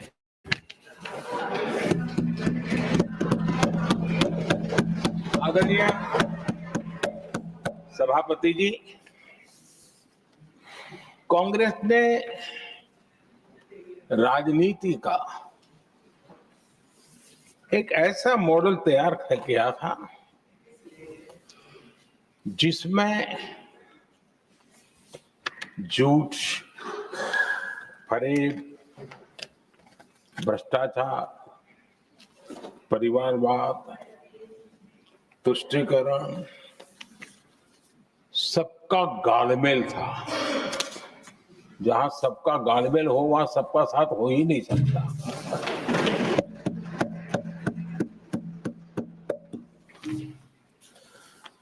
आदरणीय सभापति जी, कांग्रेस के मॉडल में सर्वोपरि है फैमिली फर्स्ट, और इसलिए उनकी नीति, रीति, उनकी वाणी, उनका वर्तन उस एक चीज को संभालने में ही खपता रहा है। 2014 के बाद देश ने हमें सेवा करने का अवसर दिया, और मैं देश की जनता का आभारी हूं कि हमें तीसरी बार लगातार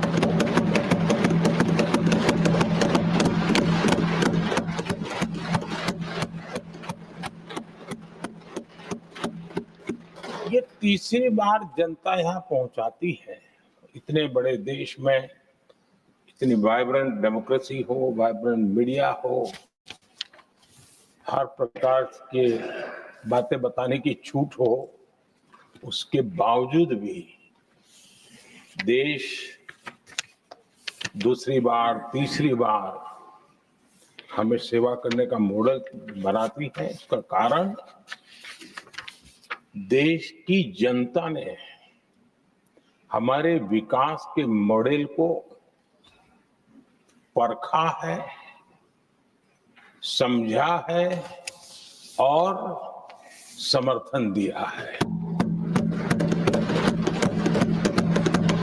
और हमारा ये विकास का मॉडल को अगर मुझे एक शब्द में कहना है तो मैं ये कहूंगा, नेशन फर्स्ट, राष्ट्र प्रथम।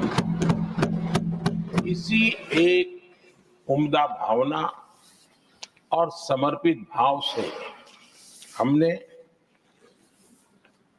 लगातार अपनी नीतियों में, अपने कार्यक्रमों में, हमारे वाणी में, वर्तन में इसी एक बात को मानदंड मान करके देश की सेवा करने का प्रयास किया है।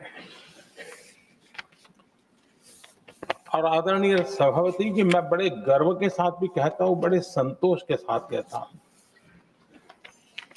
कि एक लंबे अरसे तक, 5-6 दशक तक देश के सामने अल्टरनेट मॉडल क्या हो, तराजू पर तोलने का कोई अवसर ही नहीं मिला था। लंबे अरसे के बाद 2014 के बाद देश को एक अल्टरनेट मॉडल क्या हो सकता है, अल्टरनेट कार्यशैली क्या हो सकती है, प्रायोरिटीज क्या हो सकती है, इसका एक नया मॉडल देखने को मिला है। और ये नया मॉडल तुष्टीकरण नहीं, संतुष्टीकरण पर भरोसा।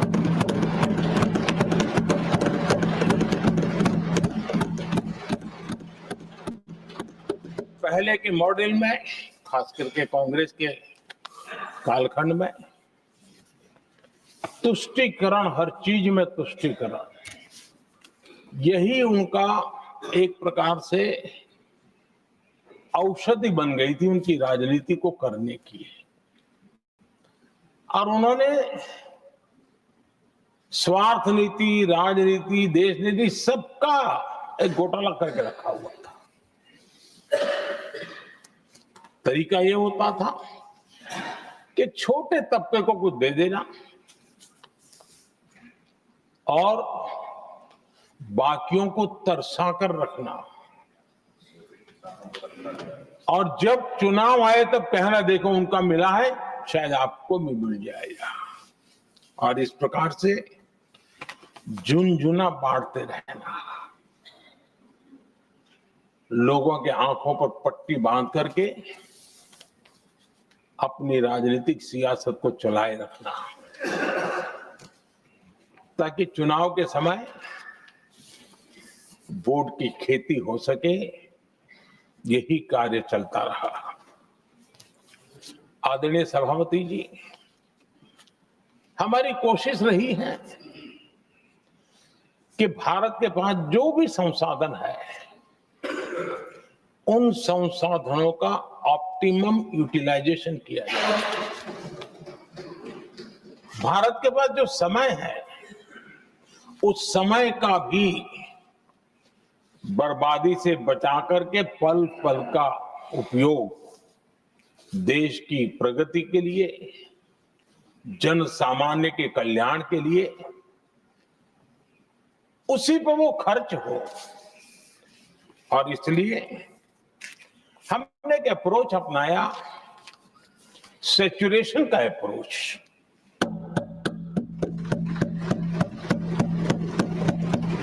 पैर उतने ही लंबे करने जितनी चद्दर हो, लेकिन जो योजना बने, जिनके लिए वो योजना बने, उनको वो 100% उसका बेनिफिट होना चाहिए।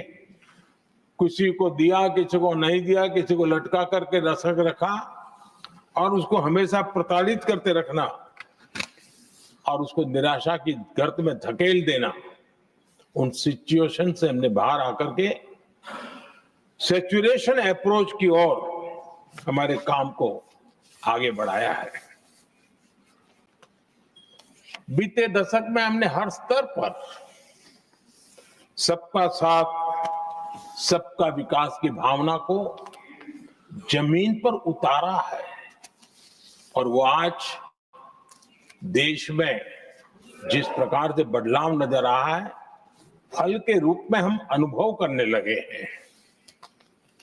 हमारे गवर्नेंस का भी मूल मंत्र यही रहा है, सबका साथ, सबका विकास। हमारी ही सरकार ने SC, ST एक्ट को मजबूत बनाकर दलित और आदिवासी समाज के सम्मान और उनके सुरक्षा के संबंध में अपनी प्रतिबद्धता भी दिखाई और हमने उसको बढ़ाया।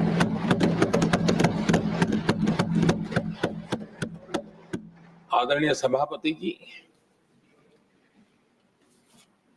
आज जातिवाद का जहर फैलाने के लिए भरपूर प्रयास हो रहा है, लेकिन 3 दशक तक दोनों सदन के OBC MPs और सभी दलों के ओबीसी एमपी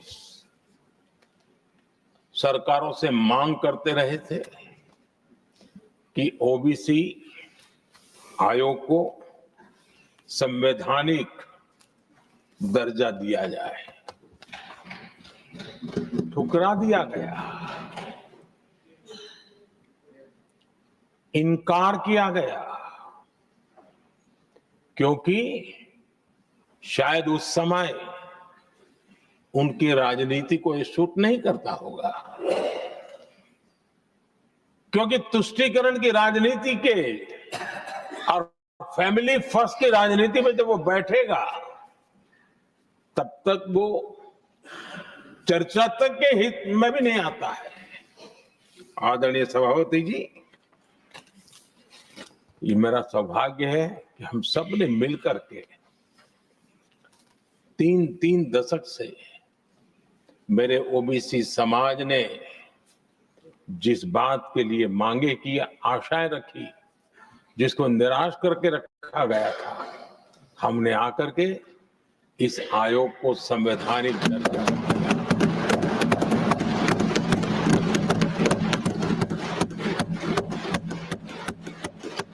और हमने सिर्फ उनकी मांग पूरी की इतना नहीं, हमारे लिए उनका मान सम्मान भी उतना ही महत्वपूर्ण है, क्योंकि देश के 140 करोड़ देशवासियों को हम जनता जनार्दन के रूप में पूजने वाले लोग हैं। आदरणीय सभापति जी, हमारे देश में जब जब आरक्षण का विषय आया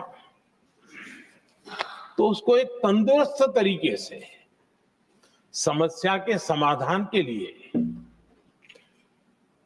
सत्य को स्वीकार करते हुए करने का प्रयास नहीं हुआ। हर चीज में देश में विभाजन कैसे हो, तनाव कैसे पैदा हो, एक दूसरे के खिलाफ दुश्मनी कैदा पैदा हो, वही तरीके अपनाए गए। देश आजाद होने के बाद जब जब ये प्रयास हुए हैं, इसी तरीके से हुए हैं। पहली बार हमारी सरकार ने एक ऐसा मॉडल दिया और सबका साथ सबका विकास के मंत्र की प्रेरणा से दिया कि हमने सामान्य वर्ग के गरीब को 10% आरक्षण दिया, बिना तनाव के, बिना किसी का छीन करके।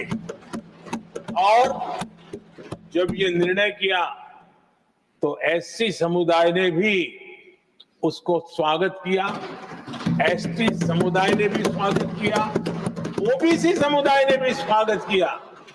किसी को भी पेट में दर्द नहीं हुआ, क्योंकि इतना बड़ा निर्णय, लेकिन करने का तरीका था सबका साथ सबका विकास, और तब जाकर के बहुत ही स्वस्थ शांत तरीके से पूरे राष्ट्र ने इस बात को स्वीकार किया।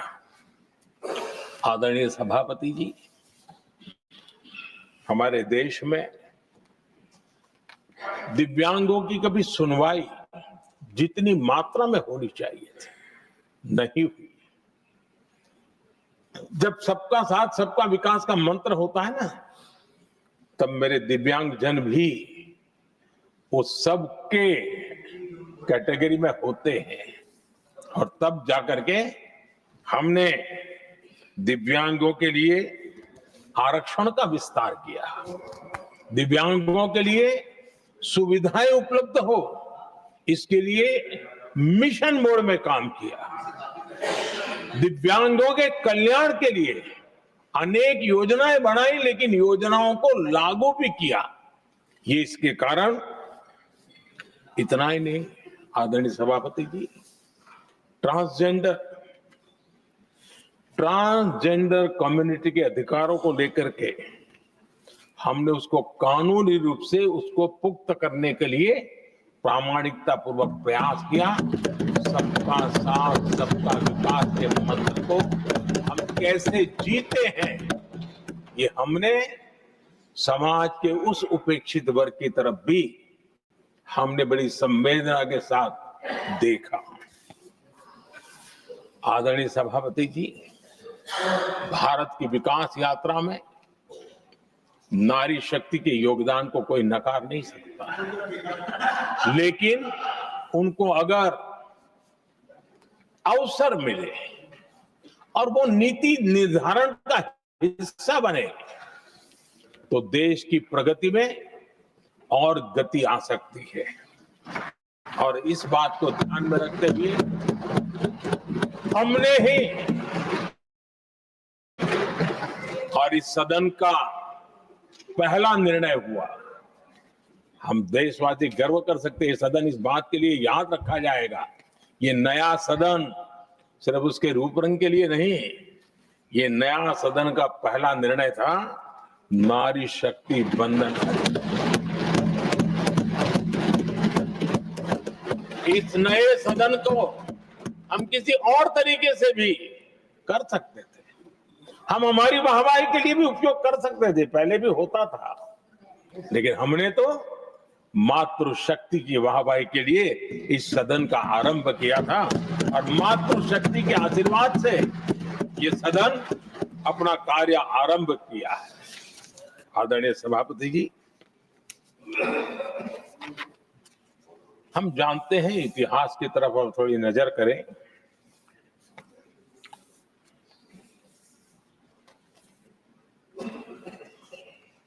यानी मैं कह रहा हूं इसलिए नहीं, बाबा साहब अंबेडकर के साथ कांग्रेस को कितनी नफरत रही थी, उनके प्रति कितना गुस्सा था और किसी भी हालत में बाबा साहब की हर बात के प्रति कांग्रेस चिढ़ जाती थी और इसके सारे दस्तावेज मौजूद है। और इस गुस्से को दो बार बाबा साहब को चुनाव में पराजित करने के लिए क्या कुछ नहीं किया गया।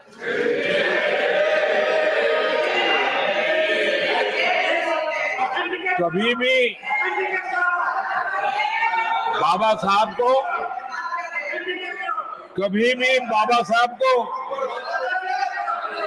भारत रत्न के योग्य नहीं समझा गया। आदरणीय सभापति जी, कभी भी बाबा साहब को भारत रत्न योग्य नहीं समझा गया। इतना ही नहीं, आदरणीय सभापति जी, इस देश के लोगों ने बाबा साहब की भावना का आदर किया, सर्व समाज ने आदर किया और तब आज मजबूरन कांग्रेस को जय भीम बोलना पड़ रहा है, उनका मुंह सूख जाता है।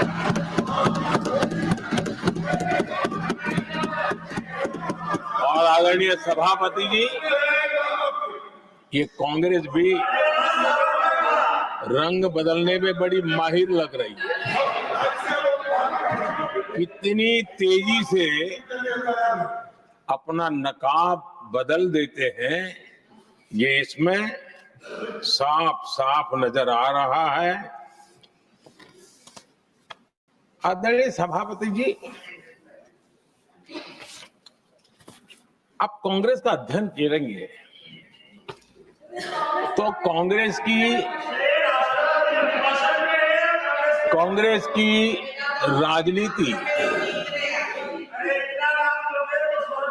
जैसे हमारा मूल मंत्र रहा सबका साथ सबका विकास, वैसा उनका हमेशा रहा कि दूसरे की लकीर छोटी करना।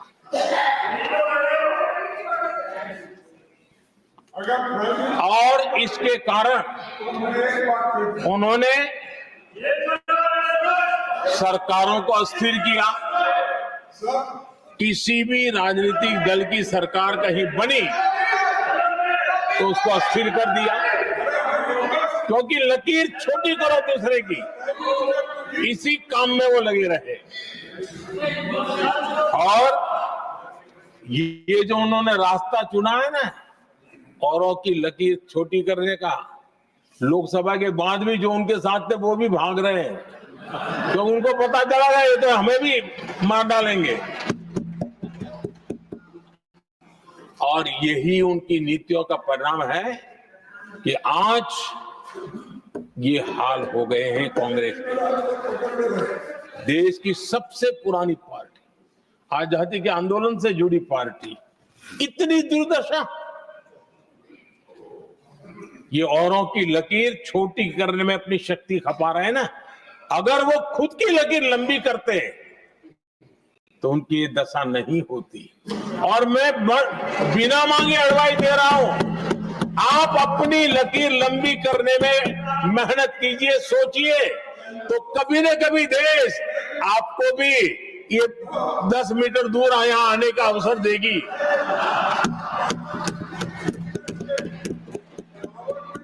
आदरणीय सभापति जी, बाबा साहब ने एससी एसटी समुदाय की बुनियादी चुनौतियों को बहुत बारीकी से समझा था, बहुत गहराई से समझा था, और खुद भुक्तभोगी थे, इसलिए दर्द भी था, पीड़ा भी थी, और समाज का कल्याण करने की एक जज्बा भी था। और बाबा साहब ने एससी एसटी समुदाय के आर्थिक उन्नति के लिए एक स्पष्ट रोड मैप देश के सामने प्रस्तुत किया था। उनकी बातों में प्रस्तुत होता था। और बाबा साहब ने एक बहुत महत्वपूर्ण बात कही थी, मैं उनका कोट पढ़ना चाहता हूं। बाबा साहब ने कहा था, भारत एक कृषि प्रधान देश है, लेकिन दलितों के लिए ये आजीविका का मुख्य साधन बन ही नहीं सकता। ये बाबा साहब ने कहा था। उन्होंने आगे कहा था, और इसके कई कारण हैं। पहला, भूमि खरीदना उनके सामर्थ्य से बाहर है। दूसरा, अगर उनके पास धन भी हो तो भी उनके लिए भूमि खरीदने का कोई अवसर नहीं है। बाबा साहब ने ये एक एनालिसिस किया था, और इस परिस्थिति का एनालिसिस करते हुए उनको ना सुझाव था। उन्होंने आग्रह किया था कि दलितों के साथ, हमारे आदिवासी भाई बहनों के साथ, वंचितों के साथ ये जो अन्याय हो रहा है, ये जो मुसीबत में जीने के लिए वो मजबूर हो रहे हैं, इसका एक उपाय है, देश में इंडस्ट्रियलाइजेशन को बढ़ावा दिया जाए। औद्योगिकरण के पक्षकार थे बाबा साहब, क्योंकि औद्योगिकरण करने के पीछे उनकी कल्पना साफ थी। स्किल बेस्ड जॉब्स और एंटरप्रेन्योरशिप के लिए, आर्थिक आत्मनिर्भरता के लिए दलित, आदिवासी, वंचित समूहों को एक अवसर मिलेगा, और उसे वो उत्थान का एक सबसे महत्वपूर्ण हथियार मानते थे। लेकिन आजादी के इतने सालों के बावजूद भी, इतने साल कांग्रेस को सत्ता में रहने का अवसर मिला, तब भी बाबा साहब की इन बातों को पर गौर करने का भी उनको समय नहीं था। उन्होंने बाबा साहब की इस विचारों को पूरी तरह खारिज कर दिया। एससी एसटी समुदाय की आर्थिक लाचारी बाबा साहब समाप्त करना चाहते थे। उसे कांग्रेस ने ऐसा उल्टा काम किया तो उसको गहरा संकट बना दिया। आदरणीय सभापति जी, 2014 में हमारी सरकार ने इस सोच को बदला, और हमने प्राथमिकता देते हुए स्किल डेवलपमेंट, फाइनेंशियल इंक्लूजन और इंडस्ट्रियल ग्रोथ पर हमने जोर दिया। हमने पीएम विश्वकर्मा योजना बना करके समाज का वो तबका जिसके बिना समाज की रचना ही संभव नहीं है, और हर गांव में छोटे छोटे रूप में बिखरे हुए समाज, जो पारंपरिक कार्य करने वाले हमारे विश्वकर्मा भाई बहन, लोहार हो, कुम्हार हो, समाज के सोनार हो, ऐसे सारे जो वर्ग के लोग हैं, पहली बार देश में उनके लिए कोई चिंता हुई और उनको ट्रेनिंग देना, टेक्नोलॉजिकल अपग्रेडेशन के लिए नए औजार देना, डिजाइनिंग में उनको मदद करना, आर्थिक सहायता करना, उनके लिए बाजार उपलब्ध कराना, ये सारा दिशाओं में एक विशेष काम हमने अभियान चलाया हुआ है। और समाज का ये वर्ग है जिसकी तरफ किसी ने ध्यान नहीं दिया, और समाज नियंत्रण में जिसका महत्वपूर्ण रोल है, उस विश्वकर्मा समाज की हमने चिंता।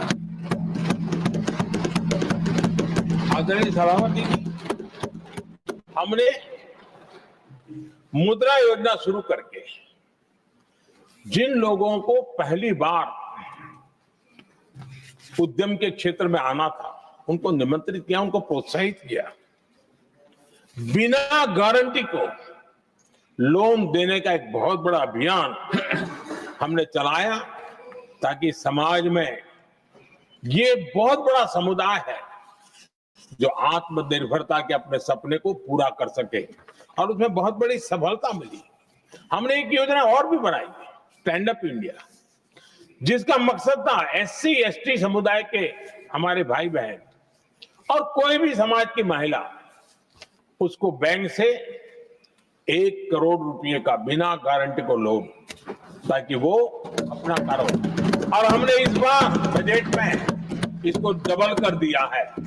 और मैंने देखा है कि लाखों ऐसे नौजवान इस वंचित समुदाय से, या लाखों बहनें आज मुद्रा योजना के द्वारा अपना कारोबार करना शुरू किया है, और खुद को तो रोजगार पाया ही, लेकिन उन्होंने किसी 1-2 और लोगों को भी रोजगार दिया है।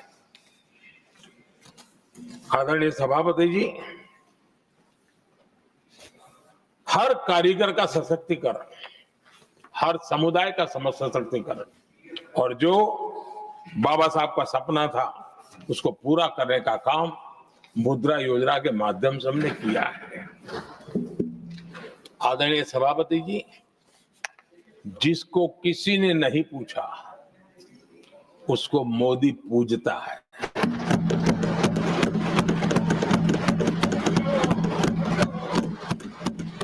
गरीब, वंचित, उसकी का कल्याण, ये हमारी प्राथमिकता है। इस वर्ष के बजट में भी आप देखिए, लेदर इंडस्ट्री, फुटवेयर इंडस्ट्री, ऐसे अनेक छोटे दायरे के विषयों को हमने स्पर्श किया है, और इसका सबसे बड़ा लाभ गरीब और वंचित समुदाय के लोगों को मिलने वाला है, जो इस बजट में घोषणा की। अब उदाहरण के रूप में टॉयज की बात करें, समाज के इस प्रकार के वर्ग के लोग ही टॉयज बनाने के काम में हैं। हमने उस पर ध्यान केंद्रित किया। बहुत सारे गरीब परिवारों को अनेक प्रकार की उसमें मदद दी गई, और उसका परिणाम आज आया है कि टॉयज हम एक्सपोर्ट करने की आदत में फंसे हुए थे, आज इंपोर्ट करने की आदत में फंसे हुए थे, आज हमारे टॉय 3 गुना एक्सपोर्ट हो रहे हैं,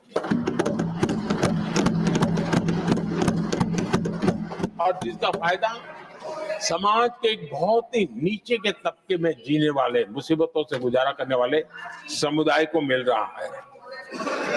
आदरणीय सभापति जी, हमारे देश में एक बहुत बड़ा समुदाय है, मछुआरा समुदाय। इन मछुआरे साथियों के लिए हमने एक अलग मिनिस्ट्री तो बनाई, लेकिन जो बेनिफिट किसान क्रेडिट में किसानों को मिलता था, हमने वो किसान क्रेडिट कार्ड के सारे बेनिफिट हमारे मछुआरे भाई बहनों को भी दिया, ये सुविधा दी, अलग मिनिस्ट्री बनाई, ये काम किया और करीब करीब 40,000 करोड़ रुपया हमने इसके अंदर इंफ्यूज किया। फिशरीज सेक्टर को बल दिया है और इसका प्रयास इन प्रयासों का परिणाम यह आया है कि हमारा मछली उत्पादन 2 गुना और एक्सपोर्ट भी 2 गुना हुआ है और जिसका सीधा बेनिफिट हमारे मछुआरे भाई बहनों को हुआ है। यानी समाज के सबसे उपेक्षित हमारे बंधु हैं, उनको हमने सबसे ज्यादा प्राथमिकता दे करके हमने काम करने का प्रयास किया है। आदरणीय सभापति जी, यहाँ जो जातिवाद का जहर फैलाने की जिनको अब नया शौक लग गया है, हमारे देश के आदिवासी समाज, उन आदिवासी समाज में भी कई स्तर की स्थितियां हैं।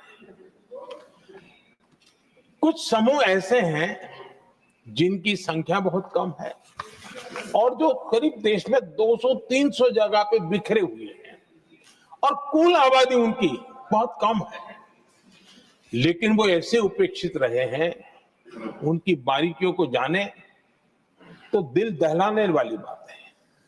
और मेरा सद्भाग्य रहा कि राष्ट्रपति जी से इस विषय में मुझे काफी गाइडेंस मिला, क्योंकि उस समाज को काफी निकट से राष्ट्रपति जी जानती है और उसी में से आदिवासी समाज में भी बहुत वंचित अवस्था में जीने वाला एक जो छोटा तबके के लोग व बिखरे पड़े लोग हैं, उनको विशेष रूप से योजना में लाने का प्रयास हुआ और हमने पीएम जनमन योजना बनाई और 24,000 करोड़ रुपए ताकि उनको कुछ सुविधाएं मिले, उनके कल्याण के काम हो और वे भी सबसे पहले तो अन्य आदिवासी समाज की बराबरी तक तो पहुंचे और फिर पूरे समाज की बराबरी करने के लिए योग्य बने। उस दिशा में हमने काम किया है। आदरणीय सभापति जी, समाज के अलग अलग तबकों की चिंता तो की है। हमने देश के अलग अलग भूभाग में भी कुछ ऐसी स्थितियां हैं कि जिसमें बहुत पिछड़ापन है, जैसे हमारे सीमावर्ती गांव, उनको बैकवर्ड विलेज करके छोड़ दिया गया था, आखिरी गांव करके छोड़ दिया गया था। हमने सबसे पहले मनोवैज्ञानिक परिवर्तन लाया। हम ये जो दिल्ली पहले और बाद में सब धीरे धीरे जो जाए दूर जाता जाए आखिर चला जाए, हमने बदल दिया। हमने तय किया कि सीमा पर जो लोग हैं वो पहले और वो अंदर की तरफ आता जाए। जहां सूरज की किरण सबसे पहले आती है और जहां सूरज की आखिरी किरण भी जिनके पास होती है, ऐसे आखिरी गांव उनको हमने फर्स्ट विलेज के रूप में विशेष दर्जा देते हुए, विशेष योजना बनाते हुए हमने उनके विकास के कामों को, इतना ही नहीं, इसको प्राथमिकता इतनी दी कि मैंने पिछले टर्म में मंत्री परिषद के साथियों को ऐसे दूर दराज के गांवों में 24 घंटे रुकने के लिए भेजा था और -15 डिग्री वाले कुछ विलेजेस थे, वहां भी हमारे मंत्री वहां जाकर के रुके थे, उनको समझने का, उनकी समस्याओं के समाधान के लिए प्रयास किया था। और हमने 15 अगस्त 26 जनवरी में जो मेहमान बुलाते हैं, उसमें भी ये जो सीमा पर बसे हुए हमारे पहले विलेज है, आज उनके प्रधानों को हम 26 जनवरी 15 अगस्त में बुलाते हैं। राष्ट्रपति जी के यहाँ एट होम में होते हैं, क्योंकि हमारी कोशिश है सबका साथ सबका विकास, और इसलिए खोजते रहते हैं कि हम किसको, अभी भी पहुंचना बाकी है, चलो जल्दी करो। आदरणीय सभापति जी, वाइब्रेंट विलेज की योजना देश की सुरक्षा के लिए भी बहुत उपयोगी हो रही है, बहुत महत्वपूर्ण हो रही है और हम उसको भी बल दे रहे हैं। आदरणीय सभापति जी, राष्ट्रपति जी ने गणतंत्र के 75 वर्ष के मौके पर संविधान निर्माताओं से प्रेरणा लेने का भी आग्रह अपने अभिभाषण में किया है। मैं आज बड़े संतोष के साथ कह सकता हूं कि हमारे संविधान निर्माताओं की जो भावना थी, उसी का आदर करते हुए, उसी से प्रेरणा लेते हुए हम आज आगे बढ़ रहे हैं। कुछ लोगों को लगता होगा ये यूसीसी क्या लाए हैं, लेकिन जो संविधान सभा की डिबेट पढ़ेंगे उनको पता चलेगा कि हम उस भावना का यहां लाने का प्रयास कर रहे हैं। कुछ लोगों की राजनीति आड़े आती होगी, लेकिन हम संविधान निर्माताओं की भावना को जीते हैं ना, तब जाकर के ये साहस करते हैं और कमिटमेंट के साथ पूरा करने का प्रयास करते हैं। आदरणीय सभापति जी, संविधान निर्माताओं का आदर करना चाहिए था। संविधान निर्माताओं के एक एक बात से प्रेरणा लेने की थी, लेकिन ये कांग्रेस है जिसने आजादी के तुरंत बाद ही संविधान निर्माताओं की भावनाओं की धज्जियां उड़ा दी थी। और ये दुख के साथ मुझे कहना पड़ रहा है। आप कल्पना कर सकते थे कि जब देश में चुनी हुई सरकार नहीं थी, एक स्टॉप गैप अरेंजमेंट था चुनाव तक का, वो स्टॉप गैप अरेंजमेंट में जो बैठे थे महाशय, उन्होंने संविधान में संशोधन कर दिया आते ही। चुनी हुई सरकार करती तो थोड़ा भी तो समझ आता था, लेकिन उतना भी इंतजाम नहीं किया। और किया क्या उन्होंने फ्रीडम ऑफ स्पीच को कुचला, अखबारों पर, प्रेस पर लगाम लगाई और डेमोक्रेट का टैग लगाकर घूमते रहे दुनिया में।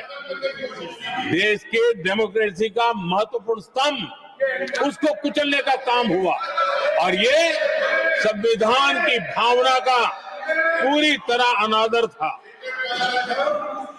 आदरणीय सभापति जी, देश की पहली सरकार थी, नेहरू जी प्रधानमंत्री थे, और मुंबई में जब नेहरू जी प्रधानमंत्री थे, तब मुंबई में मजदूरों की एक हड़ताल हुई। उसमें मशहूर गीतकार मजरूर सुल्तानपुरी जी ने एक गीत गाया था, कॉमनवेल्थ का दास है, ये कविता उन्होंने गाई थी। कविता गाने मात्र के गुणे में नेहरू जी ने देश के एक महान कवि को जेल में ठूस दिया।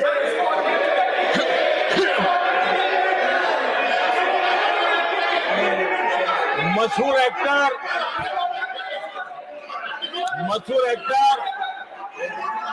बलराज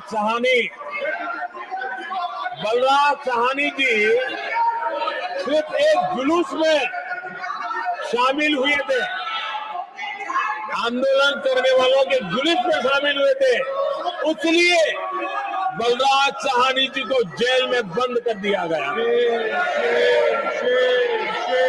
आदरणीय सभापति जी, लता मंगेशकर जी के भाई हृदयनाथ मंगेशकर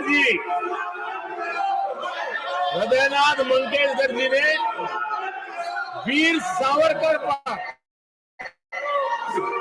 एक कविता स्वरबद्ध करके आकाशवाणी पर प्रस्तुत करने का योजना बनाई।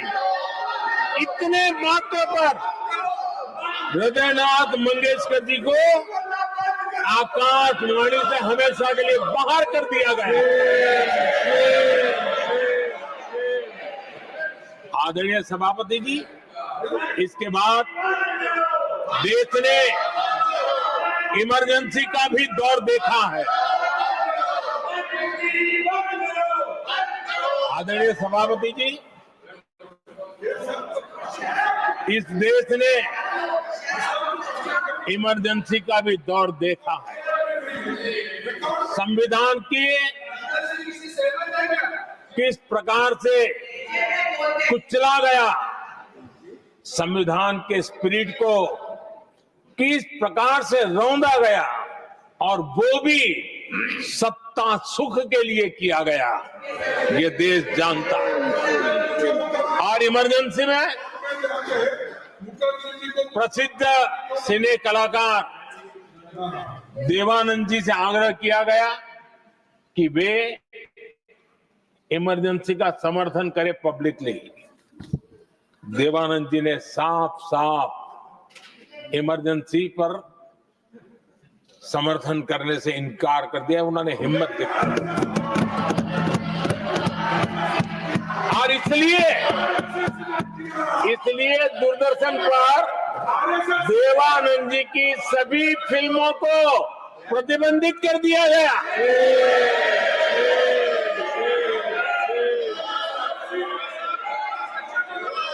आदरणीय सभापति जी, ये संविधान की बातें करने वाले लोग, उन्होंने सालों से संविधान को अपने जेब में रखा है, उसी का एक परिणाम है। संविधान का सम्मान नहीं किया है। आदरणीय सभापति जी किशोर कुमार जी, उन्होंने कांग्रेस के लिए गाना गाने से मना किया। इस एक गुनाह के लिए आकाशवाणी पर किशोर कुमार के सभी गानों को प्रतिबंधित कर दिया गया।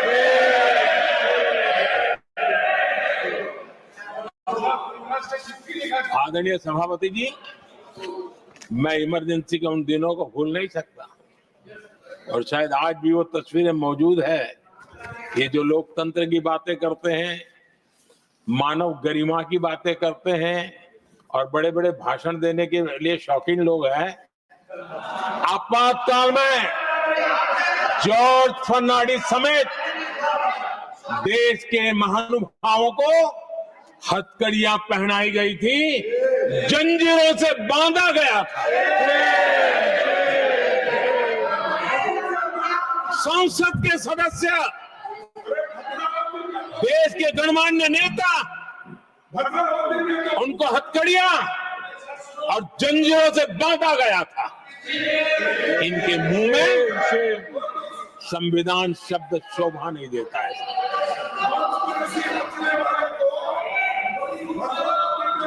आदरणीय सभापति जी, सत्ता सुख के लिए, शाही परिवार के अहंकार के लिए इस देश के लाखों परिवारों को तबाह कर दिया गया, देश को जेल खाना बना दिया गया।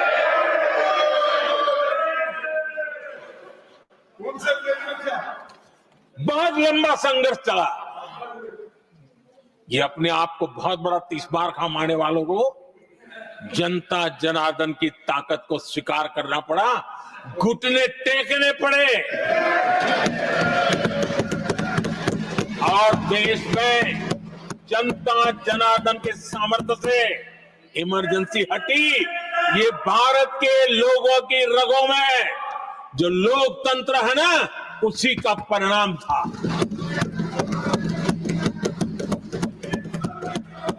हमारे माननीय खड़गे जी आपके सामने बढ़िया बढ़िया शेर सुनाते रहते हैं, और उनका शौक है शेर सुनाने का, और सभापति जी आप भी बड़ा मजा लेते हैं।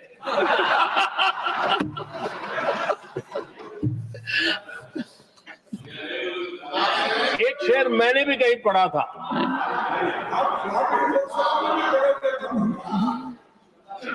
तमाशा करने वालों को क्या खबर, तमाशा करने वालों को क्या खबर, हमने कितने तूफानों को पार कर दिया जलाया है। हमने कितने तूफानों को पार कर दिया जलाया है। आदरणीय सभापति जी,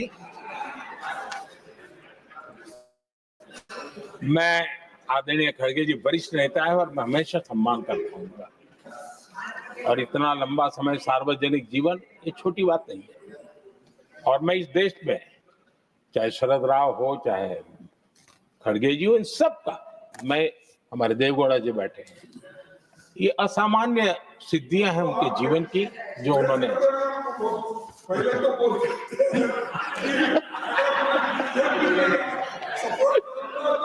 ऐसा है खड़गे जी, आपको आपके घर में तो ये बातें सुनने को नहीं मिलेगी, नहीं बताऊंगा।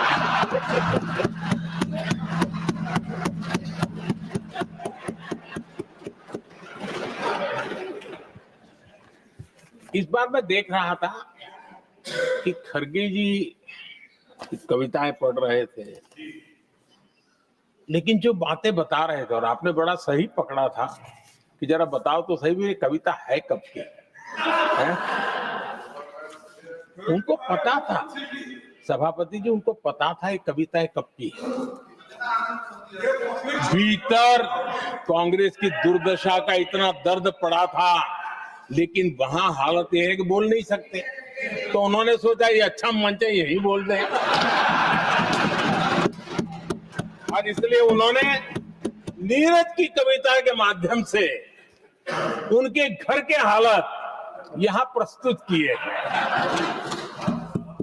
आदरणीय सभापति जी, जो आज के लिए सही है, खड़गे जी को मैं आज वही कवि नीरज जी की कुछ पंक्तियां सुनाना चाहता हूं।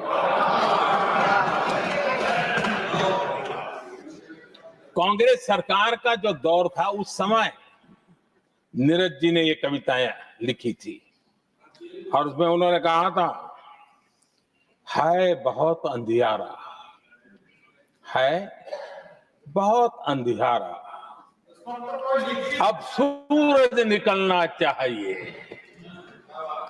अब सूरज निकलना चाहिए, जिस तरह से भी हो ये मौसम बदलना चाहिए, जिस तरह से भी हो ये मौसम बदलना चाहिए। नीरज जी ने कांग्रेस के उस कालखंड में ये कविता कही।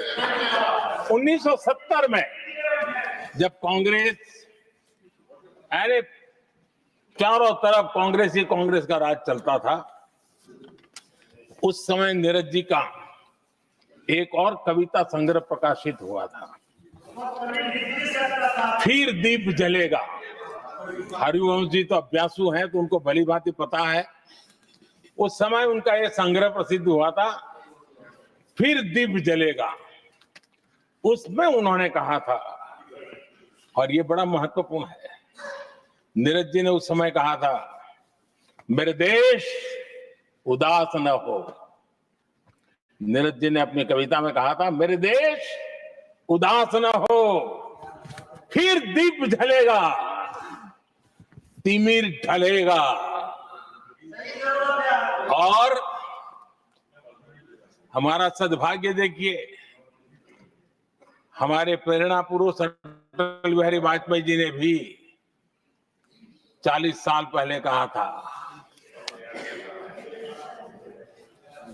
सूरज निकलेगा, अंधेरा छटेगा, कमल खिलेगा।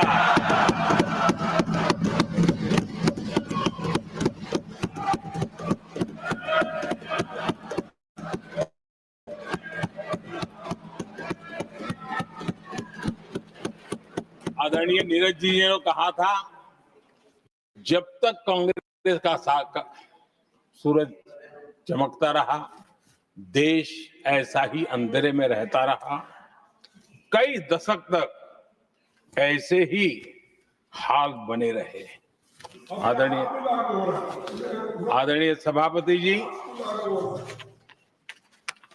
गरीबों को शक्ति देने के लिए, गरीबों के सशक्तिकरण के लिए जितना काम हमारे कार्यकाल में हुआ है, हमारी सरकार के द्वारा हुआ है, इतना पहले कभी नहीं हुआ। गरीबों का सशक्तिकरण और गरीब ही गरीबी को परास्त करे, उस दिशा में हमने योजनाओं को आकार दिया। और मुझे मेरे देश के गरीबों पर भरोसा है, उनके सामर्थ्य में भरोसा है। अगर अवसर मिल जाए ना, तो वो हर चुनौतियों को पार कर सकता है। और गरीब ने करके दिखाया। योजनाओं का लाभ लेते हुए, अवसरों का फायदा उठाते हुए, सशक्तिकरण के माध्यम से 25 करोड़ गरीबी को परास्त करने में सफल हुए। 25 करोड़ लोगों को गरीबी से बाहर निकालना, ये हमारे लिए गर्व का विषय है कि हमने एक बहुत बड़ा काम किया है। जो लोग गरीबी से निकले हैं, कठोर परिश्रम करके निकले हैं, सरकारी पर भरोसा करते हुए, योजनाओं को आधार बना करके, और आज गरीबी से निकलकर वो एक न्यू मिडिल क्लास हमारे देश में अर्जित हुआ है। आदरणीय सभापति जी, मेरी सरकार इस न्यू मिडिल क्लास और मिडिल क्लास के साथ डट करके खड़ी है और बहुत कमिटमेंट के साथ हम खड़े हैं। हमारी न्यू मिडिल क्लास और मिडिल क्लास की आकांक्षाएं आज देश के लिए गति देने वाली शक्ति है। हमारे देश की एक नई ऊर्जा है, देश की प्रगति का सबसे बड़ा आधार है। हम मिडिल क्लास के, नियर मिडिल क्लास के सामर्थ्य को बढ़ाना चाहते हैं। हमने मिडिल क्लास के लिए एक बहुत बड़े हिस्से को टैक्स में इस बजट में जीरो कर दिया।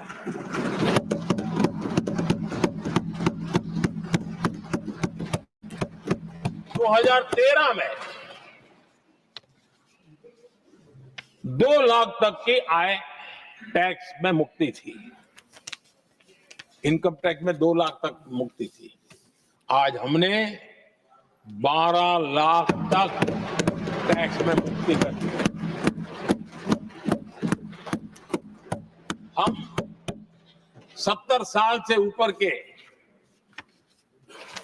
किसी भी वर्ग के क्यों न हो, किसी भी समाज से क्यों न हो, उनको आयुष्मान योजना का लाभ देकर के, और उसका सबसे बड़ा लाभ मिडिल क्लास के बुजुर्गों को मिल रहा है।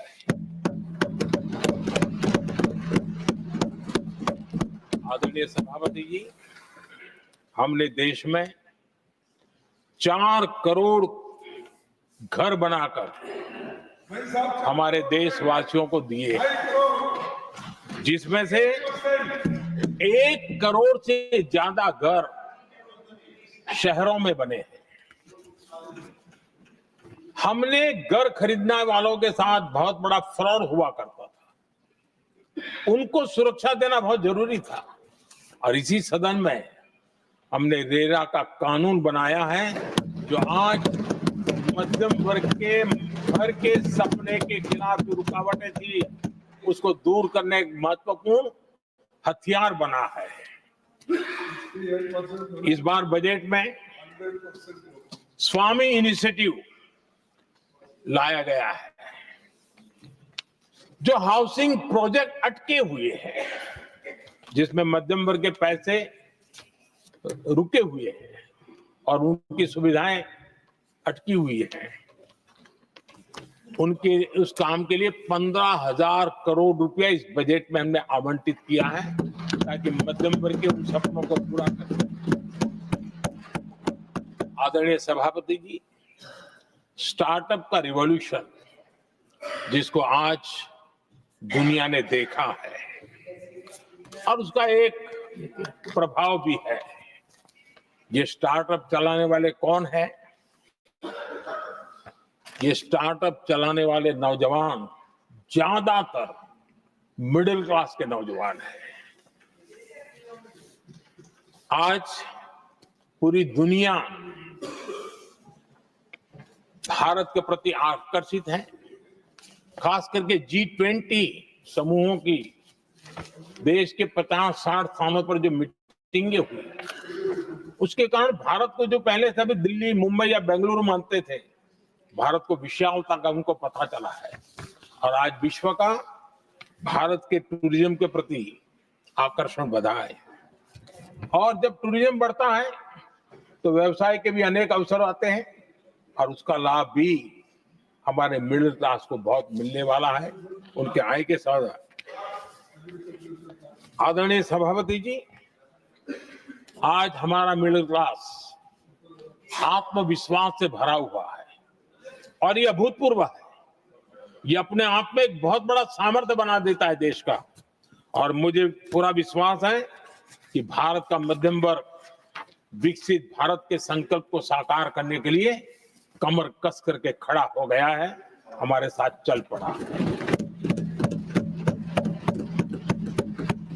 आदरणीय सभापति जी, विकसित भारत के निर्माण में सबसे बड़ा रोल देश के युवाओं का है। हमें डेमोग्राफी का डिविडेंड, उस पर हमारा भी बल है। जो अभी स्कूल कॉलेज में है, वही विकसित भारत के सबसे बड़े लाभार्थी बनने वाले हैं। और इसलिए उनके अंदर एक स्वाभाविक भाव है कि जैसे जैसे उनकी उम्र बढ़ेगी, वैसे वैसे देश की विकास की यात्रा बढ़ेगी।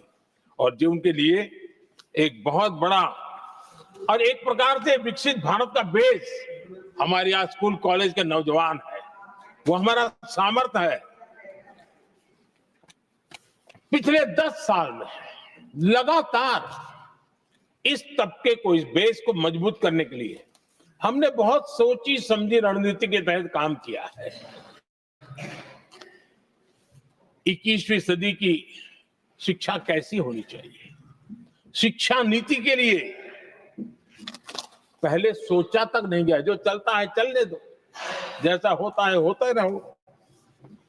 करीब 3 दशक के अंतराल के बाद नई राष्ट्रीय शिक्षा नीति लेकर के हम आए। 3 दशक के अंतराल, इस नीति के तहत बहुत सारे इनिशिएटिव हैं। उसमें एक की मैं चर्चा करता हूं, पीएम श्री स्कूल। ये पीएम श्री स्कूल आज करीब 10-12 हजार स्कूल ऑलरेडी बन चुके हैं और नए बनाने की दिशा में हम आगे बढ़ रहे हैं।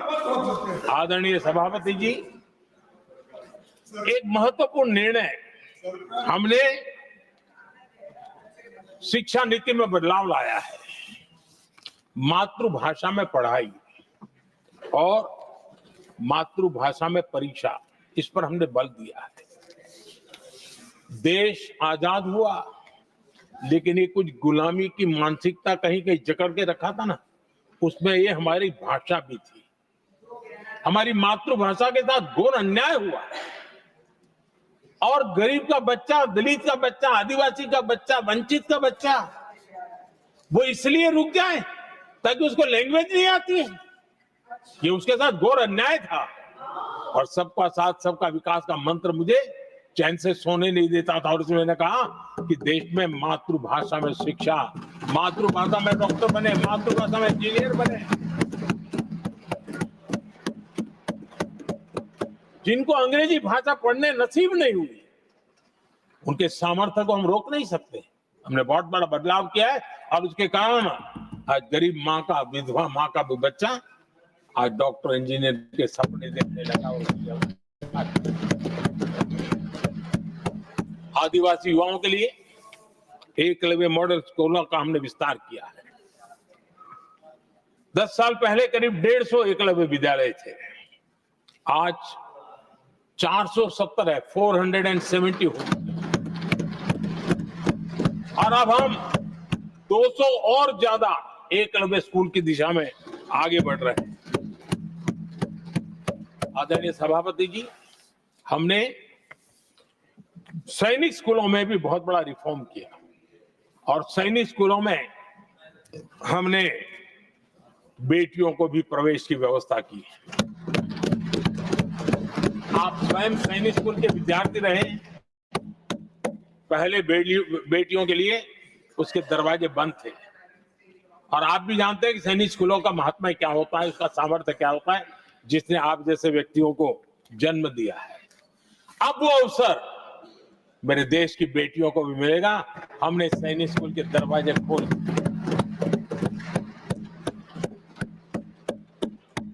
और अभी हमारी सैकड़ों बेटियां देशभक्ति के इस माहौल में अपनी पढ़ाई कर रही है और देश के लिए जीने का जज्बा सहज रूप से उनके भीतर पनप रहा है।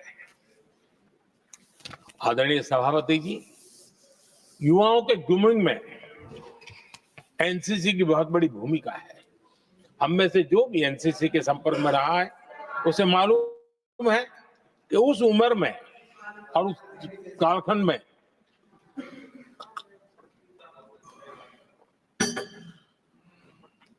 एक बहुत सुनहरा अवसर होता है व्यक्ति के विकास में, सर्वांगीण विकास में, उसको एक एक्सपोजर मिलता है। बीते वर्षों में एनसीसी में अभूतपूर्व विस्तार हुआ है। हमने उसको भी चकड़ करके बैठ गए थे। 2014 तक एनसीसी में करीब 14 लाख कैडेट हुआ करते थे। आज वो संख्या 20 लाख पार कर।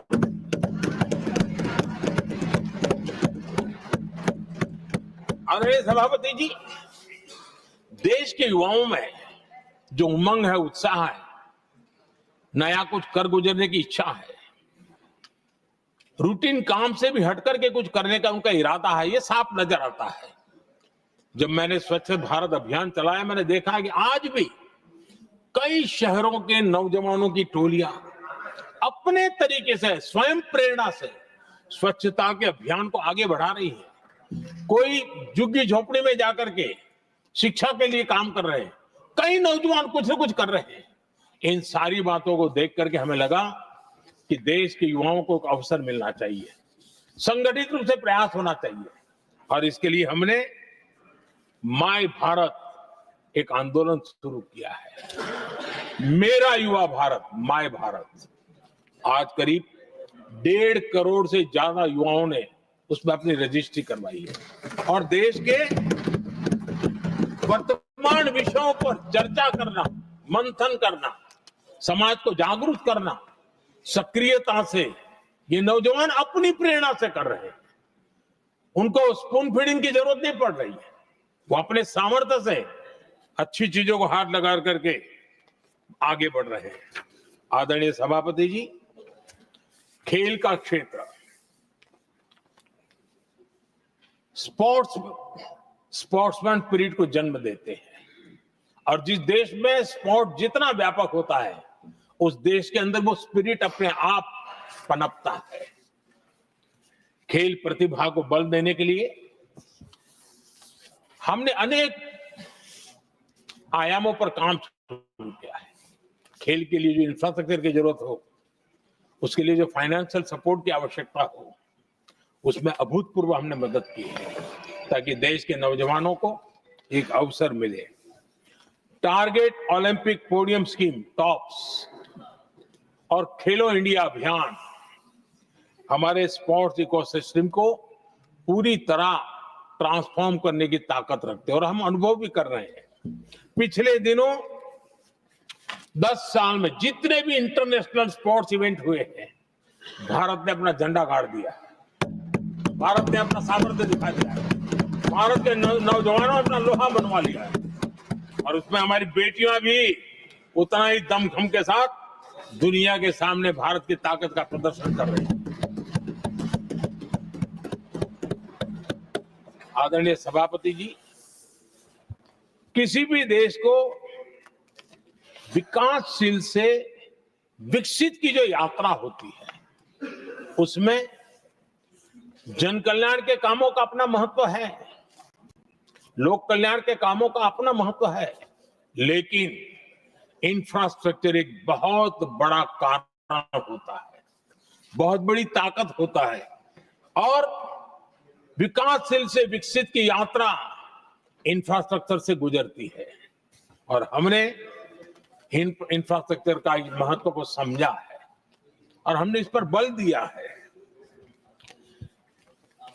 और जब इंफ्रास्ट्रक्चर की बात होती है तो ये भी जरूरी है कि वो समय सर पूरे हो।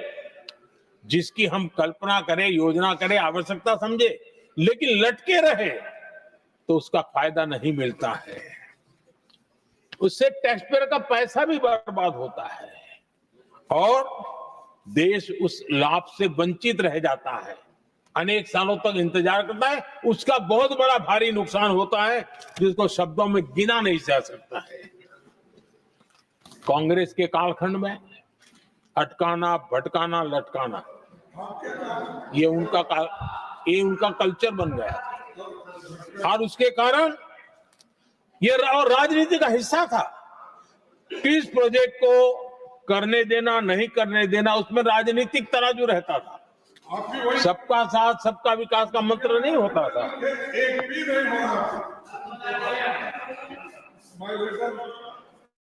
इस कांग्रेस कल्चर से मुक्ति पाने के लिए हमने प्रगति नाम की व्यवस्था बनाई और नियमित रूप से मैं स्वयं इस प्रगति प्लेटफॉर्म के माध्यम से इंफ्रास्ट्रक्चर का प्रोजेक्ट्स का डिटेल मॉनिटरिंग करता हूं। कभी ड्रोन से भी उस एरिया की वीडियोग्राफी और लाइव इंटरेक्शन करता हूं। काफी मैं उसमें इन्वॉल्व रहता हूं। करीब करीब 19 लाख करोड़ रुपए के ऐसे जो प्रोजेक्ट अटके पड़े हुए थे किसी न किसी कारण से, राज्य और केंद्र का कोऑर्डिनेशन नहीं होगा, एक डिपार्टमेंट का दूसरे डिपार्टमेंट से कोऑर्डिनेशन नहीं होगा, फाइलों में कहीं लटका पड़ा होगा, इन सारी चीजों का रिव्यू करता हूं। और ऑक्सफोर्ड यूनिवर्सिटी ने उस पर अध्ययन किया प्रगति के हमारे इनिशिएटिव पर और बहुत बड़ा उसने अच्छा रिपोर्ट दिया है। और उसमें उसने एक बहुत बड़ा सुझाव दिया है। उसने कहा प्रगति के इनिशिएटिव के बारे में कहा है। उन्होंने कहा प्रगति के अनुभवों से सीखते हुए अन्य विकासशील देशों के पास भी इंफ्रास्ट्रक्चर के विकास में क्रांति लाने का एक मूल्यवान अवसर है। ये प्रगति को सभी डेवलपिंग कंट्रीज के लिए उन्होंने सुझाव दिया। पहले काम कैसे होते थे, मैं तथ्यों के साथ कुछ उदाहरण देना चाहता हूं ताकि पता चले कि कैसे देश को नुकसान किया गया है। मैं ये नहीं कह रहा हूं हर कोई एक ही व्यक्ति ने जानबूझ के किया होगा, लेकिन कल्चर डेवलप हो गया और उसका परिणाम हुआ। अब देखिए उत्तर प्रदेश में हम एग्रीकल्चर, किसान, भाषण तो बहुत बढ़िया दे देते हैं, अच्छा लगता है, भड़काने का काम करने में क्या जाता है, कुछ इन्वेस्टमेंट तो है ही नहीं, भड़काते रहो दुनिया को, कोई काम तो करना नहीं है। उत्तर प्रदेश में कृषि के लिए एक अहम योजना थी सरयू नहर परियोजना। सरयू नहर परियोजना 1972, सोचिए साहब, 1972 में स्वीकृत हुई थी, 5 दशक तक लटकी रही। 1972 में जिस योजना को सोचा गया, योजना बनी, फाइल पे स्वीकृत हो चुकी, 2021 में हमने आकर के इसको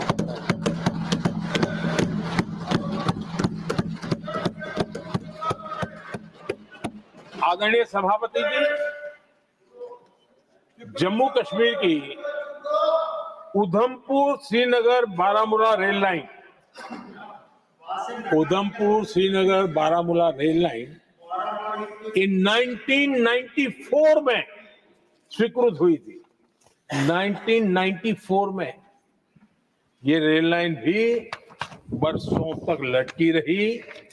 3 दशक बाद आखिरकार हमने 2025 में इसे पूरा किया।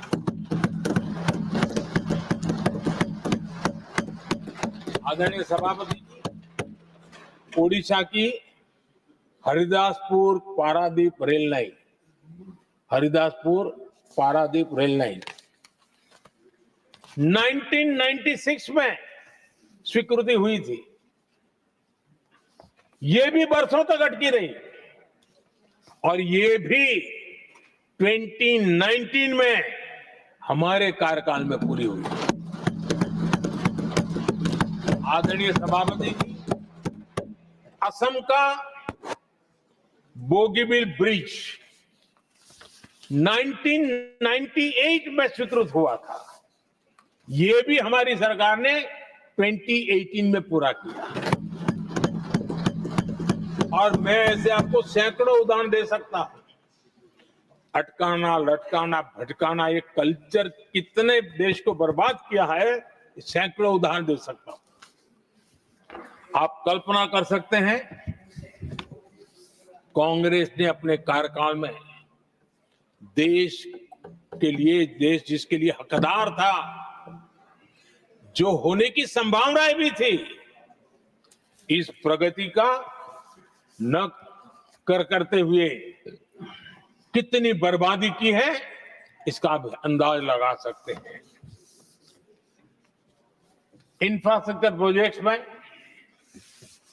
सही प्लानिंग और सही एजुकेशन, इसके लिए पीएम गति शक्ति नेशनल मास्टर प्लान बनाया है। पीएम गति शक्ति में जो लोग डिजिटल वर्ल्ड में इंटरेस्टेड हैं, उनके लिए जरूरी है समझना, और मैं तो चाहूंगा इसको राज्यों ने भी उपयोग करना चाहिए। पीएम गति शक्ति प्लेटफॉर्म में 1600 डेटा लेयर्स हैं हमारे देश के अलग अलग कामों के, और निर्णय प्रक्रिया को तेज करते हैं, सरल करते हैं, और उसको लागू करने में भी बहुत तेजी से उसको लागू किया जा सकता है। तो आज गति शक्ति प्लेटफॉर्म अपने आप में एक बहुत बड़ा इंफ्रास्ट्रक्चर के काम को गति देने वाला आधार बन गया है।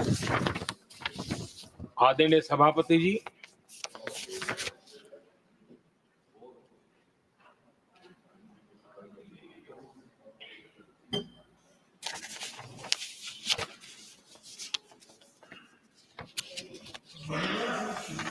आज के नौजवानों को ये जानना बहुत जरूरी है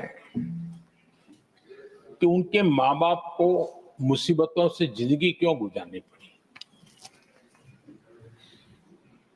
देश की ऐसी हालत क्यों हुई, उनको जानना बहुत जरूरी है। अगर बीते दशक में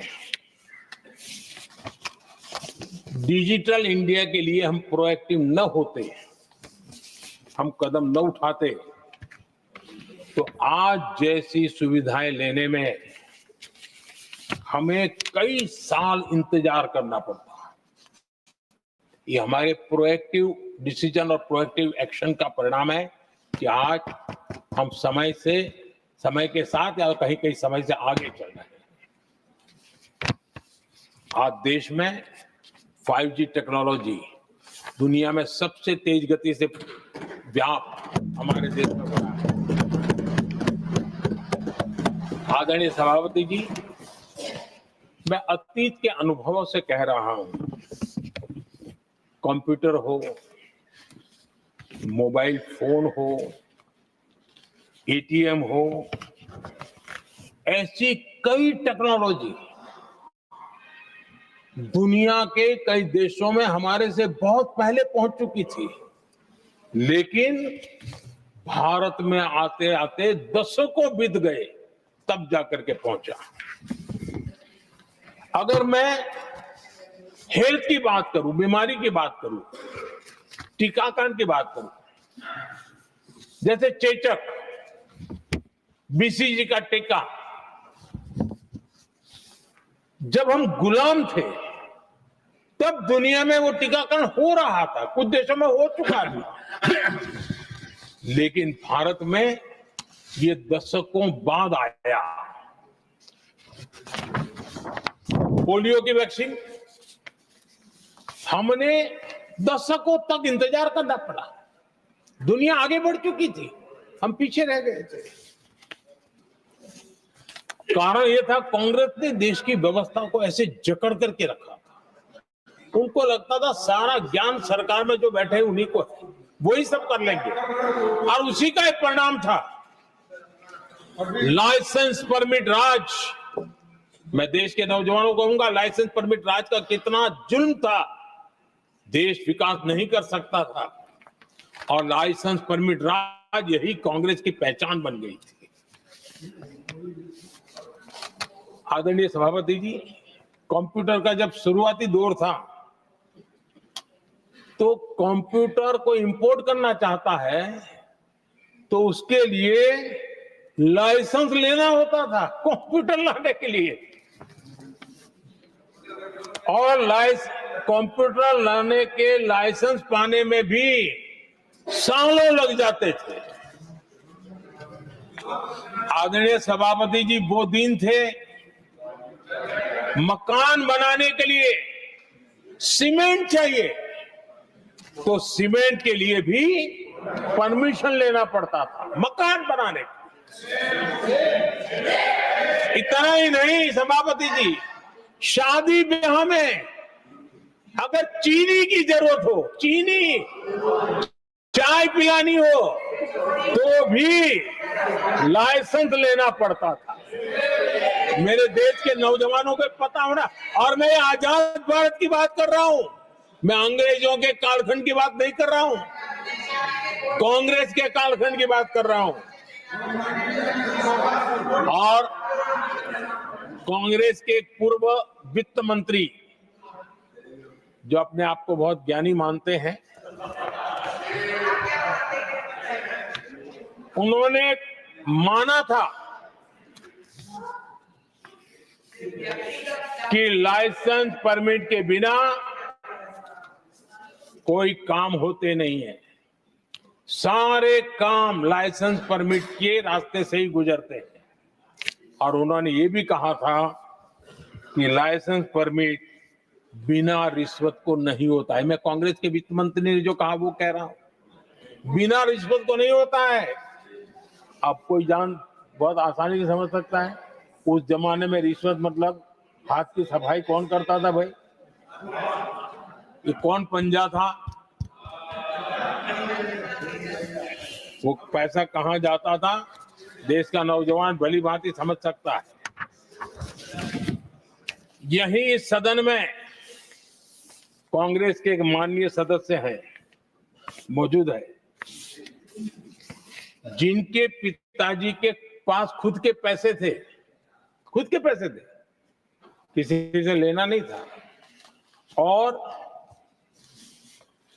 कार खरीदना चाहते थे। यहां मौजूद एक एमपी है कांग्रेस के, उनके पिताजी खुद के पैसे से कार खरीदना चाहते थे। 15 साल तक उनको कार के लिए इंतजार करना पड़ा था कांग्रेस के राज में।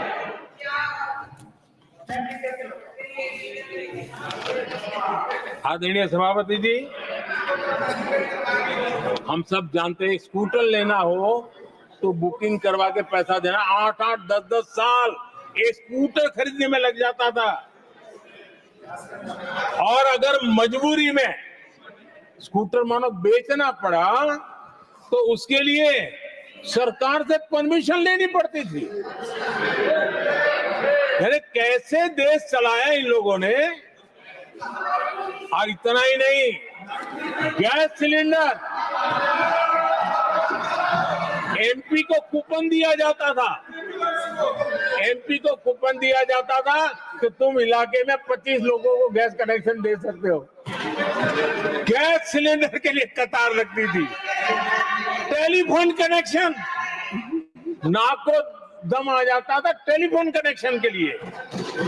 देश के नौजवानों को पता होना चाहिए कि ये जो आज बड़े बड़े भाषण झाड़ रहे हैं, उन्होंने क्या किया था, देश को पता होना चाहिए। आदरणीय सभापति जी, ये सारी पाबंदियां और लाइसेंस राज की नीतियों ने भारत को दुनिया की सबसे धीमी आर्थिक वृद्धि दर में धकेल दिया। लेकिन क्या आप जानते हैं, इस कमजोर वृद्धि दर को, इस विफलता को दुनिया में किस नाम से कहने की शुरुआत हो गई? हिंदू रेट ऑफ ग्रोथ कहने लगे। एक समाज का पूरा अपमान, विफलता सरकार में बैठे हुए लोगों की, काम न करने के सामर्थ्य बैठे हुए लोगों का, समझ शक्ति का अभाव बैठे हुए लोगों का, दिन रात भ्रष्टाचार में डूबे हुए लोगों का, और गाली पड़ी एक बहुत बड़े समाज को, हिंदू ग्रेट ऑफ ग्रोथ। आदरणीय सभापति जी, शाही परिवार के आर्थिक कुप्रबंधन और गलत नीतियों के कारण पूरे समाज को दोषी ठहराया गया और दुनिया भर में बदनाम किया गया। जबकि हम इतिहास देखें तो भारत के लोगों का तरीका और नीतियां, भारत के स्वभाव में लाइसेंस राज नहीं था, परमिट नहीं थी। भारत के लोग सदियों से, हजारों साल से खुले में विश्वास करते थे, और हम उन समुदाय में सबसे पहले थे जो दुनिया भर में मुक्त व्यापार, फ्री ट्रेड, उसमें मेहनत करते थे, काम करते थे। सदियों पहले भारतीय व्यापारी दूर दराज के देशों तक व्यापार करने के लिए जाते थे, कोई बंधन नहीं थे, कोई रुकावटें नहीं थे। ये हमारी प्रकृति की संस्कृति थी, हमने उसको तबाह करके रख दिया। आज जब पूरी दुनिया भारत की आर्थिक क्षमता को पहचानने लगी है, आज दुनिया तेज गति से आगे बढ़ने वाले देश के रूप में देख रही है, तो आज दुनिया भारत रेट ऑफ ग्रोथ दुनिया देख रही है और हर भारतीय को इसका गौरव है। और हम अपनी अर्थव्यवस्था का विस्तार कर रहे हैं।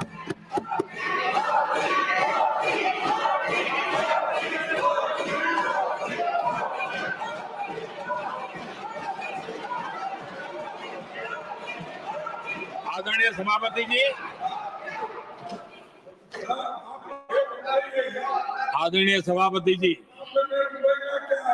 कांग्रेस के पंजे से मुक्त होकर आप देश चैन की सांस ले रहा है और ऊंची उड़ान भी भर रहा है।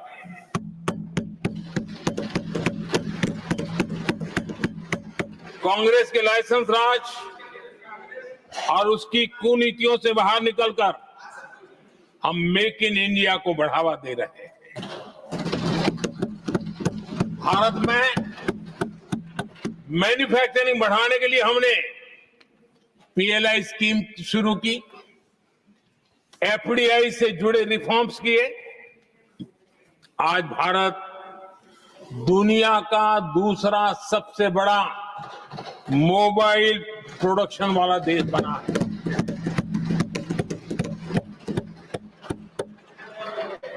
पहले हम ज्यादातर फोन बाहर से इंपोर्ट कर रहे थे, अब हमारी पहचान एक मोबाइल एक्सपोर्टर के रूप में बनी है। आदरणीय सभापति जी, आज भारत की पहचान डिफेंस मैन्युफैक्चरिंग की बनी है। 10 साल में हमारा डिफेंस प्रोडक्ट्स 10 गुना एक्सपोर्ट बढ़ा है, 10 साल में 10 गुना बढ़ा है।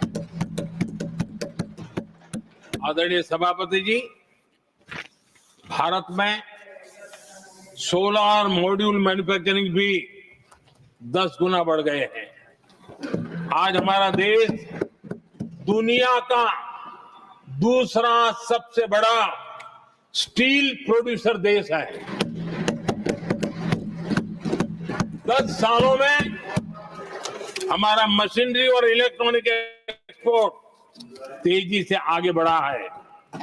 बीते 10 सालों में भारत का टॉयज एक्सपोर्ट 3 गुना से ज्यादा बढ़ गया है। इन्हीं 10 सालों में एग्रो केमिकल एक्सपोर्ट भी बढ़ा है। कोरोना के कालखंड में हमने 150 से ज्यादा देशों को वैक्सीन और दवाइयां सप्लाई की। मेड इन इंडिया, हमारे आयुष और हर्बल प्रोडक्ट का एक्सपोर्ट भी बहुत तेज गति से बढ़ा है और बढ़ रहा है। आदरणीय सभापति जी, खादी जो कांग्रेस ने की तो सबसे बड़ा एक काम करते ना खादी के लिए, तो भी मुझे लगता है हाँ ये आजादी के आंदोलन के लोगों से कुछ प्रेरणा आगे बढ़ा रहे हैं, वो भी नहीं किया। खादी और विलेज इंडस्ट्री का टर्नओवर पहली बार 1.5 लाख करोड़ से ज्यादा हुआ। 10 साल में इसका प्रोडक्शन भी 4 गुना हुआ है।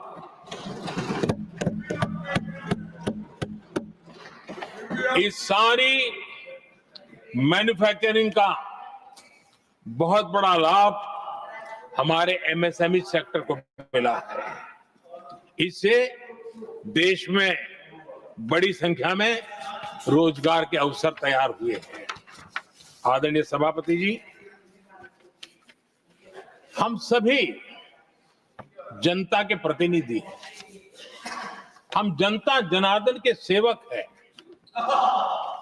जनप्रतिनिधि के लिए देश और समाज का मिशन ही सब कुछ होता है और सेवा व्रत लेकर के ही जनप्रतिनिधियों के लिए काम करना उनका दायित्व होता है। आदरणीय सभापति जी, देश की हम सभी से अपेक्षा है कि हम विकसित भारत को आत्मसात करने के लिए कोई कमी हमारी तरफ से नहीं रहनी चाहिए। हम सबका सामूहिक दायित्व होना चाहिए। ये देश का संकल्प है, ये किसी सरकार का संकल्प नहीं है, किसी व्यक्ति का संकल्प नहीं है, 140 करोड़ देशवासियों का संकल्प है। और सभापति जी, मेरे शब्द लिख करके रखिए, जो लोग विकसित भारत के संकल्प से अपना को अछूता रखेंगे, देश उनको अछूता कर देगी। हर किसी को जुड़ना पड़ेगा, अब बच करके नहीं रह सकते, क्योंकि भारत का मिडिल क्लास, भारत का नौजवान पूरी ताकत के साथ देश को आगे बढ़ाने में जुट चुका है। और इसलिए आदरणीय सभापति जी, जब प्रगति की राह पर देश चल पड़ा है, विकास की नई ऊंचाइयों को देश अर्जित कर रहा है, तब हम सबकी भूमिका बड़ी महत्वपूर्ण है। सरकारों में विरोध होना लोकतंत्र का स्वभाव है, नीतियों का विरोध होना लोकतंत्र का जिम्मेवारी भी है, लेकिन घोर विरोधवाद, घोर निराशावाद और अपनी लकीर लंबी नहीं करनी, दूसरी लकीर को छोटा करने की कोशिशें विकसित भारत में रुकावट बन सकती है। हमें उसे मुक्त होना होगा और हमें आत्ममंथन भी करना होगा, निरंतर मंथन करना होगा। मुझे भरोसा है कि सदन में जो चर्चा हुई है उसमें से जो उत्तम चीजें हैं उसको लेकर के हम आगे बढ़ेंगे और हमारा मंथन जारी रहेगा। हमें निरंतर ऊर्जा राष्ट्रपति जी के उद्बोधन से मिलती रहेगी। एक बार फिर राष्ट्रपति जी का मैं हृदय से आभार व्यक्त करता हूं और सभी माननीय सांसदों का भी आभार व्यक्त करता हूं। बहुत बहुत धन्यवाद। I shall now put the amendments which have been moved to vote. Amendment numbers 1 to 4 by Sushri Susmita Dev. Are you withdrawing the amendments or I should put to vote? No, not in that. Not after that. No. Susmita Dev. सत्य बातें बोली गई हैं। Susmita, nothing will go on record. Not after that. Nothing. No, not present.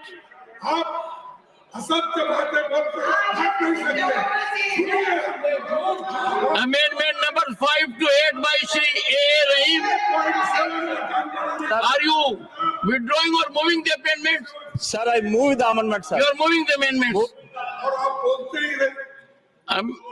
I shall now put the amendments to vote. Those in favor will please say aye. Those against will please say no. I think the noes have it, the noes have it, the noes have it. Amendment number 5 to 8 are negative. Amendment number 9 to 11 by Shri Manoj Kumar Jha. Are you withdrawing the amendments or moving? Sir, after Prime Minister's speech, I will still move the amendment. I shall now put the amendments to vote. Those in favor will please say aye. Those against will please say. I think noes have it. Noes have it. Noes have it. Amendment numbers 9 to 11 are negative. Amendment number 12 to 17 by Sri Ramjilal Suman. Are you moving or withdrawing? Sir, are you moving? Moving? Yes. Sure about it? I shall now put the amendments to vote. Those in favor will please say aye. Those against will please say no.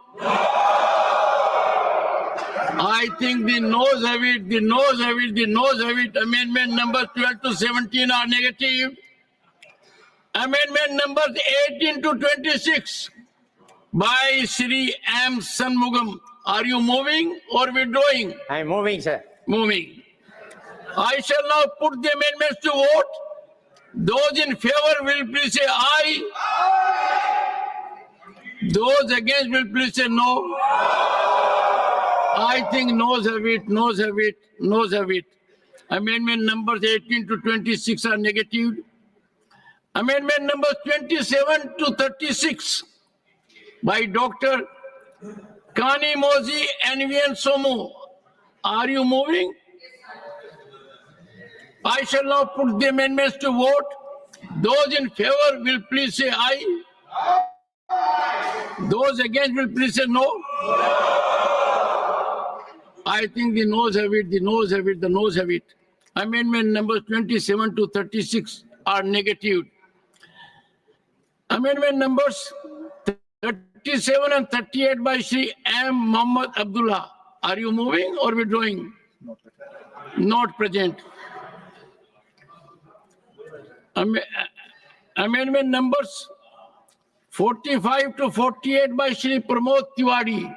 प्रधानमंत्री जी को सुन के बड़ा निराश हूं, इसलिए I am moving. Sir, the first part is deleted, second is taken note of.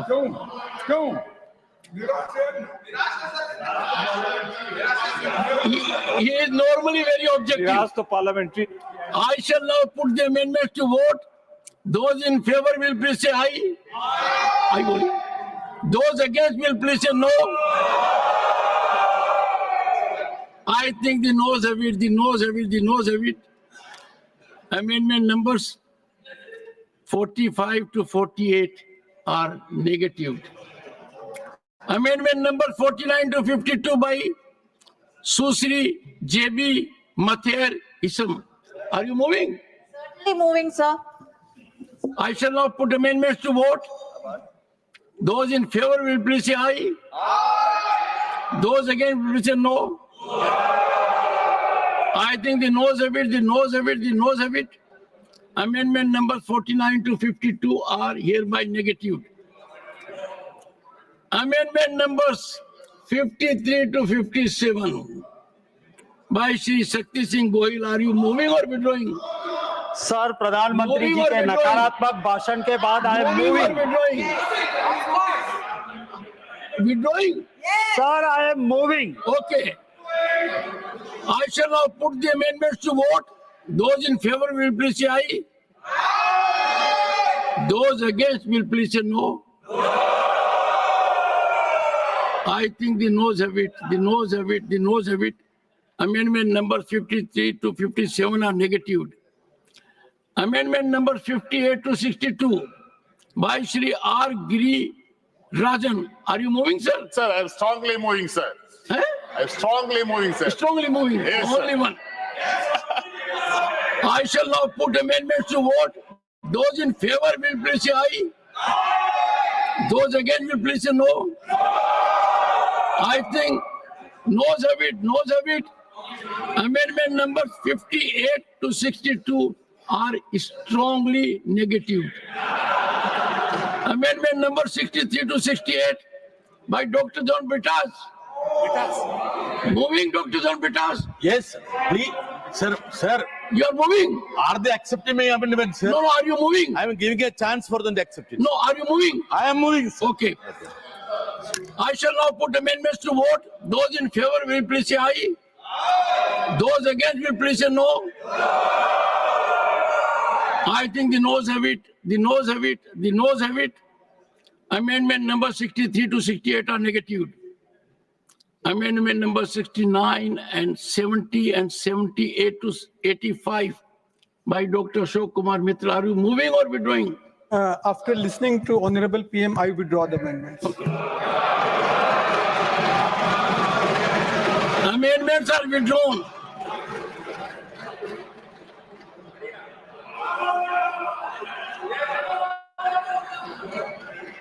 Amendment numbers 86 to 88 by Dr. Fozia Khan. Dr. Fozia Khan, moving or withdrawing? Yes, sir. Yes, Moving. sir, I'm moving the amendment. I shall now put the amendments to vote.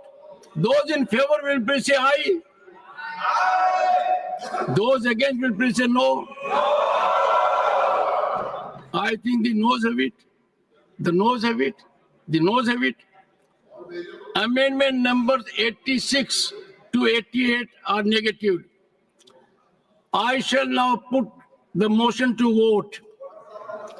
The motion is that an address be presented to the President in the following terms. That the members of the Rajya Sabha,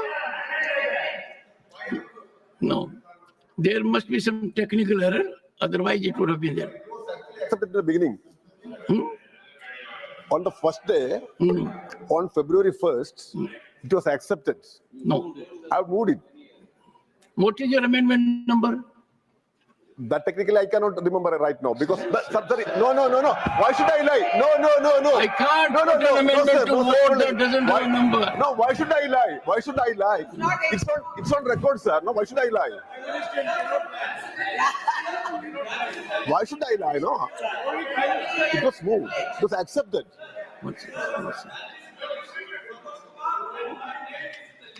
That is 528 of the amendment list. Which amendment numbers? Amendment number 528. Already you have called the Rahim's name. Dr. Santosh Kumar's name and Dr. V. Shivadasan's name is One there. second.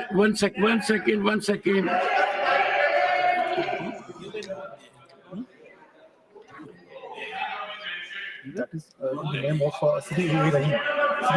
Amendment numbers 5 to 8 were in the name of Shri A.A. Rahim. No, that they were put to vote a negative. I am moving ahead. I have taken note of it. Sir, I have submitted it separately and I belong to a different political party also. I submitted it separately through my... Sir, you are not aware of the amendment numbers. Sir, I can't invite... that I agree. 1 second. Sir. 1 second. No, that I agree. I do agree. But that should not be the case. No. I may not be in a position to remember the exact numbers. All right. So what is wrong in it? Honorable members, I take note of amendment numbers 5 to 8. You are moving. Allow me to move it. Moving. I shall now put amendment numbers 5 to 8. Yes. Only for sake of clarity to vote. Those in favor will please say aye. Those against will please say no. Amendment numbers 5 to 8 are effectively negated for a second time. I shall now put motion to vote. The question is that the address be presented to the President in the following terms. that the members of the Rajya Sabha assembled in this session are deeply grateful to the President for the address which he has been pleased to deliver to both houses of Parliament assembled together on January 31, 2025. Those in favor will please say aye. Those against will please say no. I think the ayes have it, the ayes have it, the ayes have it. The motion is adopted.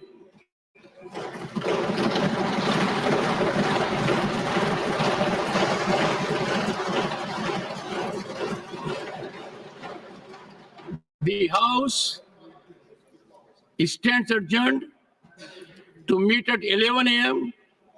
on Friday, the 7th February, 2025.